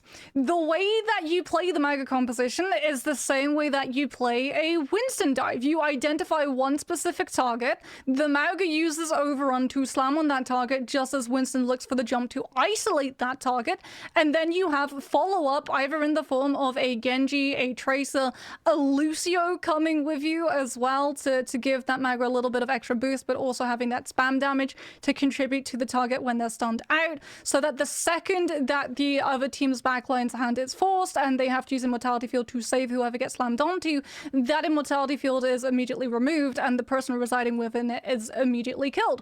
And that, for me, is dive. 3 players all piling in on one specific person because alone you do not have enough damage to immediately 100 to 0 in 2 seconds, but when you all join together, suddenly that person disappears in a puff of smoke that Houdini would be proud of. I like your explanation. It really makes a lot of sense. I think if you're Korean, if you're not Korean, it's really tough. I think, I don't know. Feels like a lot of Western teams haven't figured out dive necessarily as well as the other regions have. But there is, like you mentioned, Terra's a really good Winston. I think that it's a standout for sure. However, I guess when it comes to dive, the tough part is coordinating that, right, Mox? Like you said, from an overhead macro perspective, it makes a lot of sense. Like, team, go kill, but kind of hard to go kill at the end of the day when you think about it. When you try to execute, it's kind of hard, right? Well, you saw it. They had a really good, effective dive onto the Cassidy on point A. It just took a heck of a long time to be able to set up, and that is what these teams are doing that are able to put them into the best possible position to counter the Mauga composition. If you're tuning in and you're getting annoyed because Mauga is just every single place in all of your games, whether it's quick play or ranked, the best thing that I can tell you, the best advice I can possibly give you, is pick a composition that is going to be able to disrupt, because the Mauga composition, the way that it efficiently manages to find that kill in the first 3 seconds of an overrun is it has to rely on the setup of not just the Mauga, but players to be able to follow through. So if you continuously just poke and apply pressure every single second, which is why we see things like the Cassidy, the Ashe, the Sojourn, the Sigma, all of these heroes are incredibly good at just spamming damage into small spaces to stop the Mauga, to slowly chip away that health so that the Mauga doesn't feel confident to be able to take the hard engagement, and thus the rest of the team are stuck there quite literally twiddling their thumbs. They can't do anything until the Mauga commits. Yeah, I mean, it really matters. It is interesting too. Like, I like how you talked about on First Point Midtown, where eventually they figured out that dive onto the Cassidy. But I mean, the computing power required for the whole team, like you said, that took a whole minute to figure it out. But here we go, Mox. The map we're going to is Esperanza, like you said. Maybe that's going to be the potential counter to Inarizaki that Team Yippee have been hoping for. Yeah, you can run dive here. You can run dive very effectively, and dive is one of those compositions. Well, Winston dive, not Mauga dive. I can't believe I now have not to actually make the difference. Well, you do, you can run dive really effectively here because you can just get into that backline. Whether you want to run the break Ana, which I feel does lose a lot of effectiveness depending on whether it is going to be up against the Mauga composition. I think the safest bet is going to be the Kiriko Lucio, simply because whatever comp you're running up against, when you go for hard engages with a dive composition, if you're running the Ana, when you yourself go for the hard engage, the other team on the other side is going to be mirroring, doing the exact same thing, only everyone is going to be piling on top of your backline, and Winston's not going to be that appeal. See how Team Yippee deal with the other side of Team Inarizaki. You're looking really good at the moment, right? I mean, this team, really could be a top contender, and it is, right? I mean, they took a map off of Valentina earlier. They took out Erebus, who was, theoretically a higher seed than them. So, really the run for Inarizaki has been very successful so far, right? And it's a matter of, how easily can they take down Team Yippee potentially and move forward. And for Team Yippee's side, right, I think they've done pretty well for their team in itself. I know that they're trying to make a name for themselves overall. We know a lot of the standout players in Sunshine and Terra, but, for Kayla and Lucky Man, they've looked pretty good too. right? I mean, Yeah. just you know, composition-wise, it's been a little bit tough, but overall, mechanically, they have a very, very talented lineup. Yeah, I mean, Kayla hit a massive anti-nade at the very beginning of Midtown and got a sleep onto the Mauga, which is incredibly hard to time as an Ana because you have to wait for the window of overrun to end so that you can actually get the CC. That being said, it's not going to be dive, it is going to be the Mauga Mirror coming through. However, Inurazaki are going to be playing the Genji version of this. So Santana's going to slam in, and then Miss Earn alongside Regime is going to look for that dash engagement, as opposed to Team Yuppie, who are going to be relying on the Echo bursting the Mauga down and trying to force the cardiac high first. I mean, Persona don't miss. Persona don't miss. Sunshine just running away. Terrified of Persona with the Cassidy. Santana also finds Terra. Goodbye, Reese's. See you later. You're going to get turned back into freaking peanut butter. All of that careful planning, all of the analyticals of these two different compositions, that goes out of the window when you're having a Cassidy who's hitting shots like this. And you can see right off of the rip, Team UP are off of the Echo, understanding you're not going to be able to play Echo into a retake against Persona set up on high ground. It has to be a pivot to the Genji so you can dash and use deflect to threaten the space. Persona's been on fire, 70% like you said. You always point out how Persona has built those ults so quickly. It's because they're just hitting a lot of shots at the moment, right? Over the top side, Persona's looking for those kills. Or at least damage output on the vac. Meanwhile, they're just able to get this cart space, right? 30 meters have been built so far. Sunshine able to build back towards that ult charge, though. So meanwhile, Sunshine's able to get some good value. Good damage onto Santana, it looks like. Also into the boop of Reese's onto the outside. Goes super low. Needs some support, but so does Miss on the front line, right? They're not even pushing Bastas except Missa. Missa went a little bit too far. Sunshine shuts them down. And Rizaki still wants the window. 4 versus 5. They just run towards Terra, delete them. And now for that, I mean, Yippee just get removed. They didn't even build towards that Kitsune Rush as quickly as Merge did. So that's just a free fight win for Inurazaki with that ult. Yeah, so Miss Earn was just going in and threatening the space on Sunshine, so Sunshine didn't just get to free farm Deadeye off of Santana. Merge's position, the reason why the Kiriko was so far behind is because Merge's one reason for existence, other than using Kitsune Rush in that fight, was holding on to Suzy, so Terra wasn't able to find the slam onto Persona. As a result, Inurazaki were able to play this mega composition very slow-paced and allow the Cassidy to just sit in this space and stop Team UP from contesting. However, we now have UP holding on to Rush, and Inurazaki do not have a mirror, so they're getting ready to full disengage. 55 meters built for Inurazaki. Now they have to go forward without that Rush. For Team UP, we'll see if they want to make the move first, right? They're constantly on the back foot, it feels like, so far. Inurazaki walk forward. Now that Rush comes through, but the Cage is here to counter it immediately with the Deadeye. Counter Deadeye on the other side as well. Deflect is here, but Persona waits it out, gets the kill, and Terrible for the beat could be there from Unlucky Main, and that truly is unlucky. As Terra goes back to the spawn doors, Inurazaki regroup, try to counter the Blade now, hinder onto that Cassidy, or onto that Genji, and gets deleted by Persona 2. So, oh my gosh, fantastic Cassidy play results in a team fight win for Inurazaki. Persona just don't miss. Persona just don't miss. And now Team UP are taking a fight against Miss In's Blade when they just contributed Sound Barrier. Terra's just going to have to solo cage this Genji. Otherwise, Miss In is going into that backline and she's having an absolute field day. You know, people talked about how, you know, stun on Cassidy was broken. Now you got to deal with Hinder Grenade. I mean, there's so much friggin' stuff you have to deal with against this Cass. Meanwhile, this is such a good sightline too for the Cassidy. Yeah, they just have to back around this corner, right? Play the archway. Genji on the backside. Persona's aware of it. Sends the Lucio go sick 'em dog kind of situation. Sending Regime towards that. Meanwhile, they're just constantly pressuring out Yippee. Yippee gets deleted. Reese's on the backside. Gets killed by Missin and both Regime, who just chased them down. And now, I mean, this is brutal. Continue rush here towards the spawn. Everybody stagger killed. Terror tries to run away with her life. Gets into the spawn door safely. But, I mean, that's like a consolation prize because this cart's already about to finish. Yeah, and because it's stagger kills as well, Kayla's not even getting to build up that Kitsune Rush. It's 72%. Terra does have Cage, still been holding on to it, waiting patiently for Miss In to have that Blade, but as it is, Persona's just going to be able to Deadeye cancel it. And they walk forward with the Cage. Now the high noon's there. It's a little bit late from Sunshine off the backside flank, able to find Regime, so that's a great opening kill. Persona trades it back with the own Deadeye. Missin also finds another kill, deflect the shot into Sunshine. Terra's there with the follow-up, but yeah, everybody's already dead. Sunshine goes back to the spawn once more. Santana's gonna have Cage, so all of the momentum that Team UP are hoping to pick up with Kitsune Rush is potentially going to be denied as well. and Persona is just going to be absolutely untouchable in terms of positioning. Innerzacki don't even need to full commit until they have the full team. They don't want to give over needless ultimate charge to Team Yippee. Yeah, and that also gives them time to build up their rush too. So, yeah, that's pretty smart for the side of Innerzacki. And Yippee, again, playing on that back foot again. They don't even want to go first at all, right? They constantly send out Reese's to go on the flank, but nobody's there. With the follow-up, now maybe Yippee looking to go forward, but Hinder Grenade onto Unlucky Main, letting their Genji and the Lucio duel in the top left corner.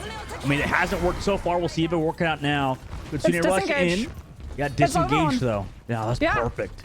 Innerzacki just overrun out Team Yippee. They've got space with Rush, but it's going to be denied entirely with Cage in the next fight. Innerzacki walk through with their own Rush. Reese able to find Regime though. Great opening kill. Carry low gets traded. And you know, it's really hard to win without your main tank, obviously, or your tank player in general. Someone on the front line able to just to pressure out everybody in this height with the rush, gets the follow-up kill. Genji onto him.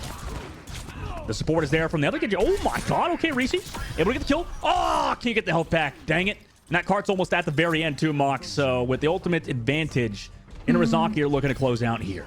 Yeah, it was Rush as well. They're holding on to Cage. They can use the combo with Blade. So even if Unlucky Main utilizes Sound Barrier, it's going to have to be taken in to account for Cage. The good Sound Barrier, but like you said, yeah, it's so hard to escape as the Lucio. However, Terra did trade back Santana in that Cage. Perfect beat drop was there from Unlucky Main. Regime got thrown out. Blade from Reese's to help contest the payload. And finally, they'll get the fight win. After, I mean, maybe slight over ult usage, but it's at least counters what Innerzacki were doing, right? Yeah, but look at how close Persona is to Deadeye. Whereas Team Yippee have not been able to stop Innerzacki from getting those forward spawns. So the team and the Cassidy, by extension, are going to be in position to hold high ground and use Deadeye away from that cancel range of Terra's overrun. Flank, out the back left, Sunshine. Maybe just showing. Wants Santana to charge on over to them. But in the meantime, just dealing with this neutral fight. Suzu utilized, though, for Team Yippee. Meanwhile, cart could be stolen here. Yeah, from Innerzacki. They just yoink it. They don't even care. Team Yippee swap sides with them. And now that cart's zooming away. Dozy though, positions are flipped. Sunshine does have a really good angle for Deadeye. Has to wait for deflect to be used. Now we can use it. Okay. And just before Regime can use Amp to get everyone from Innerzacki around the corner, we lose the Lucio. And as a result, Yippee steal the bot. Dustin, this isn't Overwatch. We're not playing a team-based shooter right now. We're organizing a heist. We are. We really are. I mean, that's hilarious. But Rush was used also there for Kayla, so that's rough going into this fight now, because now, obviously, Merge gets a free one off. No kills just yet, necessarily, but Terra's stuck in that right side angle. They know they can easily chase down Terra as well. The charge gets away temporarily, but Cage actually there from Terra, interestingly enough, but will fall with that Cage, and there's too many people on Innerzacki's side here now. Without Terra in this fight, it's going to be really hard to win, and Yippee will get wiped once more. At least they'll buy themselves some time to recontest. Yeah, but unfortunately, it's not going to buy them the ultimates necessary to live into this next fight, Dustin. Yet again, we have Blade, Sound Barrier, and soon Cage from Santana. I would not be surprised in the slightest if we seen this in. Hold her Blade until Cage is ready, so that Unlucky Main just does not get to use Sound Barrier. Yippee only got that Blade Sound Barrier, like you said. Coming up in a sec. High Noon engaged from Persona this time, though. So at least they're getting that out of the way. Oh, they don't find Unlucky Main, too. That was the player every time, the Lucio player getting caught out by High Noons. True, now, but space is now being cleared, and they're on main road. Blade now from Reese's early. Force out the beat. Cage as well is here with her own Blade. Missa just slamming through all of that health with the Blade. It's a free highlight reel for Missa. Persona's there as well with the 2K in that fight. For both DPS players, 50 seconds left now. Team Yippee used that rush in that previous fight. Run away, temporarily. Look for somebody on the flank. But yeah, I mean, they're just going to close out. Nothing can really be done here. Tracer to touch. Nope, not even there. Innerzacki get a win in the lower bracket. Rio. Yeah, it's not a fun time to be a Lucio main at the moment, Dustin, unless you're getting your Lucio 1v1s, because as it is, it's this. I guarantee you it's going to be Blade Cage coming through as the play of the game. And the thing as well is that it's not even because the Lucio misplays the situation, because Mauger ultimate is actually a shield, just like Symbol. It acts as a shield, and Sound Barrier relies on having line of sight to apply to all of your allies, which means that the Lucio can't just hide away from the rest of the team, Sound Barrier around a corner, and save everybody if they're stuck inside of mag rolls. But no, you have to throw yourself directly into that ring and hope that Sound Barrier is going to be enough to keep everyone sustained. And until we saw Genji's getting matched up with Mauga, it would be. The problem is that Genji's now wait for the Sound Barrier to come through and just get all of the dash resets. And the second that they get that one first kill and all of that armor has been gone, everyone's locked inside that cage because all 5 players are playing inside that zone to guarantee they all get the Lucio ultimate. And as a result, it's just stepping stones. You go from player to player to player, and when the squishies fall, another squishy follows afterwards. Oh my god. Shout out our observing team and replay team capturing all of these cages, by the way. The Calling All Heroes replay and observing crew have been awesome so far. I mean, that was awesome. You're right, Moxie. Just like, it feels like it looks so cool. The Genji blade and the cage play, the rage cage, what you call it, blade cage, as you called it. But, you know, it's honestly so skill-less, right? It's like, you just pop the blade and you're in a cage. It's like, obviously, free kills. It's like you're going against robots in the dang practice range. It's not that impressive. But as a team, as a cohesive unit, Inarizaki look impressive, Moxie, to get that 3-0 win today. Yeah, they look insanely strong. We got to see a lot of different compositions coming through from them. Really strong on the Maga. Loved getting to see that they were able to figure out as well the usual tempo that the Maga was to play. But they also figured out very quickly that Persona was just running the lobby at the beginning. So they deviated away from the traditional tempo and the way that you would normally play that Maga composition. Figuring out that, okay, even if this comp is meant to be played fast for immediate hard engages off of our Maga into our Genji into Lucio, we can actually use the Genji to put more pressure onto the other side's Cassidy so that Persona doesn't have to worry about winning a DPS duel and can just absolutely shred through absolutely everyone that tries to stand in the Cassidy's way. Well, we won't be sitting in your guys' way. We're going to a short break. When we come back, we'll see Persona, one of the victors from the previous match for Inarizaki. So don't go anywhere. We'll talk to the star Cassidy player after this break.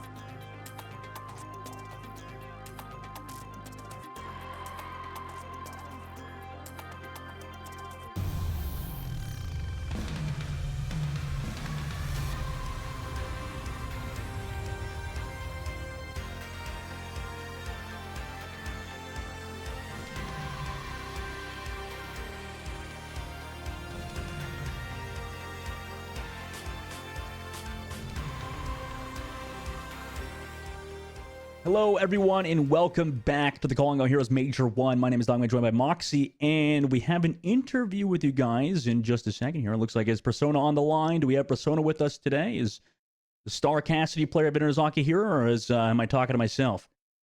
Hello, guys. Can you guys hear me? We can. Yeah, we we can. can. Yeah, great game. You played awesome. I think we pointed out on the broadcast. You got a lot of love. Real quick, I'll ask you this, Persona. I mean, how often do you hit up the aim labs? You looked amazing so far on the cast. I actually don't do in training at all. I just play the game. Yeah. Well, thank God. Somebody else that understands that you don't need to freaking do these aim games all the time to be a good aimer. Okay, wait, we Sure. need to expand on this. How many hours exactly are we talking of just playing the game as I would assume Cassidy?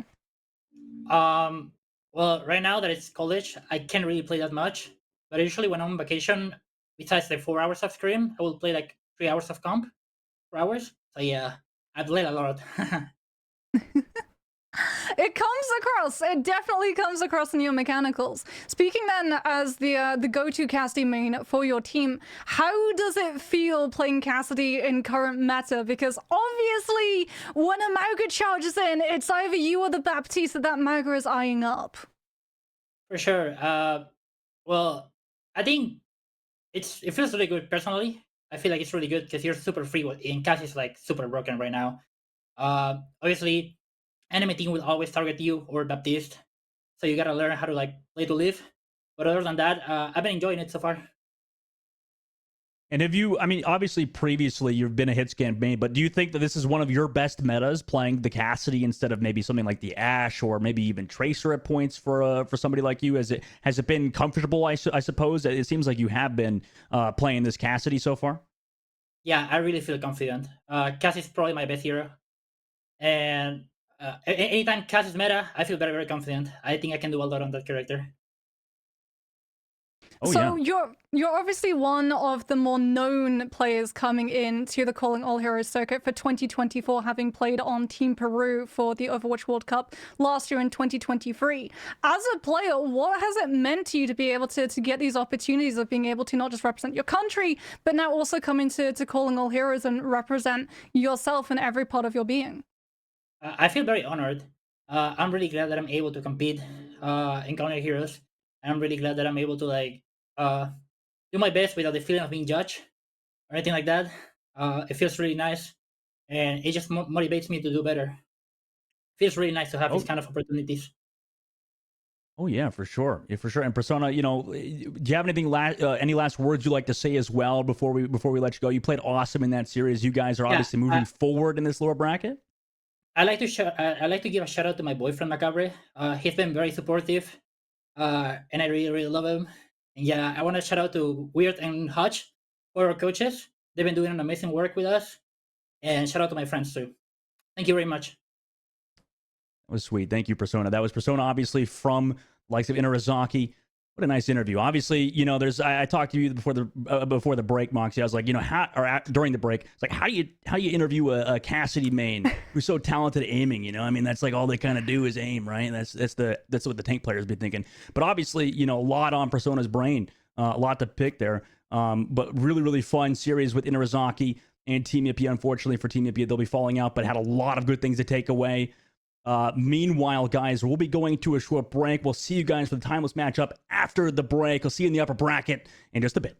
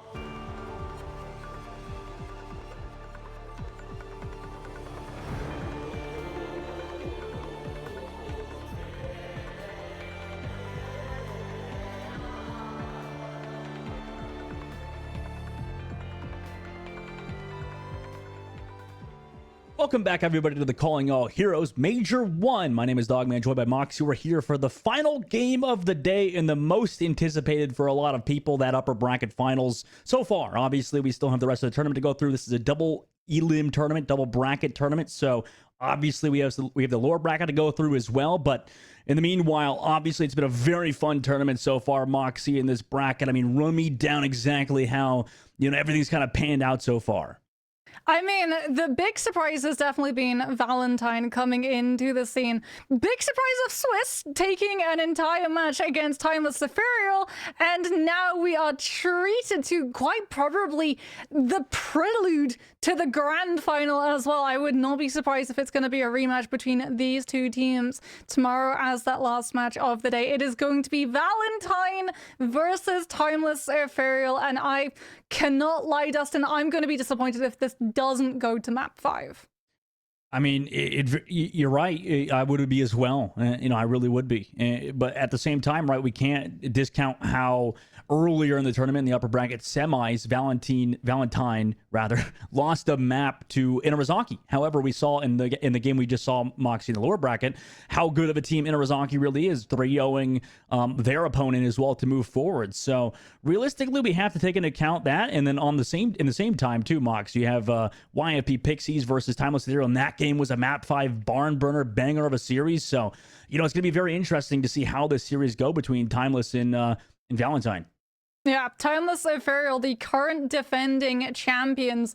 In 2023, they were at the top of every single one of these Calling All Hero events. I am so excited to getting to see this roster yet again in action, especially because I think if anyone has been able to get to grips with the current Maga meta, Timeless Ethereal is definitely up there. Snozzler and Bun, Genji, and Adventure has been absolutely exemplary. Oh, yeah. I mean, they've been disgusting. Everybody knows how good of a team Timeless really is. And meanwhile, on the other side for Team Valentine, we've seen, obviously, these players as well. Throughout the history of Calling All Heroes, another team with veterancy that rings true on it, right, Moxie? I mean, just super talented roster all around. Yeah, Mari able to flex onto things like the Doomfist means that if you do find yourself back against the wall having to go for those pivot heroes that can move very quickly to contest that first CP map, can be really strong at being able to pull a lot of these rounds back. Would not be surprised if we do get to see that pocket pick coming through. But I think if there are two teams that are going to be playing incredibly close to top tier meta, it's going to be these two. I think it's going to be Magamira every single map that every one of these teams can possibly take us to. Yep, and now obviously we just have to wait for the series to see which the first map may potentially be between Valentine and Team Timeless Ethereal. Moxie, obviously you mentioned how you're expecting this game to go the distance. And that's, I imagine, from, like you said, just the flexibility of Mari, and then overall the cohesion of this team has been there so far.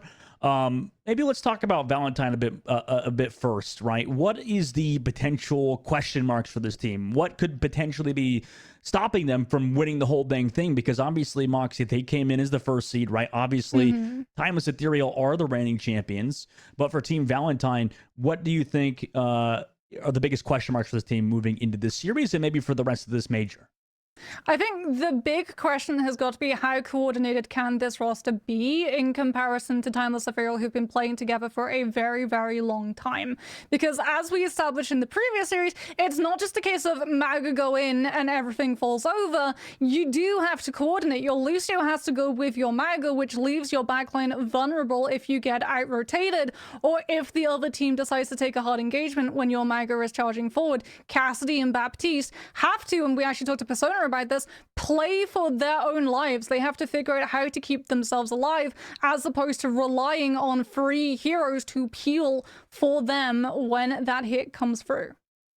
Interesting. Oddly enough, that Moxie, meanwhile, if we take a look at Timeless, right, we had obviously former teammates of this team move over to Valentine too, so we have that as well going forward. Meanwhile, for Timeless, right, maybe this year, I know you talked about them potentially faltering a little bit compared to how they looked in the past.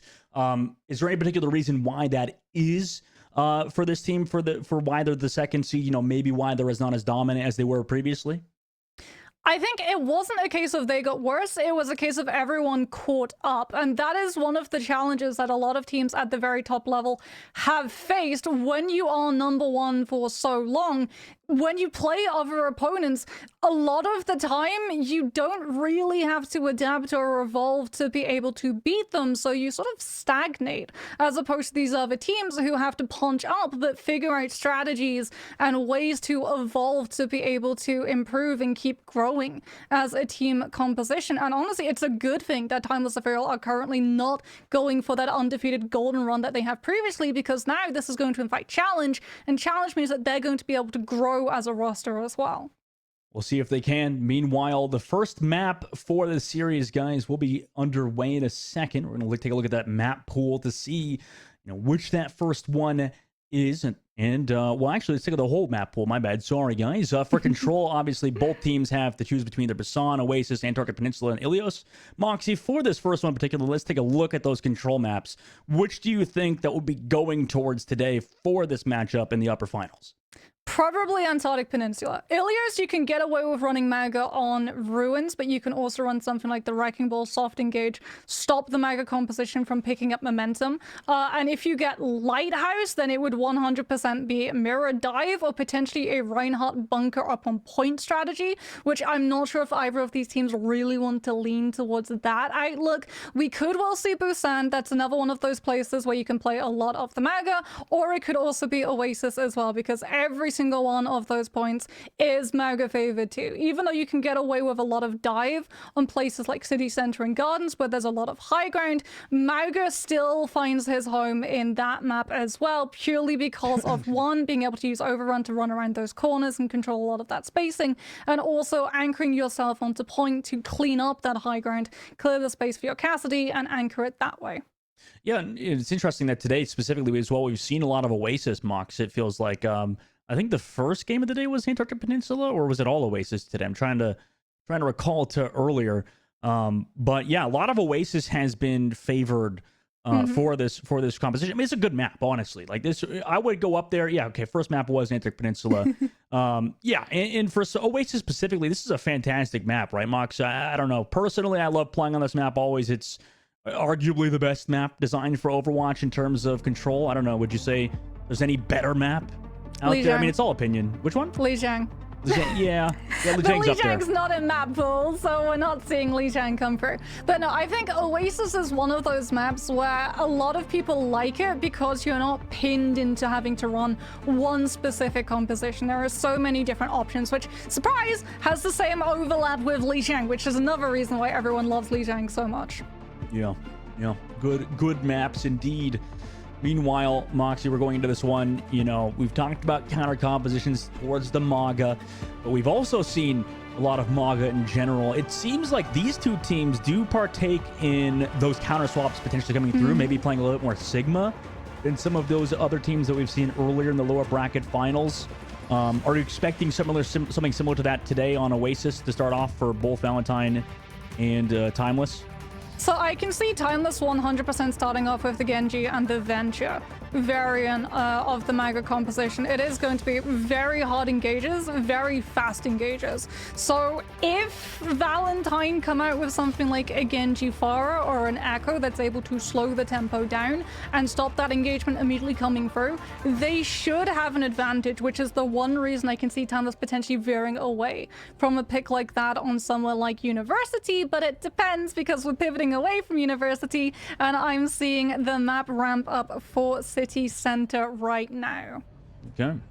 Interesting first map out of all of them. And also, for City Center in particular, gotta be aware of the jump pad. I think was it the first Koth that our control point that Blizzard added that was like they added the jump pad onto Koth to it, onto control. I think it was. And the cars. I mean, most importantly, car deaths. Yes. Yeah.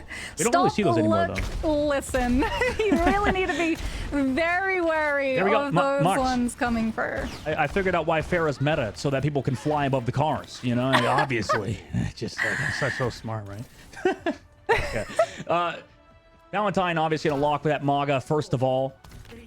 And Timeless Moxie having Sniper towards the Sigma. Definitely one of the best Sigma players as well in Calling All Heroes. Oh, we're going full counter composition to the Mega. Bun's going to be on the Cassidy to be able to slow Kindred's approach, but also put pressure onto Zoe's Farah.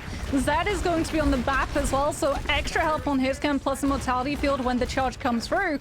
Valentine are playing the Kiriko Lucio, which means that they're anticipating something like a Mauga potentially wanting that Suzu for the slam, and we just have to go into poke phase. But the Farah is getting literally nothing done because Zoe cannot possibly fly up until Bun is unseated from the angle. That's really tough for Zoe to deal with this. Meanwhile, Snozlar coming on the back towards that Cassidy. Oh! What a shot! Both shots from Wisp there. Disgusting. Shuts down Snozlar immediately. No more Tracer now available for this team fight. Valentine, do they want to push forward right into the choke point? It's always going to be tough, but Sniper goes down. ZS does trade it back, but it's a little bit too late for it to matter at the end of the day. Halo does get the boop on Wicca. Pause eventually going to come through.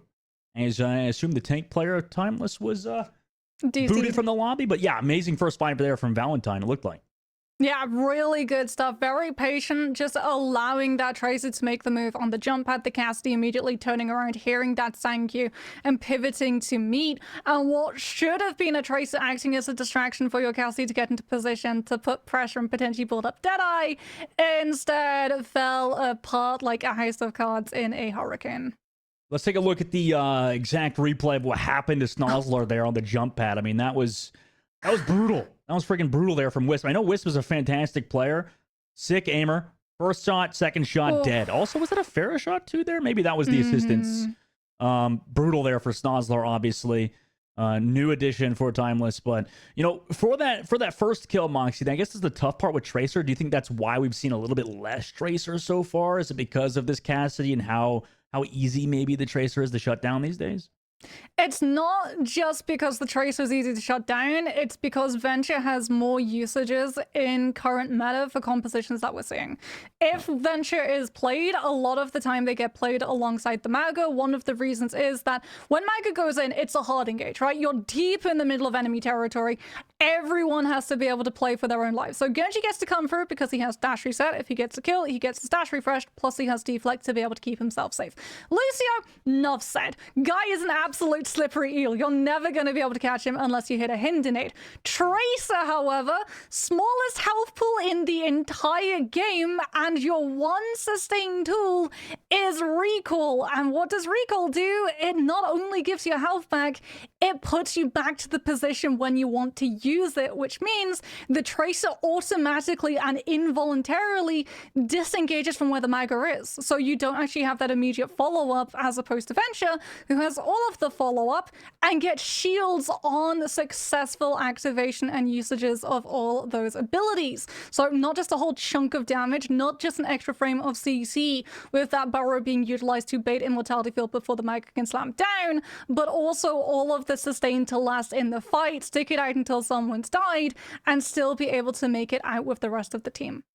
And I don't think I could have seen the day when Tracer would get replaced by Venture. I mean, that is crazy. It makes sense to, like you said, how you described it. I mean, it just seems like Venture gets rewarded for going in and Tracer gets rewarded for going out. So, it's, like you said, it is kind of a tough situation for modern-day Tracer players. But, guys, we're trying to figure out kind of what's going on behind the scenes for Timeless and Valentine. First fights can dictate a lot. I mean, I'm trying to remember what the exact stats were. I know that there's been stats as we're heading back into it, but Moxie, I know there's a lot of stats like into, you know, whichever team wins the first fight ends up winning like X amount of times. It's like over 60 or 70% or something for the entire round. I wonder how accurate that might be leading into today's match, as Timeless going to stick with their composition, Moxie with that Baptiste and that Sigma still, regardless of everything that's happened. Bun is getting real close to Deadeye, but there is a very real danger that Timeless Field just get run over quite literally by Kindred deciding to go super aggressive. Timeless Field going to try and anchor on this point, force Valentine to give up the high ground and drop down, but Kitsune Rush just buys us the space. They rush on forwards. Not all the way on the inside, though, and it looks like somebody's in there. No, they're just all playing towards the point. 50% of the board. Window for that rush. Beat drop here on the Kindred to keep them alive as well. Valentine tries to walk on with the beat drop into the barrage from Zoe, but Zoe gets traded out immediately by Sniper, so it's a 1-for-1. Halo finds on a Wicca. Re-engage comes through now from Snozlar with their own beat drop. Perfectly timed from Halo. She's been awesome on Lucio so far. And finally, AJMR will get picked off, nearing 60, what is that going to be, 67% on the board, 66% on the board, as Timeless Ethereal take control. Yeah, Timeless don't have to worry about lacking sound bar for this next fight either, as long as Bun is able to utilize this Deadeye and insta-break the Mauga cage.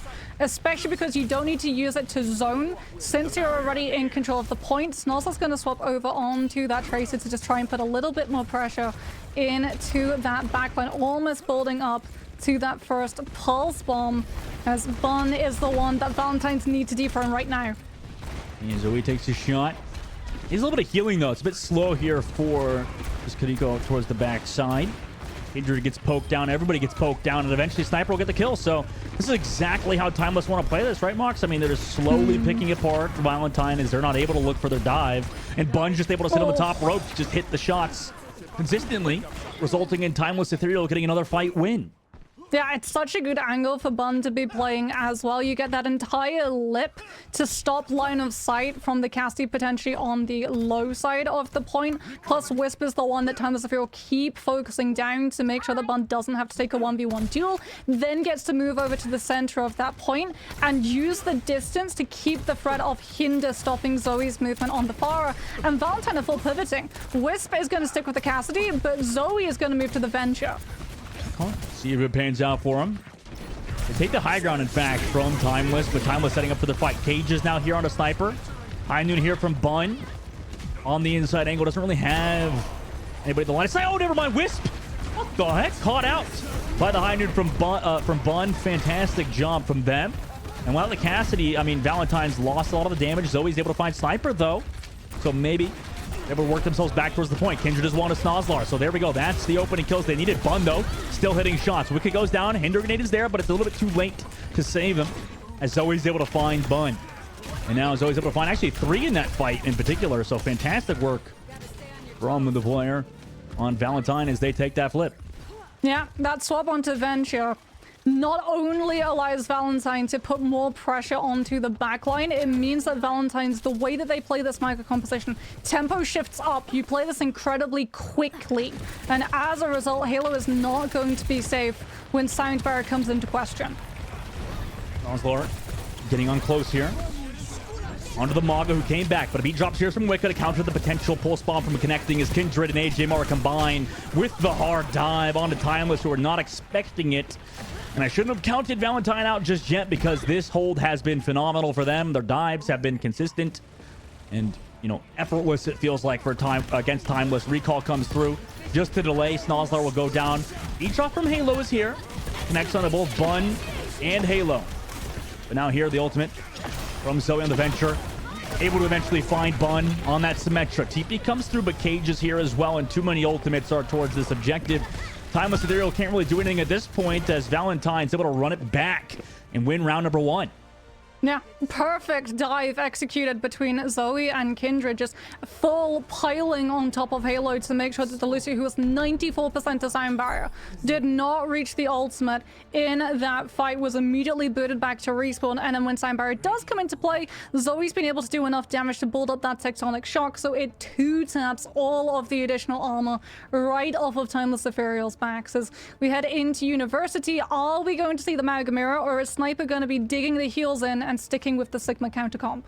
I don't know, yeah. Curious to see what happens. This is especially a great Maga map too, right, Mox? I mean, it's hard to play against. With the Emerald Guns showing them off, Valentine's going to stick with their composition. Wisp, though, going to be holding that Sojourn instead of Cast this time. Yeah, Sojourn. There are a lot of angles on University. You can use Disruptor Shot to police a lot of them so that Kindred doesn't have to take Needless Poke coming through from Bun before all of the pieces of this Venture and the Mag are ready to commit. And Win is going straight in. Woo. Oh my god, Wicca almost goes down there towards that Tracer. The support is there, however, cooldowns are all gone, and AJMR follows, so does Zoe. Kindred's able to find Sniper, but that's not enough. Bun, follow-up shot on the Kindred. Nice shot from her. Wisp able to find Snuzzlar at the very least, but yeah, this point definitely going in favor of Timeless, who, again, take the point first. Yeah, Valentine are able to take the Sigma down, but you forget that Bun on this Cassidy can be incredibly tanky. Combat Roll affords a 75% damage reduction and allows the Cassidy to live, and when everyone is in such an enclosed position, that Hinder's going to be hitting multiple people with the AoE. As it is, Bun's already 70% to the first Deadeye, and Timeless Zephyr now do not get the opportunity nor the spacing to instantly run on top of someone with the Maga and the Venture. Rotation around. Nice immortality field to keep alive that Sigma, but it's immediately deleted by Zoe. Fantastic coordination there for Valentine. However, they're low. Kindred getting poked out by Bun the whole time. You mentioned about Bun, just a thorn in the side of Valentine. It will go eventually down. Yes, that's actually the ones able to find those kills. Nice shots from the Baptiste player of Timeless. AJMR did find Sniper, but at this point, it's far too late. And now 50% of the board has been built. I mean, potentially we have OC in this next fight for Valentine, and Wicket is going to have Sound Barrier to let Wiz go as aggressive as this Sojourn wants to with their ultimate.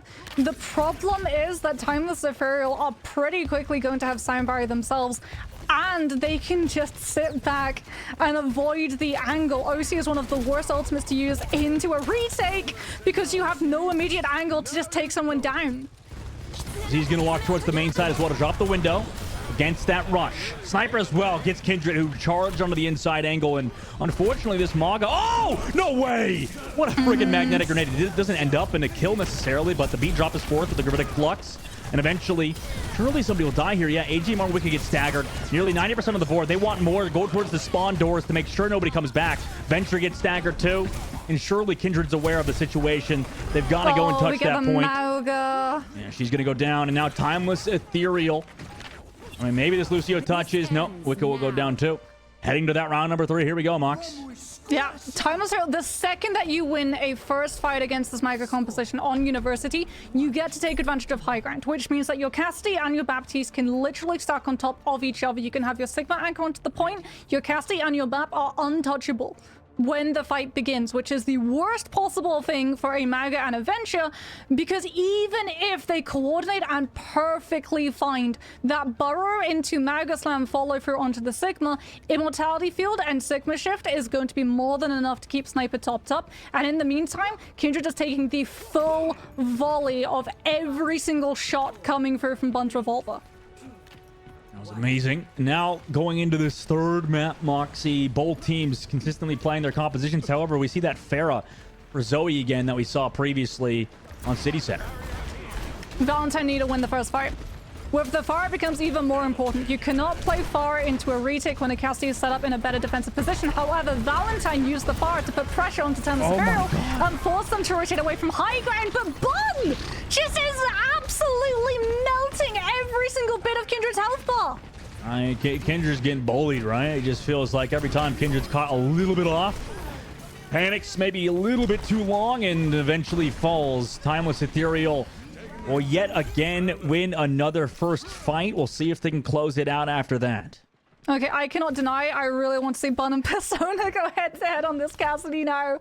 And Zoe does not want to see any hit scan. Zoe drops off of the Pharah and goes directly onto the Genji. However, Valentine are still going to have that same problem that they faced on University. They lost the first fight, therefore Timeless Ethereal are in a position to avoid the Maga dive. Oh, my Kindred's dead. Mox, Kindred's dead during your entire analysis. Just delete it. Goodbye. This is how you play it. You put pressure on the Maga when the Maga is walking up and trying to possibly to get into position for overrun to actually provide the opening for the rest of the team. And with the Cassidy, with the Sigma, you stuff the choke and don't allow Valentine any space to use Kindred. We are almost halfway through this first CP, and Kindred has not even hit a quarter of the way to the first Maga cage on this map. I mean, Zoe's out here playing Mystery Heroes. Onto the Venture now. Why not? You know, we got to try something out. This feels pretty bad, right? Kindred's had a tough go at it. And now ultimates are here. Pulse connects. Yeah, there's that Suzu.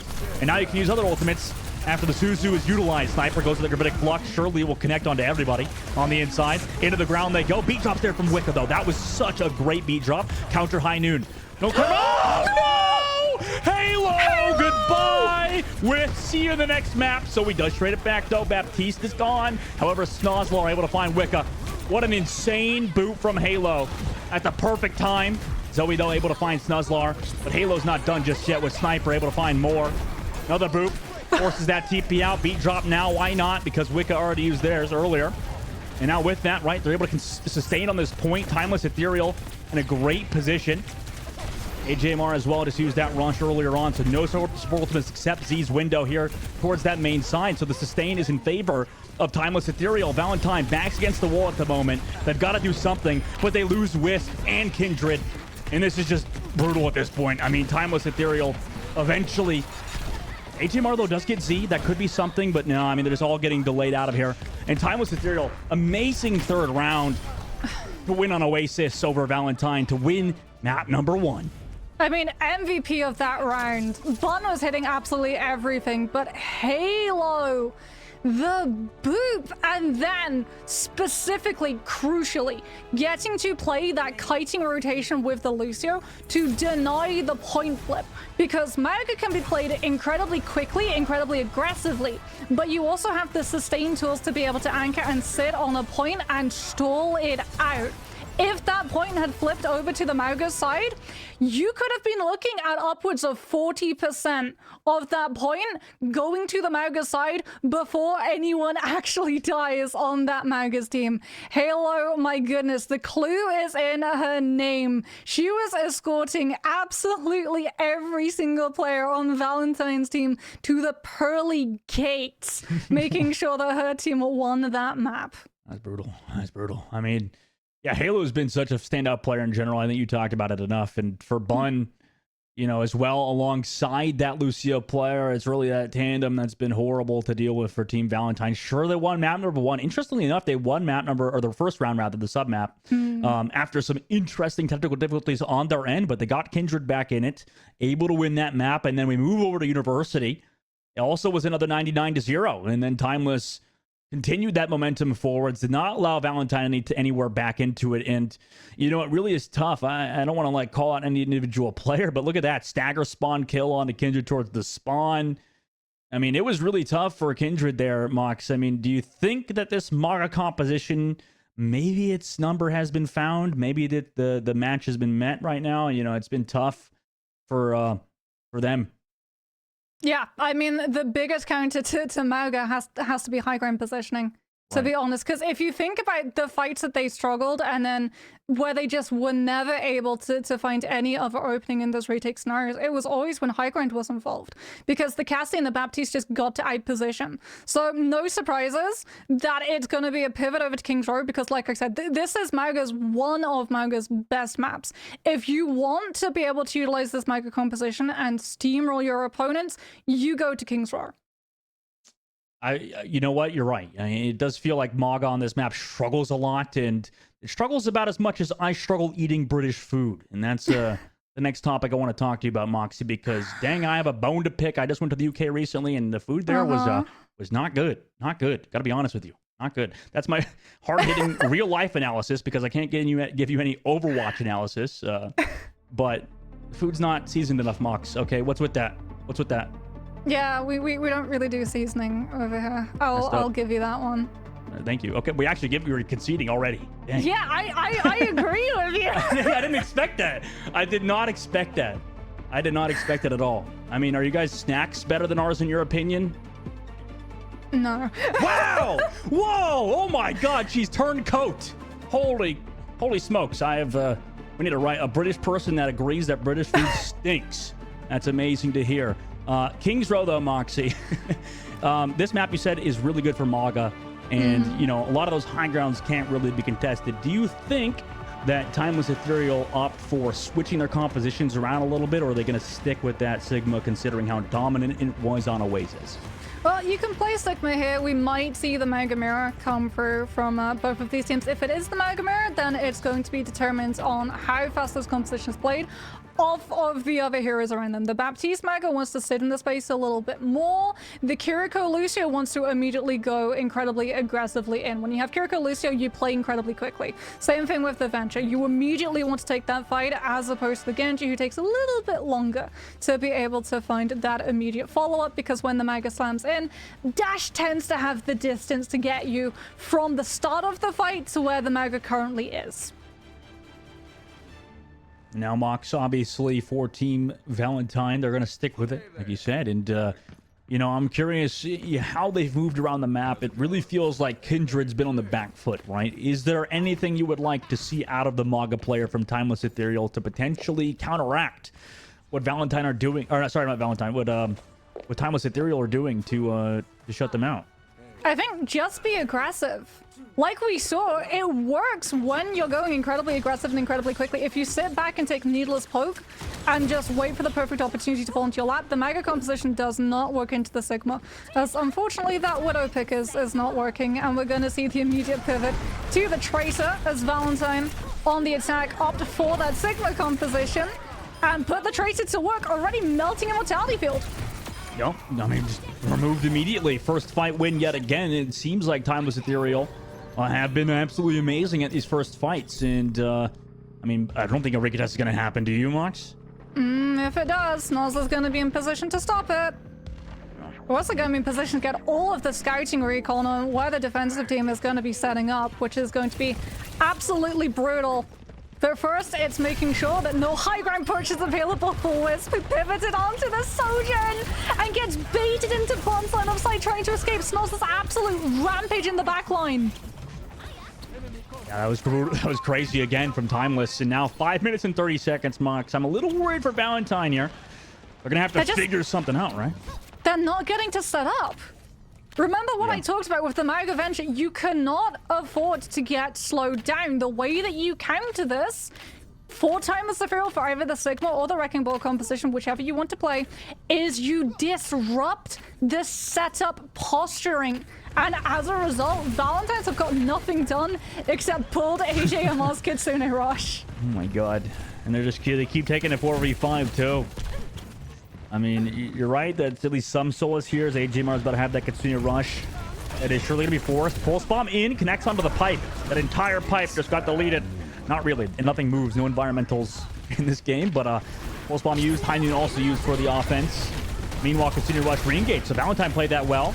But they get the kills here, though. AJMR goes down to Snozzler. No way. In the Kitsune Rush, too, of all things. So Wado's able to find one. Counter. Ultimate here from Sniper. Nothing to save them, too, because AJMR went down earlier. Kindred's able to find Z, though. And meanwhile, you're getting a lot of support from Kindred onto Sniper. Finally, Valentine's able to get something, and Kindred was the star of that show there. Kindred still has to win against Snozzler, however. Does not want to provide all of the fodder for this Pulse Bomb charge. Keep an eye, though, because Snozzler's on the high ground. Snozzler's on the high ground. Pulse Bomb being built. Not there just yet, so look for this Lucio. Eventually, Wisp comes from the top, meanwhile. And they actually use a little bit of ultimates there for Timeless's side, so it's not going to wait for the pull or for the recall to come up before they go for the pulse, I imagine. Zed's got Amp, but Zoe's got Tectonic, so we don't want to use it just now. Another pressure comes through from the Pulse Bomb. That forces Sound Barrier. And Timeless Ethereal just disengaged. They're going to play for time. As Valentine, they know that Timeless Ethereal are trying to disengage, and they're trying to get a kill off of the back of this with the Tectonic, but it's just not working out. Z is so good, though. Window here to counter the cage. Immortality was there, too. They lose Snozzler, but Kindred's down, so fantastic work from, in my opinion, probably the best Baptiste in Calling All Heroes. Timeless Ethereal will win that fight. Sure, they have to find some stagger kills, potentially an overclock here. I mean, Valentine can come back. Yeah, but Bun's gonna have Deadeye. It's going to be a Deadeye standoff against an overclock, and Wicked does not have Sign Barrier. Granted, Halo doesn't have either, but the damage reduction that Deadeye affords you might mean that Valentine just don't want to take this fight. No! Ooh. Overrun doesn't cancel Deadeye! No, but, you know, they at least dodge it out, force it to be used there. Wisp doing a great job playing around that corner. No kills necessarily found, but a lot of damage is done. On to Valentine at the moment. Try to walk through with this Kitsune Rush. Make sure the healing is there. Immortality Field forced as Timeless Ethereal back off from there as a successful recontest happens for Valentine. Okay, Valentine just need to buy Wicked. That little bit of percentage necessary for Sound Barrier. But Wisp is just not getting to find any value until now. There we go. Zoe gets to take the full engagement with the Venture. Kindred gets to dive in as the follow-up. And Timeless Ethereal have finally slowed down. Yeah, Halo's trying to like C9 Wicca in the back. Wait, meanwhile, Snozzler Pulse Bomb, Suicide Bomb on to Kindred. That's a trade for them. Meanwhile, Baptiste is being staggered towards this payload. Great job from Wicca, by the way, to make sure a C9 didn't happen from Halo as And they're going back to recontest or regather their teammates. And 2 minutes are now left on the clock as Timeless Ethereal want to mix things up. They're putting Snozlar onto Genji. Yeah, Z has the amplification matrix, but mega compositions all the time don't need to worry about that ultimate because you just overrun directly through it. As Zoe is coming up to Tectonic Shock, Timeless Ethereal want to use this amp around the corner so they can push Valentine's back off of the spacing and buy themselves possession of payload. Walk on forward, Zoe never really caught out because of Venture's capabilities. Meanwhile, Z, oh my god, nice speed drop engage from them. Able to take down Z. However, Bun did trade back Zoe. Talked about the star power of Bun being ever present. And now it's going to be really tough to deal with him. Though Cypher does fall Bun, though, again onto Wicca. It's a constant trade back and forth. High Noon was there. Everybody's kind of low. Not a ton of healing necessarily, but they're able to sustain. Wisp able to find Snozlar, and surely that sends Bun the message to go home for now with a minute left on the clock. The difference is that Valentine are the ones making the first move now. They're not playing React off of Timeless Ethereal's pressure. They're getting to play the Maga, they're getting to play the Venture hard and fast onto the backline, and as a result, Timeless Ethereal are always trading one of their players before the fight is properly able to start. And Valentine's are sitting on a wealth of ultimates. They have so much scouting information. They know that Timeless Ethereal don't have amp. What they do have is Flux, but Susie should be able to stop it. Yep. Wisp still gets poked down, though, so out of the fight temporarily. But Zoe, the star player of Valentine's, been amazing. Go on to Bun towards that flank. Perfect Venture gameplay so far. And Zoe lived. Nice cage here as well from Kindred just to sustain. Forces that beat drop. Charge away now is Kindred because the cage got deleted. Too many members of Timeless there. Not enough there for Valentine. However, they did force out that beat drop. Meanwhile, Zoe going for that nearly one-shot combo. Disgusting from the Venture player here. Now 3 seconds left till overtime is about to tick down. No ultimates for Timeless except the Blade. And a Baptiste ultimate in a second. So he digs underground. Look toward the back. Forces back the supports of Timeless to make sure Snozlar can't get a lot of the healing. Blade comes through onto this. But it's deleted by Zoe with the own ultimate. And make that 2 kills for Zoe. That's too much to deal with. Timeless Ethereal. They just have Halo towards that cart. Eventually going to get staggered out. And Moxie called it. This is Maga's map. It really feels like as Timeless Ethereal gets stopped in the Streets phase. Yeah, it's Mauga's map if you take your turn first. If you try and take second and play reactive to the Sigma composition, it's not going to work. And they played that last fight absolutely perfectly. Zoe going in with Tectonic Shock meant that Snozlar with the Blade was not able to use that opening to put pressure onto Wisp. So when Wisp used that overclock, the Genji had to full commit onto the Sojourn. Wisp had power slide, got Susie from the backline as well, and Zoe was able to do enough damage to take the Genji down. Really good stuff coming through from Valentine. And I mean, it makes sense that they did stumble a little bit on point A as well, because these hard, fast engagement compositions, if they have to take hard engagements out of that first choke of defense on A, a lot of the time you feel like you overextend and overstep and can lose some of their players. Now that they're taking their turn first and going for these hard, fast hits, their attack, if they keep up the tempo and keep up the speed that they've been using in their second half of defense, should be a much harder hit for Timeless to deal with. Right. Yeah, that's going to be a really tough thing, and has been so far for Timeless. And now for Valentine's side, you know, they're gonna be happy with Zoe's performance on that Venture, right, Mox? It just seems like it's really been so good overall mechanically for them. And on top of that, it just feels like Timeless really can't get past these choke points without Zoe being there. Yeah, she has been absolutely instrumental in giving Valentine free passage, and she's going to be absolutely instrumental now. Wisp is going to go over onto the Sojourn to provide pressure and keep Bun in check, but it's going to be up to the Maga and the Venture to find the first opening. Walk forward. Charge for Wisp here. Gonna stick towards that Sojourn. Looking for those one-shots once they build the railgun. Now the Tracer's there. Sniper's also able to find Zoe. That's a huge catalyst for Valentine to have success. Wisp goes down to Snozlar too. Rotation tried to come through from Valentine, but it's a bit split. And they're going to have to back up for now. It's high ground. Timeless Ethereal, they've identified the weak spot of the Venture and the Maga. Venture might be able to find themselves from the low ground to the high ground with the Dolphin Dive. Maga, however, cannot. Overrun does not give you verticality, and as a result, Timeless Ethereal can just outposition where the Cassian Baptiste sit. Falls over the back, not knowing that Suzu has been used. Bun's able to find Wisp too. Nice shots.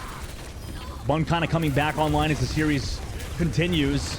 Bun finds two, so he goes down as well. So both DPS kind of diffed by Bun at the moment. Kindred also falls.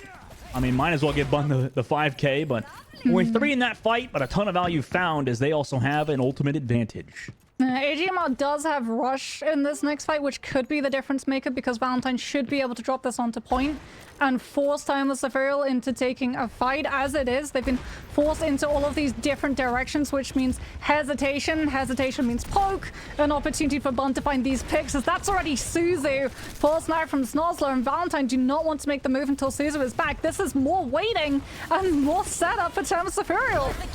Yeah, Bun's still waiting over the top. Rush comes through. See if Bun wants to decide to pump the High Noon. She's waiting patiently. Now pops the High Noon. Stun comes as well from the accretion. Does not find any kills necessarily. Just uses it over the top, knowing that everybody's kind of here. Zoe wants to re-engage early. Grenade. Doesn't connect necessarily. At least forces away the Venture from now. Sniper towards the point, though. Trying to lock it down as the tick has already been giving. TP there from AJMR. Goes back to the team. Understanding that's been used. Now can go in with the Gravitic Flux. Suzu surely is going to be used here, though. And a nice charge on a Sniper as well to slow them down. However, Sniper's not giving up this choke point until the shield's necessarily gone. So both cooldowns used. Now drops back down towards that point.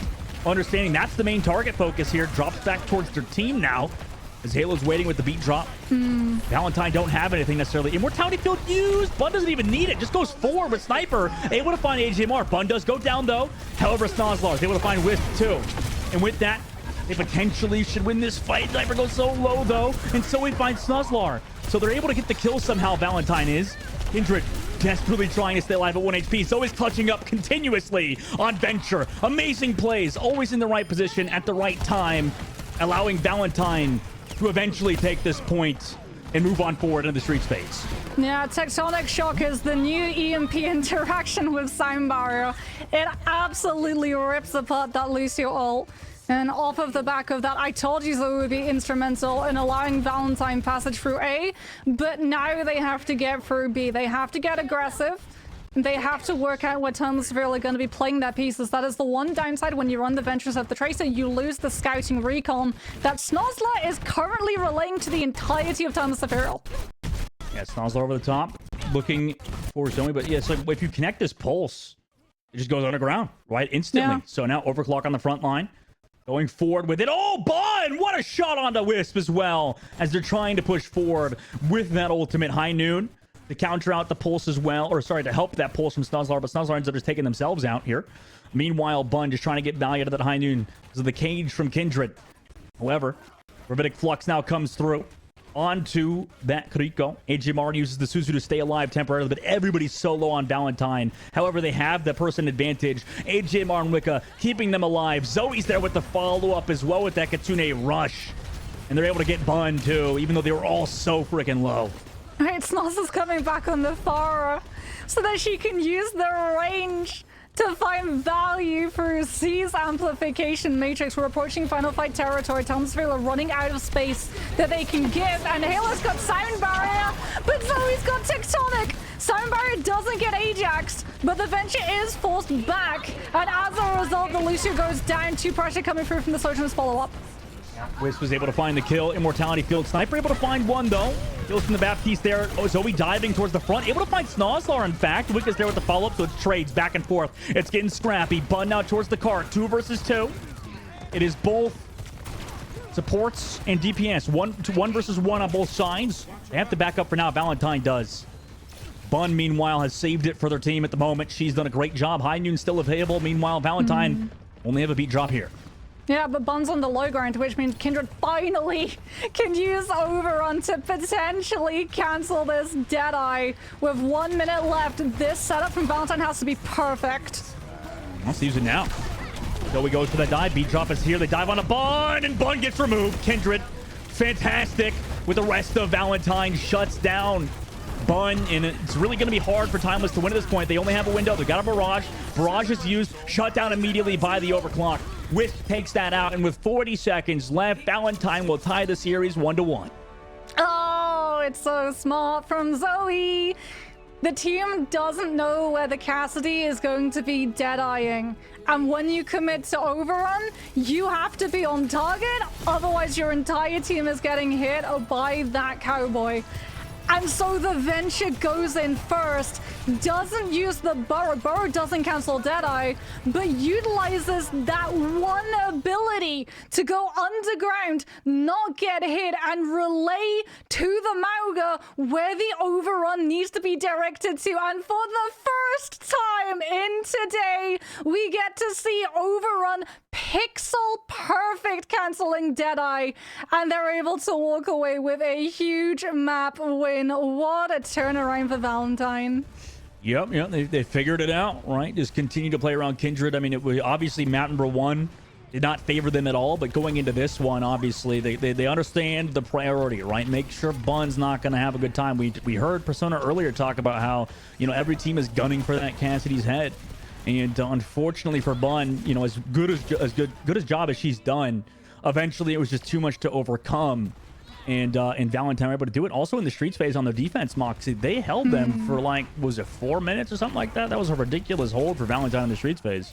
Yeah, my one concern though is that Time and Severo, they might not be playing the Mauga themselves, but from their positioning, both on attack and on defense, it is very clear to see that they have identified that not only does the Sigma composition make it harder for the Mauga to find its win success, they can also position on the high ground. And so a lot of the times when we see these push maps come through, I think we're going to be seeing Times of Feral take us places where they know that they can set up the Cassidy and the Baptiste away from the potential of that Mauga Slam cancel, forcing the Venture and the Mauga to look at the Sigma, who has the best chance of surviving that hard engage. Everybody, we're heading to New Queen Street for the push map. Obviously, for map number 1, Oasis did go Timeless Ethereal's favor. Had those 299 wins or 200 O's towards the latter half. Valentine has come back in the series to make sure that we have a close one today, as New Queen Street's going to be that map number 3, Moxie. Do you have any comments or concerns maybe leading into this for this Mauga and Sigma, or have things been relatively close? High ground. New Queen Street has so much high ground. You've got windows, you've got gym, you've got tunnel, you've got the first high ground around statue that all of these teams always contest themselves over.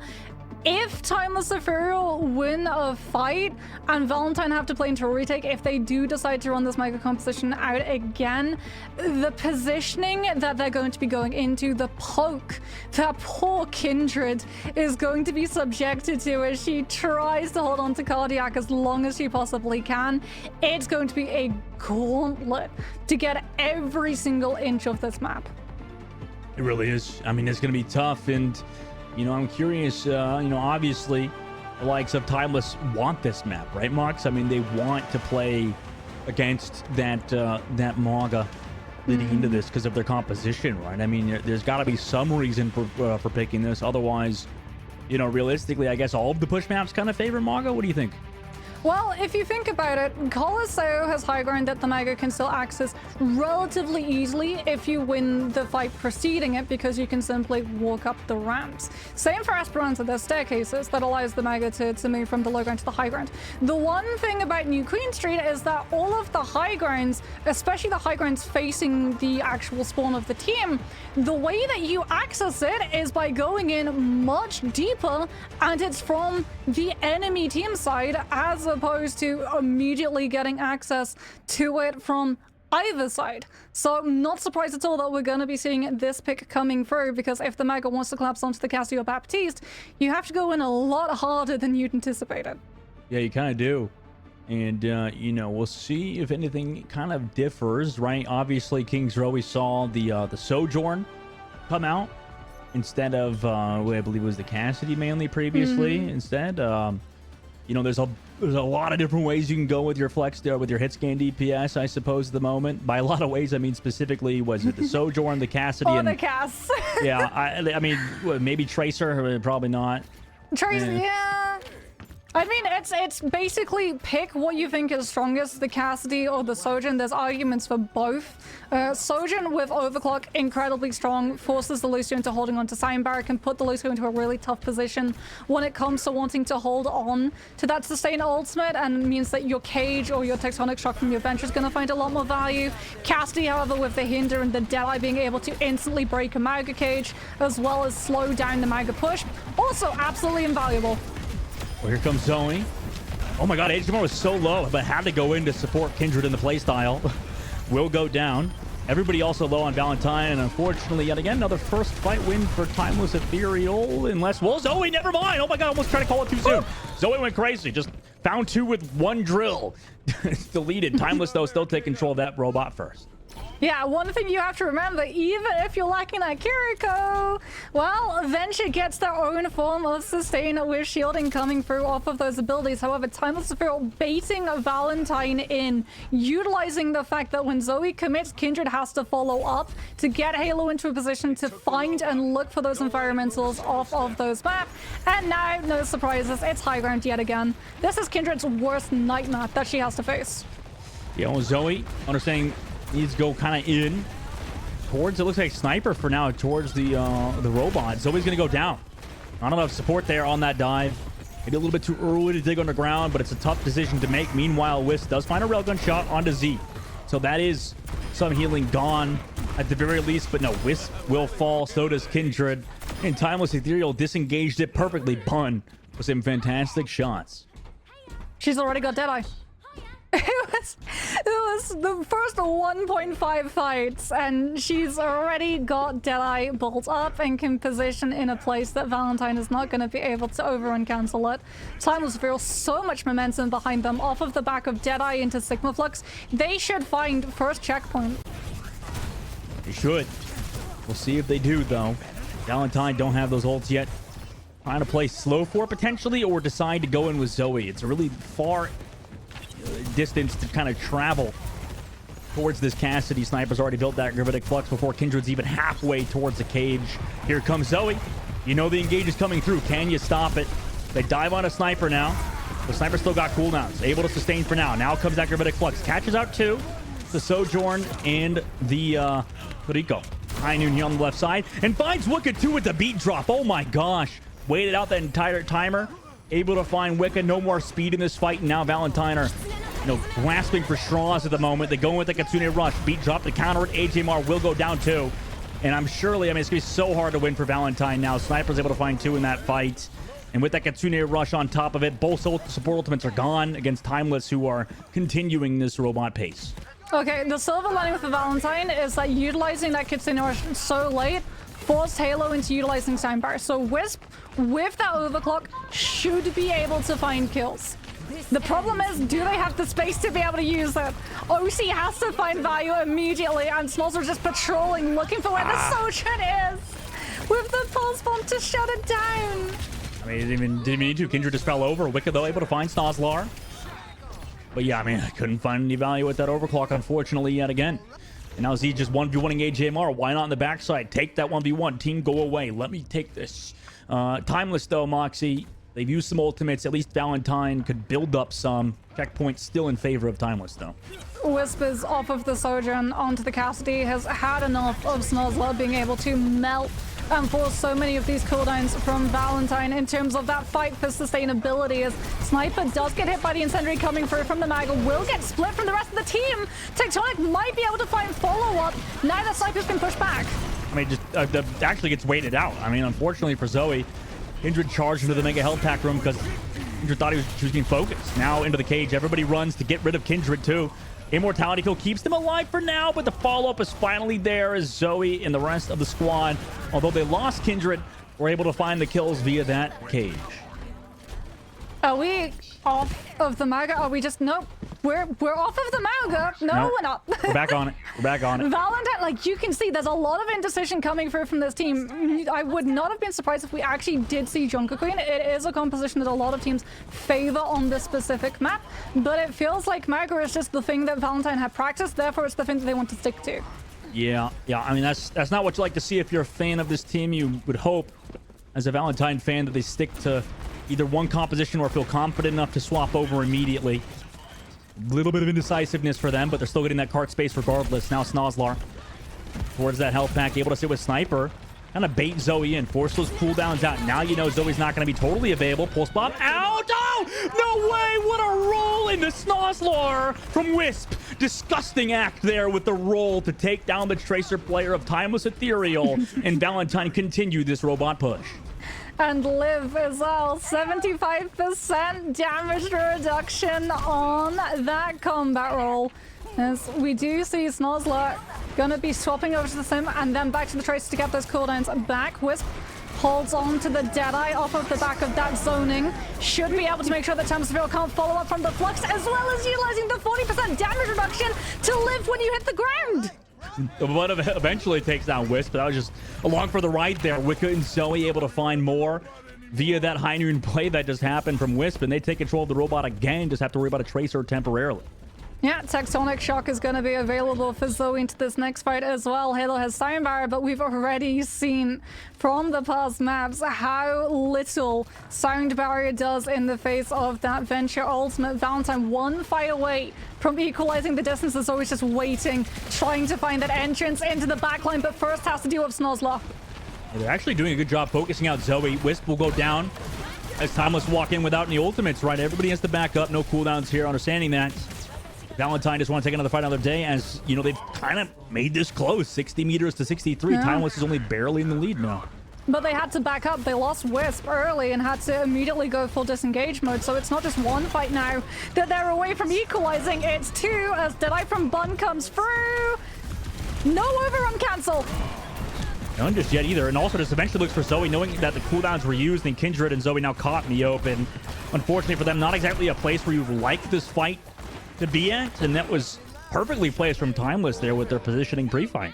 Yeah, perfectly spaced from Bun as well. That was right down to the wire, just outside of the stun effect coming through from Kindred's overrun. And Bun's able to find an early pick onto Zoe, who had Tectonic Shock, and everything is suddenly falling apart for Valentine. It is, and now they got to come back into a window. I mean, this is going to be really tough for Valentine. If anybody could do it, it's probably them, right? Try to walk in towards that bus stop there. Have a little bit of space. Zoe dives in. Snozlar wants to go in with the pulse bomb. Rolls it off, though. Nice work from Wisp to avoid the kill there. It's tough for pulse bomb to get a lot of value now against things such as Immortality, Suzu. But oh my god, Zoe just shuts down Sniper with that ult. Goodbye. Also, the Immortality field that was there to potentially save them, not in this situation. Same with the beat drop. So you're getting some ultimates out now for Valentine. This could bode well moving forward as Zoe shuts down Bun. Make sure that Cassidy player has no time to pop off. And Valentine finally take control of that robot again as they stagger out Z. Yeah, we're gonna have Cage as well. Bun a little bit away from Deadeye to be able to cancel it. Wisp is going to have their Deadeye to live through the impact of Sniper's Flux. The question is, can Zoe live the scouting that Snozlar is currently doing against this Venture and find an opportunity to get Kindred in close before Timeless Ethereal is set up in the high ground? The answer is no. It feels like this is clunky for Kindred. Kindred keeps trying to go in. Page here. Rabbinic Flux connects onto the back. Beat drop with the high noon. Into the sky. Wisp goes. Doesn't find the kill, though, necessarily because of a nice job from Sniper. However, eventually, Wisp just connects on those shots afterwards. Too many ultimates to counter Timeless in this situation. And that's another fight win as they can take control of that robot Moxie. They could take the lead here. They need to get aggressive. That's exactly what they're doing. They're taking that position and they're pushing forward to deny Bun the angle with Deadeye to stop Valentine from picking up the distance lead. It's so close, just around the corner, but they have to back off and give Timeless Ethereal the respect. You do. It's not really fought for all that much either as Timeless take control. Throw that pulse bomb from Snozlar, but it's avoided from Valentine on the inside angle. Meanwhile, Kindred taking a far angle on the backside, forcing Timeless to make kind of a decision. Do we want to go for that Mog on the right side or go for this inside room? Incoming. Venture goes. Kindred's also there. Takes the high noon shot to the body, and no! Indecision for even a split second cost Kindred her life. And now Zoe's also going to fall. Everybody else is here now for Timeless Ethereal. Wisp is able to find just one. 15 seconds left. They didn't even have to touch this cart now, Moxie. I don't know. It's going to be brutal.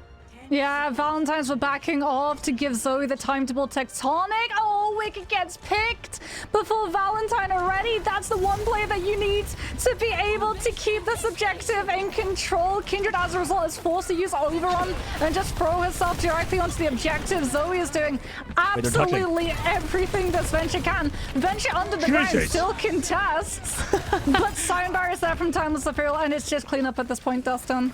Oh, yeah. Just Lucio back on the point. Booped. Goodbye. See you later. Timeless Ethereal going to take map number 2 here. Mox, wait. Doomfist to touch. Oh, my God. We're back in the friggin' 2CP era. Is coming through left and right. Venture can touch the payload while being underground. Not even killable. Meanwhile, Kindred also on the Doomfist to touch. Nobody else there now.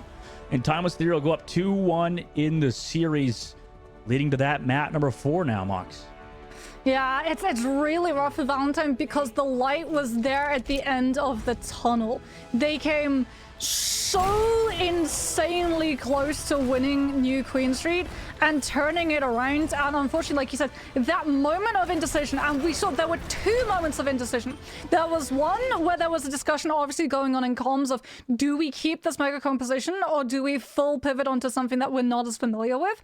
And then there was that dead eye where it looked like Zoe was getting into position to use the burrow to feel out where the Cassidy's position was, just the way we saw utilized on King's Row, and looking for Kindred to find her follow-up with the overrun, and it just didn't happen. Either Kindred didn't have the cooldown and the comp didn't come through in time, or Kindred just didn't feel confident because of her health just absolutely tanking and decided instead to try and hide her hitbox around one of those pillars. As you can see, Combat, like I said, Cassidy has one of the biggest health pools in the game, and with the damage reduction on his abilities, if you properly understand the exact timing of things like Pulse Bomb, a lot of the time you can be the downfall of your Tracer, just like the way you can be the downfall of your Baptiste if you sometimes combat roll directly on top of him, because Cassidy stacks with BAP in this meta. Don't do that. Do combat roll into enemy Tracers. Do not combat roll into your own supports. They will not be happy. That's tough. That's tough. And, you know, as much as I don't really want to even playing Kindred necessarily. It seems like it's so hard to play that Mog at points, right? Because you mentioned that indecision, but it's hard to like kind of be decisive on such a like a clunky role like the Maga. Like once you use that charge, then it kind of like awkward. I don't know. But as the teams both figure it out, as it looks like, you know, the side of Valentine have to go back to that drawing board. We're going to see what they do on the next map. But before the next map, guys, we have to go to a short break. We'll be back in about 5 minutes. So don't go anywhere. We'll be right back.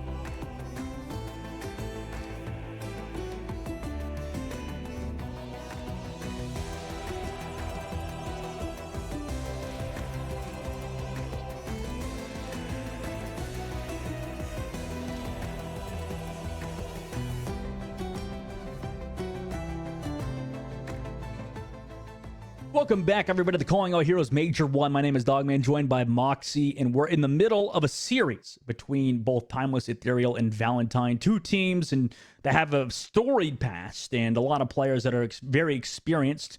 Now going into this next map, we're going into Flashpoint. We're 3 maps in, and Timeless Ethereal have sort of figured out Valentine on that specific map, but we've thought this previous, right, Mox? I mean, specifically on King's Row, maybe we thought Timeless kind of figured out Valentine, but they showed that they could make those adjustments as a team, stick with the same composition and figure it out. But then we move over to New Queen Street, and Timeless brought it right back. Yeah, and I mean, New Junk City is one of those places where, especially on First Point, there is not a whole points of high ground where the Casti and the Baptiste can store themselves and stash themselves on a shelf safely away from the threat of that mega hard engagement. So I think if there is anywhere where we see Valentine really pop off with this mega composition, other than King's Row, it's on this map that they decide to take us to. Pans out for the sign of Valentine, and you know, they do like that Mog quite a bit, Mox. They do be calling it Moggin time, right? Is that the saying? I feel like I like to be your you know in Fallout, or sorry, the TV show, right?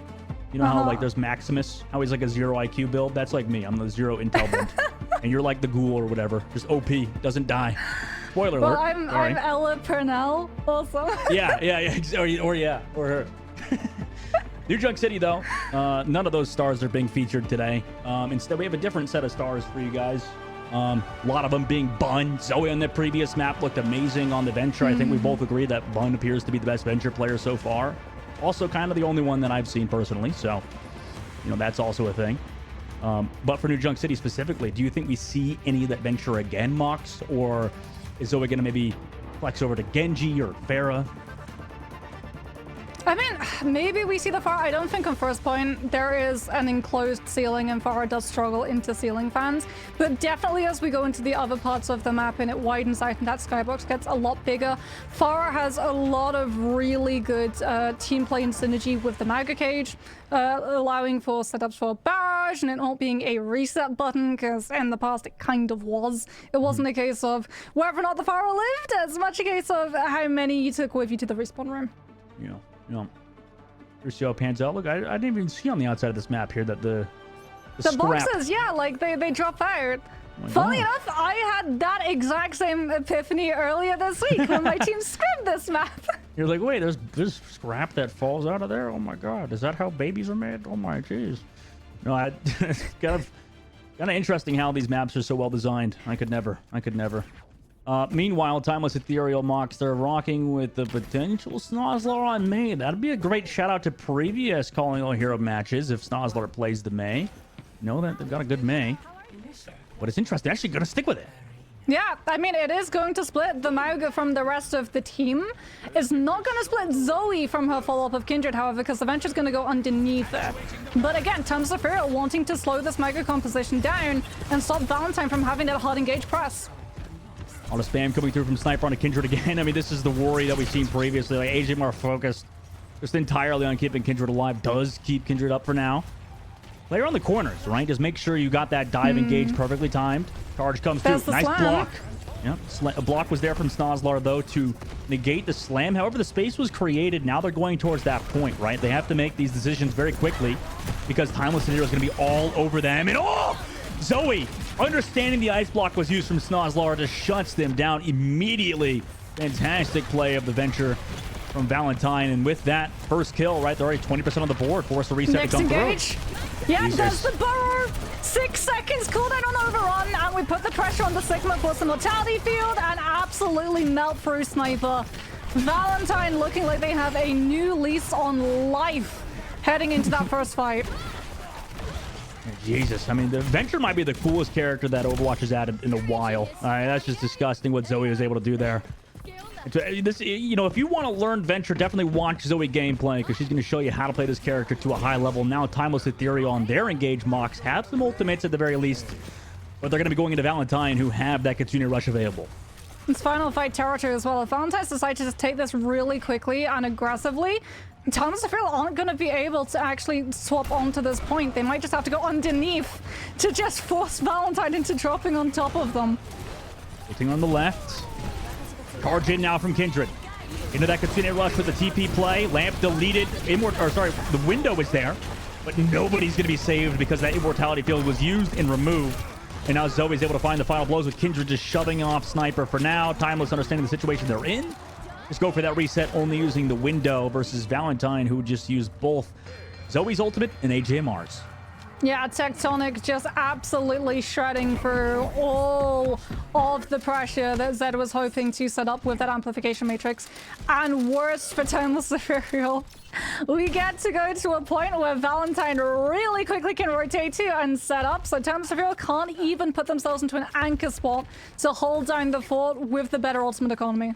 Yeah, this is very interesting for Timeless as they try to come in. Maywall here. Zoe backs out as it was removed. Zoe went a little bit further in, understanding they can just kind of escape with the burrow. Meanwhile, Zoe kind of playing with the team, forcing to use cooldowns. That's at least something for Timeless as they walk in. Wall out. Snozlar still has that Blizzard available. B drop as the Gravitic Collapse was there, and Bum went into the sky. Or sorry, Wisp went into the sky with the High Noon. Now Bun tries to counter re-engage with their own High Noon. Dive comes through. Cage is here on the Bun. They shut down Bun, shut down Sniper 2. Blizzard is here on the Kindred. But I don't think they're going to find any more kills. Potentially Wicca. Okay, Halo's found 2, but far too much damage on the outside is there. And Valentine are continuing their hot streak at the moment, building 30% on the board. Yeah, it's not enough. Kindred with the overrun is going to be able to come back into this incredibly quickly. And Timeless Ethereal, they bend the knee. For the first time in this match, Sniper's going to pivot over to the Mega, and we get a dead mirror for the tank, except the DPS lineup. So Timeless Ethereal, again, they're going to be playing it a little bit slower with Bun on this Genji. Zoe needs to take this engagement first. See what she opts to do. They also have ultimates built in just a second with AJMR and the Casino Rush, but Zoe's found. There you go. Snozlar, nice opening kill. Bun is traded back, though. Suzu used on the defensive side as well. The Casino Rush, they'll get it back immediately. Disengage comes through from Timeless. But do they have enough time to come back through? They've got some ultimates waiting for Bun now. 90% on the board built. They want to walk in and disengage that ult. Yeah, no Deadeye available for Valentine. Halo's got Sound Barrier as well to give her team all of that sustain. But Zoe is going to be the difference maker yet again with Tectonic. And as a result, Halo has to wait for the bench to get picked. Now comes that beat drop after the slam comes through. Smart there from Halo. They'll be trying to get the value, the damage through it. Do they want to pop ultimates? Looks like she just wants to burrow into the ground, but can't get down in time. Bun. Nice dash reset. Gets 2 in that fight. Flips the objective for Timeless, who played the macro quite well. Yeah, this is where it gets problematic for Valentine because they have been hesitant in the past engineering these engagements, and Snozlar being on the Sojourn rather than the Cassidy means that you can power slide away from the slam from Kindred, but you can also always have ult fire. It's always going to be at 100 charge because you absolutely farm it off of this Mauga, so it is going to be free one-shot potential if Valentine play too slow. Obviously, spam coming through from Z. Meanwhile, overclock from Snozlar. Try to hold off with it. Beat drop force from Wicca. Zoe using that ultimate on the outside. High Noon as well from Wisp towards the flank. The Cage is here for now, though, to slow it down. High Noon eventually comes out, but Snozlar shuts down Wisp immediately afterwards. And Timeless Ethereal used some ultimates to shut down Valentine, who came back through.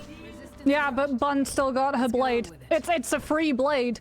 OC forced Wicca into using Sound Barrier. As a result, Sniper got a free Cage at the end of that fight, and Bun now gets a free ultimate into this next one. Wisp has to go into the Cassidy to try and use the Hinder and stop the Genji ultimate, otherwise it's a team kill. Zoe touched the point while burrowed. And somebody else touched it. Kindred does. Zoe wants to dive in. Now that dash comes through with the Suzu. Kill eventually is found by Sniper. Great engage from them. Bun's blade eventually runs out. Has to deal with Wicca. But can just dash away. Z also able to find AJMR, and the Kindred swap, or sorry, the Sniper swap over to Maga seems to be working out quite well for Timeless Ethereal as they run it back and tie it up 1-1 on Flashpoint. It's not just the Sniper swap, it's the Genji as well. Bun pulls so much attention in the beginning of that fight because everyone from Valentine has to swivel and look at the Genji to shut the ultimate down, and as a result, the Mauga gets an absolute shooting gallery. As it is, Zoe's off of the Venture and going on to Genji to match. I guess that Venturer, maybe you can't find those pickoffs like you could previously, and now 10 seconds to put unlocked. Engage comes through. Everybody wants in the cage, though, to get that sound barrier, and they do so. Continue to rush here as well, just to make sure you get this fight win. You have the ultimate advantage, but no kills until now. But fantastic work to get Wicca. Really hard to disengage for Valentine, so unfortunately they'll lose one. Kindred sure does trade back Halo, but Timeless again will win the fight after swapping to Maga and having that Genji, like you said, with Bond. Snozzler's going to have OC, Sniper's going to have Mauga Cage, and even though we have Sound Barrier coming through from Wicked, the way that you have to use Sound Barrier to counter the Sojourn ultimate is you hit beat and then you int on top of the Sojourn. That is not going to happen if Sniper gets to use Cage. As it is, Timeless might not even use Cage. Snozzler might use OC, bait out Wicked's Sound Barrier, and then Bun and Sniper get to combo with their ults instead. Oh, you know, playing back. Wick gets picked, oh no, by a default railgun shot. That doesn't happen as often these days. Wisp back to the spawn door, 50% on the board built, and now you gotta be worried if you're Valentine. No ults were used either. I mean, maybe you could try to force something here from the side of Timeless, but they're just kind of walking you down. They're able to back up, but the Cage is here now with the overclock, and they just want to make sure a fight win comes through, and they're trying to go for spawn kills because they use so many ultimates. If you don't get any here, maybe Valentine has a chance to retouch. Yeah, I mean, that Cage into OC, the two fish in a barrel very much comes to mind, and Valentine yet again are just not given the opportunity as Timeless Ethereal. They pull one thread and the entire school just unwrangles. Valentines have no way of touching. Oh, that was so smart from Timeless. Overcommittable, sure, but then want to go forward to make sure you get the stagger kills towards Valentine as they back up. Now that puts them on round point here, Moxie. 30 seconds to the point unlocks. Valentine, though, they do have some ults to work with. The question is, how many are they going to have to part with to hold this point down? Zoe's already forced off of the angle, deflect burned. Kitsune Rush comes through from AGMR. We immediately get a pick onto Z as Timeless Ethereal lose their tank. Sniper goes down. Valentine off of the back of only a rush, an absolute perfect target focus, will be able to win the first fight and have snowball momentum for the ones that come after. Nope. Said it perfectly. That's a great way to swap the momentum back in your favor. I mean, Z used that rush in the fight as well, so that gives you some ultimate advantage potentially in the future. As you have 4, now Timeless only is going to have Bun with the blade and Halo with the sound barrier. They're going to have to try to walk in here now, Mox. We'll see if they want to use anything or just go for some sort of dry fight. I'm sure Valentine is well aware of the situation at hand. Cage used from Kindred, but does fall low. Needs a lot of healing. Beat drops here. No, Kindred got deleted. How did Kindred lose so much HP there? Blade now has to be used with the high noon just to make sure you win this fight, but that was a lot of ults, and I'm sure Timeless doesn't feel too bad about losing this fight. Yeah, Timeless Ethereal went into that fight with one goal. Make Valentine part with as many ultimates as possible. Halo holds on to Sound Barrier. Kindred cages the entire team, and Halo does not use ult because Halo knows when she does, Zoe's going to come in with that blade to follow up. And as it is, she's able to force the Deadeye from Wisp instead to have to follow up and confirm those kills. And Nighttime Serial have the better ultimate economy and a blade without Sound Barrier to worry about. They collapse onto Wisp. The Cassidy is down. Timeless Ethereal anchor themselves onto point, find the flip, and there's nothing Valentine can do. That was so awkward. I wonder what Wisp was kind of doing there. A little bit caught out from the rest of the team. Valentine on the inside, just kind of waiting for Wisp to come back on Tracer. Want to go for a fast fight. Understanding Snozzler has the overclock for this fight. Suzu used now into the rush from AJMR. Gets it back quickly. Here's that overclock from the back. But so much healing because of the rush. Trying to find a squishy. Everybody playing angles perfectly. Understanding where this Sojourn is. Recall has to be used. Does the Tracer live with their life? No, Wisp dead again. Oh my gosh. That could be the end of Valentine here as they lose their Tracer. I mean, they got the point temporarily, but now Timeless have control of it, and they've also got some ultimates. Sniper's got Cage, but Wicca has Sound Barrier, and crucially, Pun is not going to have Blade to punish the Lucio for utilizing the ultimate in the correct fashion. It's going to come down to Snozzler versus Wisp. Can Snozzler find the first pick before Valentine are ready to push? Sniper here. That's gonna be last fight. Got the beat drop. Halo doesn't have hers just yet. Both teams playing it slow. Anxiety surely through the roof. Cages here, does catch one. On to Wicca. No! Into the sky! Oh, was that by Halo? No way! And Ajax is potentially going to send Valentine home. Zoe does trade back Snozzler, though. So that's something. Blade extremely soon, but AJMR is gone. Kindred gets deleted. And oh my god, Halo 200 HP to 0, dead center into the sky. Timeless Ethereal will move on to the grand finals. What an amazing boop there from Halo. It started with an insane boop from Halo all the way back on that first control map. It is so fitting that it ends with an insane boop from Halo on that flashpoint. I gotta say, she's not escorting to Pearly Gate. She's gotta swap that Halo for some Devil Hunt, because that was shenanigans afoot. Looking for that knock-up, making sure, unfortunately, that there is nothing that your Lucio can do when you get chained onto the Mega Ultimate and knocked sky high. The calm from Timeless comes through. Everyone focuses. Poor Wicca down, and it is just curtains. Valentine have no way of recovering. Oh, yeah. And that was all set up from Sniper, who, obviously got that cage off. I'm just trying to give some leeway here for Wicca. They got the cage off. It's just that Lucio obviously have to go for that sound barrier. But Halo's just there with the perfect boop into the sky. And I'm sure we're seeing it in chat. Whole bunch of AJ, bunch of Ajax, more than likely being typed. That's my teammate, Moxie. Ajax back on the Atlanta Academy team. He was my teammate. I was in that series that he had 5 beat drops or whatever it was canceled. Just saying. Have some potential thoughts and sympathy for me. Yeah. The man who had to deal with AJ. No, he's a great guy, actually. I think he graduated college and stuff. But anyways, fantastic work from Timeless Ethereal. I mean, they just look unstoppable, Moxie. I mean, throughout the maps, sure, Sniper had to lock onto that Sigma, but once Sniper figured out, okay, this is maybe a Maga map, maybe move over, it seemed like they started to take control. Snozzler with the swap onto the Sojourn as well. Like, Timeless Ethereal, they figured out very, very quickly for all of the maps that they had played against Valentine's, right? Valentine's, even when they were running the Maga, even when they were running with the Venture, a lot of the time they would be their own enemy when it came to timing, which meant that Snozzler could swap over to the Sojourn and always have Altfire. Like you said, it's not often in this current day that we see Altfire kills come through, but every single time that Snozzler had that Altfire on the rail, it was being utilized to either down someone. Oh, we get to see it again. Oh, that's painful. That's so painful. But no, power sliding back to the point of the Sojourn over the Cassidy. Cassidy is really good at punishing over-aggression with Hinder.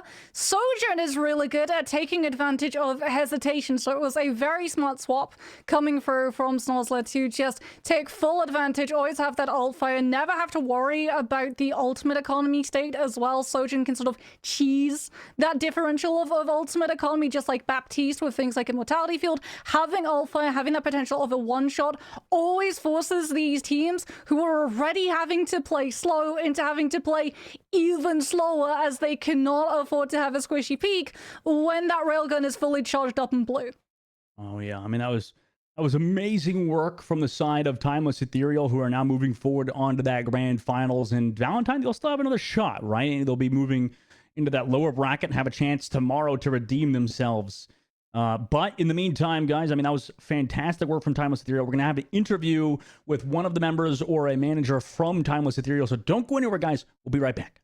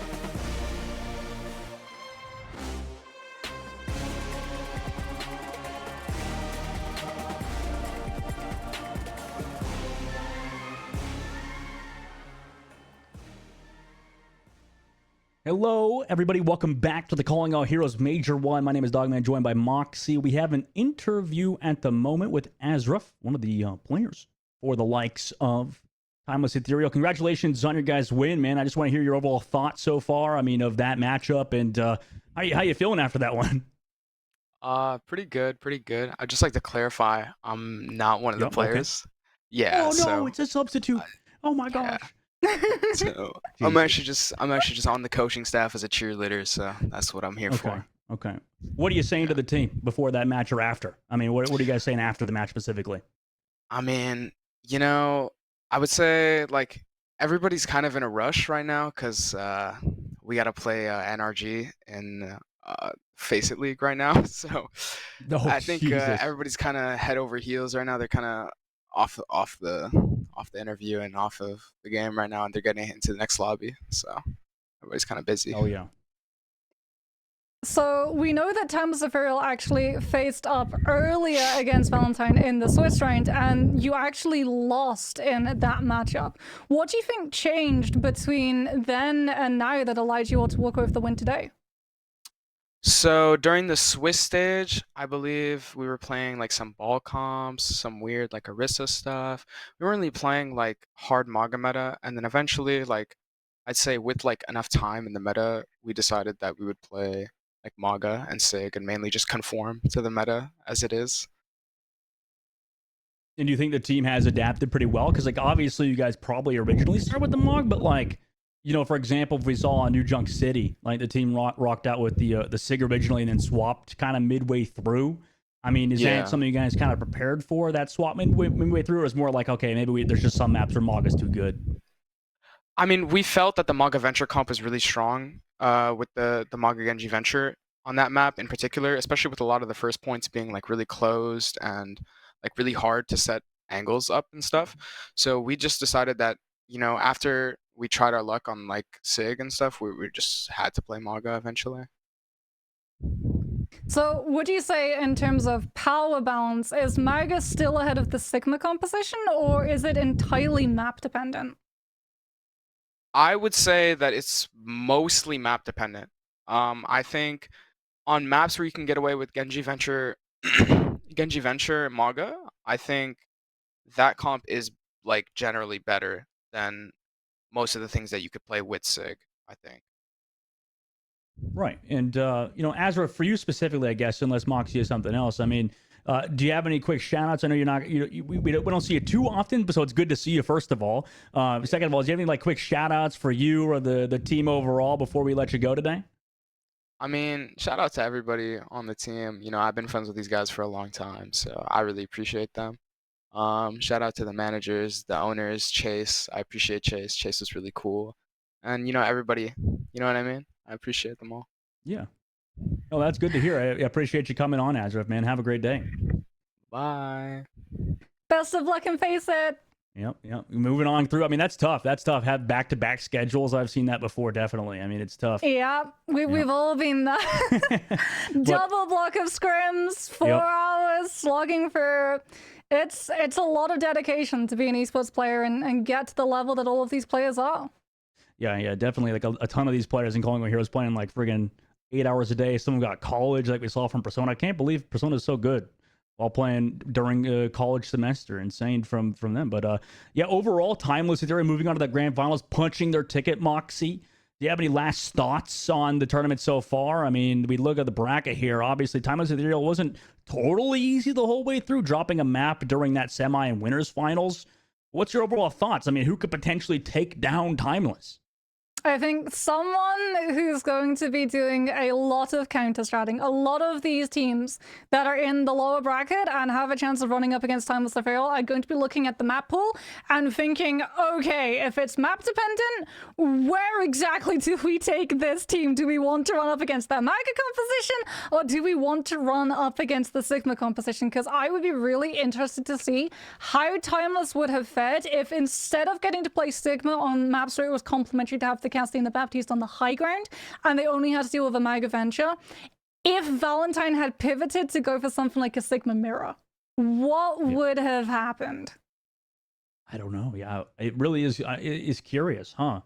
And I'm curious if either Mari or Kindred could like lock onto those, right? If they could play those heroes at a high level. I mean, we'll have to see tomorrow if any of the adjustments happen. We've got 3 matches for you guys tomorrow. We got the lower brackets, the lower bracket semis, the lower bracket finals, and then we finally have our grand finals tomorrow. So that's going to be incredibly exciting tomorrow to be there. Same time we started today, guys. So don't go anywhere. We leave today, obviously, but tomorrow at 11 we'll be back. So really, guys, it's been fun watching myself, Dogman, with Moxie. We'll have to see you back for the Calling All Heroes Major 1, the first of the new year. We're back, baby. See you guys tomorrow.